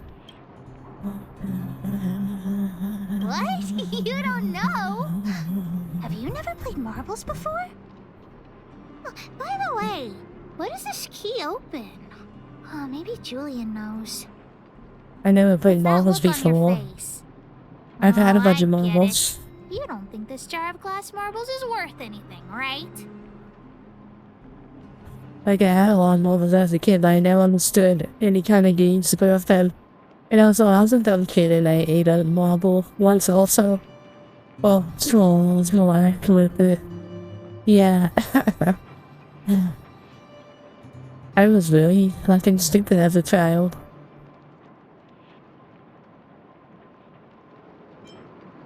Don't even try to pretend otherwise. The look on your face sold you out. Let me tell you something. This jar of marbles means a lot to the moles. Julian used it to help the moles overcome a super huge crisis for which he was promoted to second in command. It was a super huge crisis that jeopardized the moles' honor. In the past, the kids in town were arch rivals to us at the orphanage. Those kids used to bully us, relying on the pocket money that their parents gave them. One time, they sent us a formal declaration of war, challenging the moles to a marbles competition. We were all well aware that we didn't stand a chance. We at the orphanage only had some old glass marbles we scavenged from the side of the road, which are no match for those rich kids' marbles. Nonetheless, Julian bravely accepted the challenge and triumphantly returned with a pile of colorful glass marbles he won. It was incredible. Yep. So, now you know why you wanted us to find this treasure. All right, enough chit-chat. Next, we need to find my treasure. Time to get to work. Hook's treasure is hidden below the orphanage near the mine's entrance.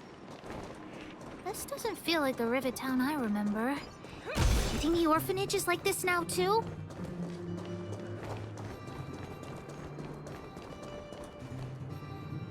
This place is nothing like it was before I left. Boxes and minecarts are all over the street. What a mess. Oh, did someone move my treasure too? I used to keep it in the mining team's junk pile. Behind the corner, there were heaps of geomarrow and boxes. Hopefully it hasn't been taken.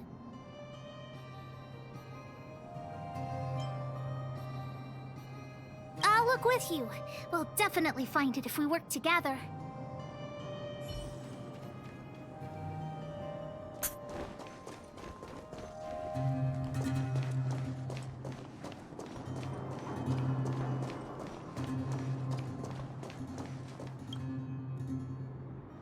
Look, it's in this box. This miniature drill rig was given to me by a guy from Daddy's mining team as a birthday present. I'm going to turn it on. Whoosh!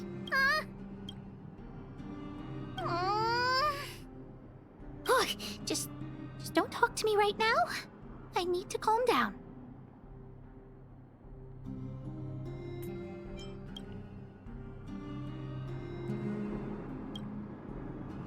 honorary member, I wonder, how much do you think Julian's glass marbles will sell for?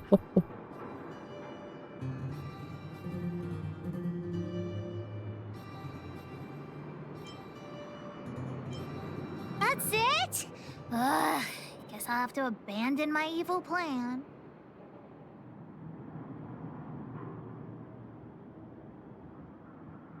That might work. But it'll be pretty expensive to fix, right? Not possible.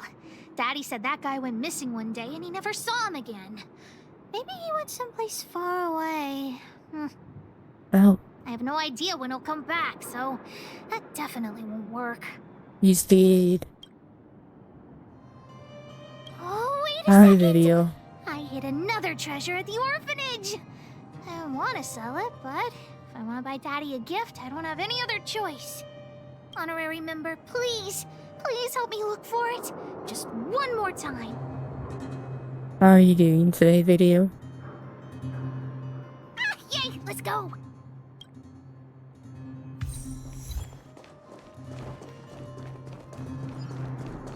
Apologies that's build stream today. That was the original that was the original attempt, but I was loopy. I'm still a bit loopy.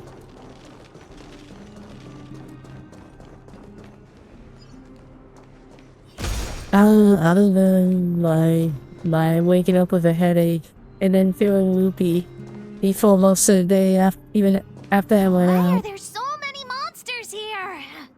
We need to deal with them first. Let's save some time. But yeah, I don't know, as far as I've been pretty good.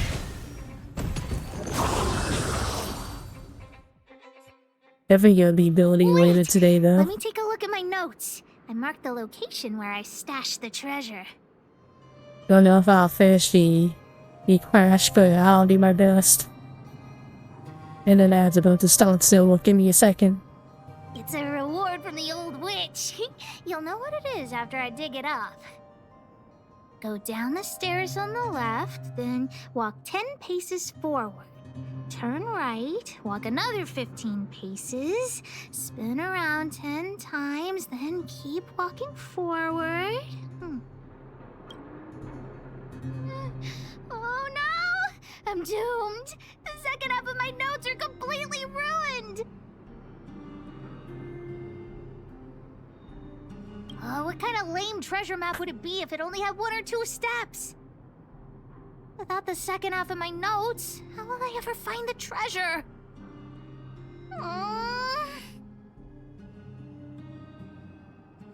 Really? Quick, let me see! Let's use the home use object finder to help Hook search.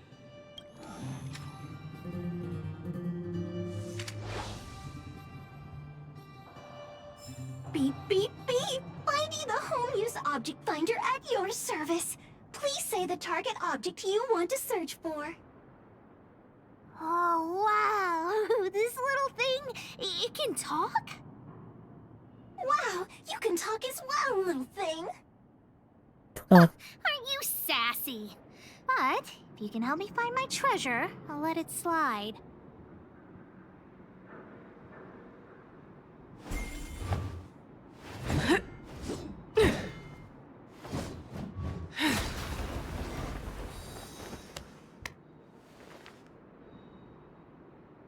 You know, I forgot this thing existed because we haven't used it outside of this world.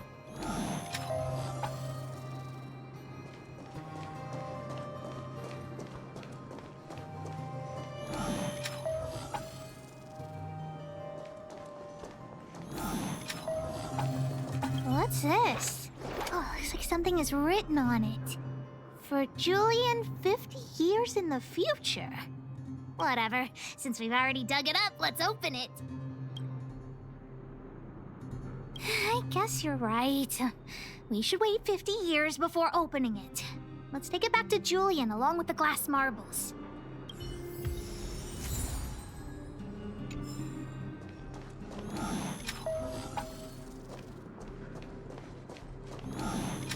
Beep, sciences, your most trustworthy companion. Here it is, my teddy bear. The old witch gave it to me as a gift. Yes, he's called Jun. Whoa, Jun. How did you get covered in dirt? And why do you have so many loose threads? If we don't get you cleaned up, no one will buy you. The old witch said that Jun isn't just any old teddy bear. He'll be worth a lot of money once he's cleaned up.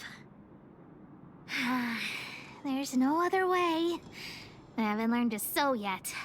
I'll have to ask the old witch for help. If she finds out I went somewhere I shouldn't have gone, Hook will get lectured all over again. But so what if the old witch yells at me? Hook still has to prepare the gift for Daddy. We found the treasure. Let's split. The monsters here give Hook goosebumps. Ooh, too scary. I'm warning you. Don't you dare tell the old witch about Hook's plan to sell the treasure. Have you been doing anything as of late, video? Like any projects you've been working on?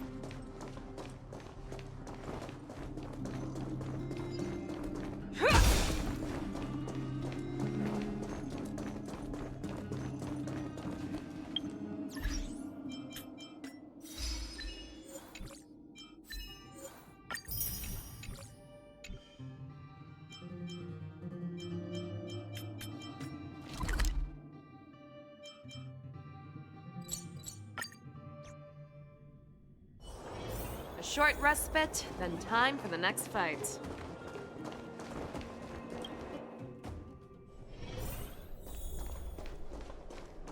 Hook? What are you...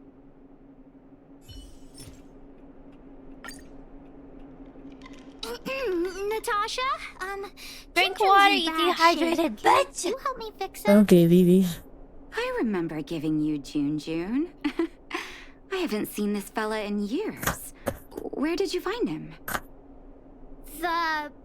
The wind brought him back to me.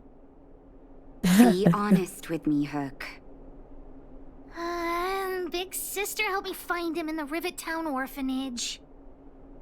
You had her take you to the Fragmentum just for this teddy bear? Hook, how many times have I told you? Natasha, please. Please help me fix Oh Junjun. no. I'll clean the clinic for you for a whole month. You say that every time, and then... Great, see you soon. Big sister, I'll leave Junjun with you. What am I going to do with that girl? You shouldn't indulge her, outsider.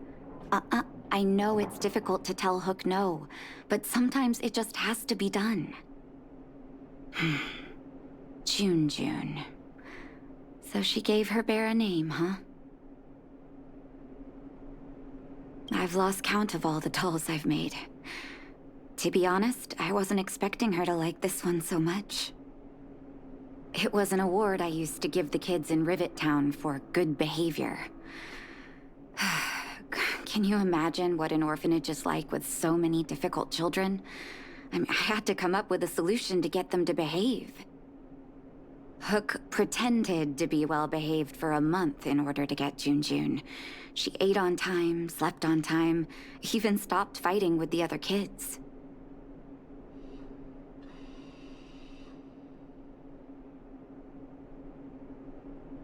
I'm afraid you have no idea how much she suffered that month.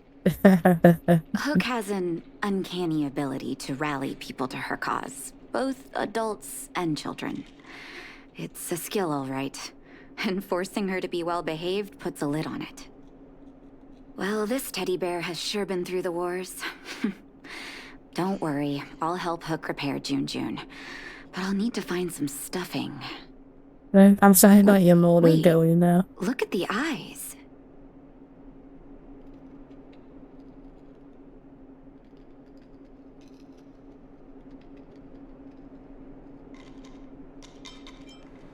Ugh, please don't say that. They must be Erebus? Huh. Strange, I didn't notice when I sewed them on. I'm no appraiser, but these two gems look to be high quality. Well, our war-torn bear here just became a priceless doll. Not bad, Jun. That's what she was hoping for.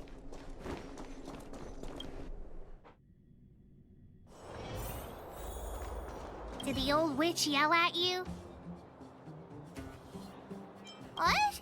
Why'd she only yell at Hawk? Never mind that. You didn't tell her what I was really up to, did you?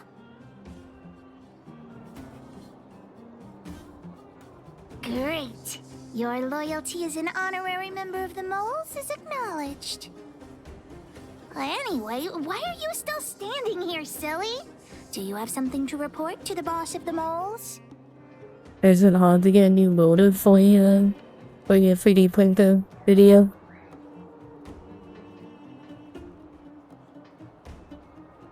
Gems? Does that mean he's worth a lot of money?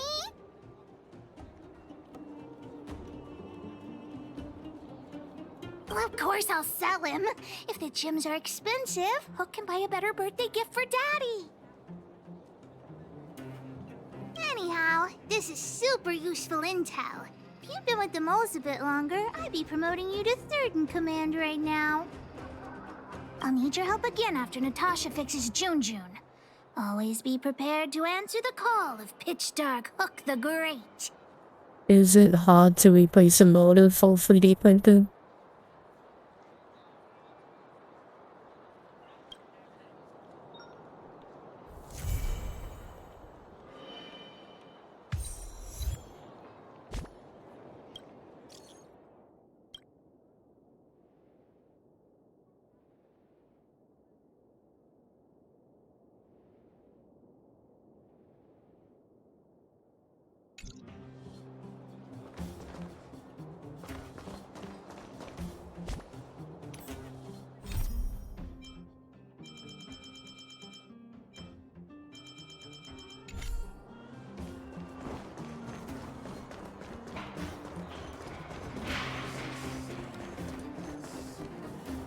Aren't you going to watch the fight, Zila?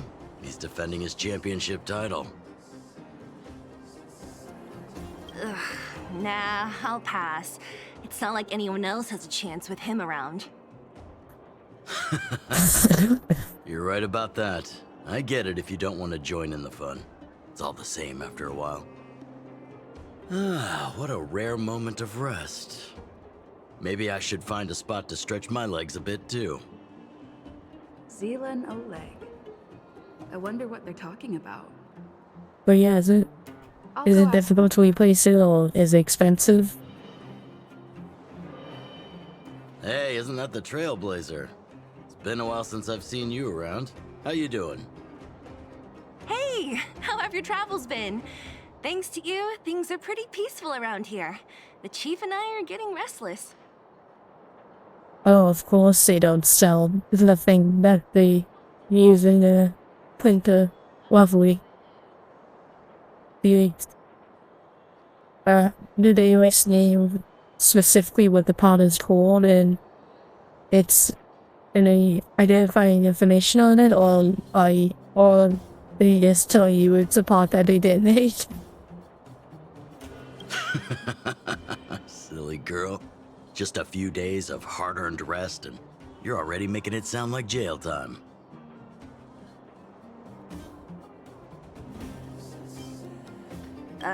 Homie? Oh, sheesh. You must have gone through a lot since leaving here. Sounds like our rustic and friendly community left a good impression on the visitors. Oh, you heard us. We were talking about my student Luca. Oh, you probably haven't met him yet. In short, he's a top-tier fighter in the underworld. He was also doing work for Wildfire before, just not in this town.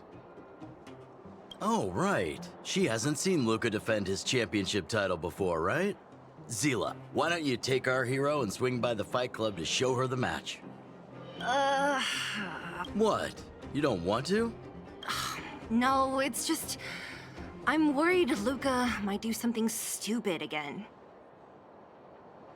Oh, I remember now. Luca was defending his title once, and Zila was watching in the audience. The opponent for that fight was too weak. They went down with just a few punches.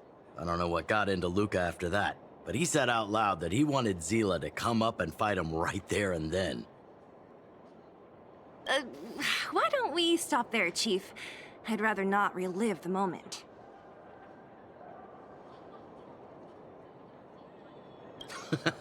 Okay, I'll stop. Anyway, that's what Luca's like. He forgets about himself once he's in the mood. But I trust Luca not to make the same mistake again. So, back to the original suggestion. Are you good to take her to the fight club, Zila? Ugh, fine. I'll take you there. That's more like it. The more friends, the merrier. I hope you can get along with my favorite student. Why does Luca always come sneaking back into town like this? I haven't seen him for a while. Hope he's grown up a bit since then. Okay, it's on to pick that mission up just to have it.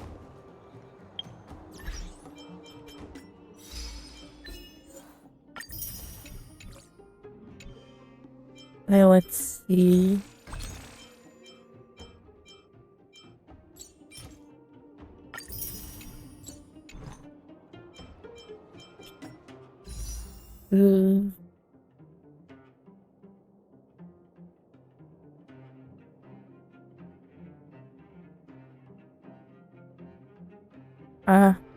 Well, I really hope you can find what you're looking for video.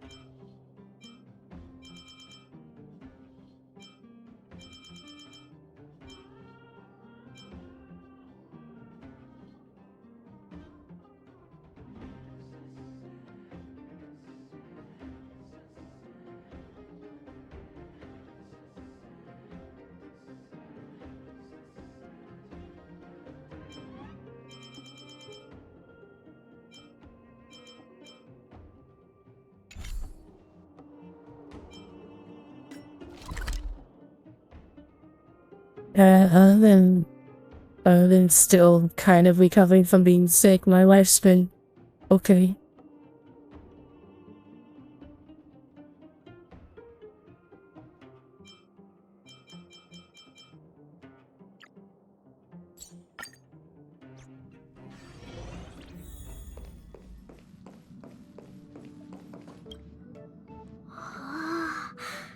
I can't see Bellabog at all from here. The effect of you popped in being some of my streams that I probably should have not done when I was sick. I can hardly even see Mount Zarathustra's Apollo Iskandra. But that's the tallest peak on the whole planet. Before I boarded the Express, I thought Bellabog and the snow plains were the entire world. I didn't think reality would surpass my imagination this much. Yeah, you're right. Once I've discovered all the secrets on this planet, I'll go with you to head deeper into the universe. Don't turn me down when the time comes, okay?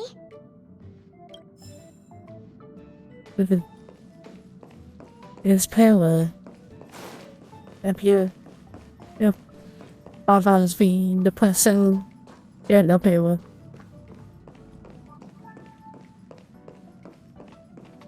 Yeah. That'll be fine. Again, I probably should have been streaming all those times when I was super sick. I probably should have been laying down, but you can only lay down for so long before you're bored out of your mind, you know?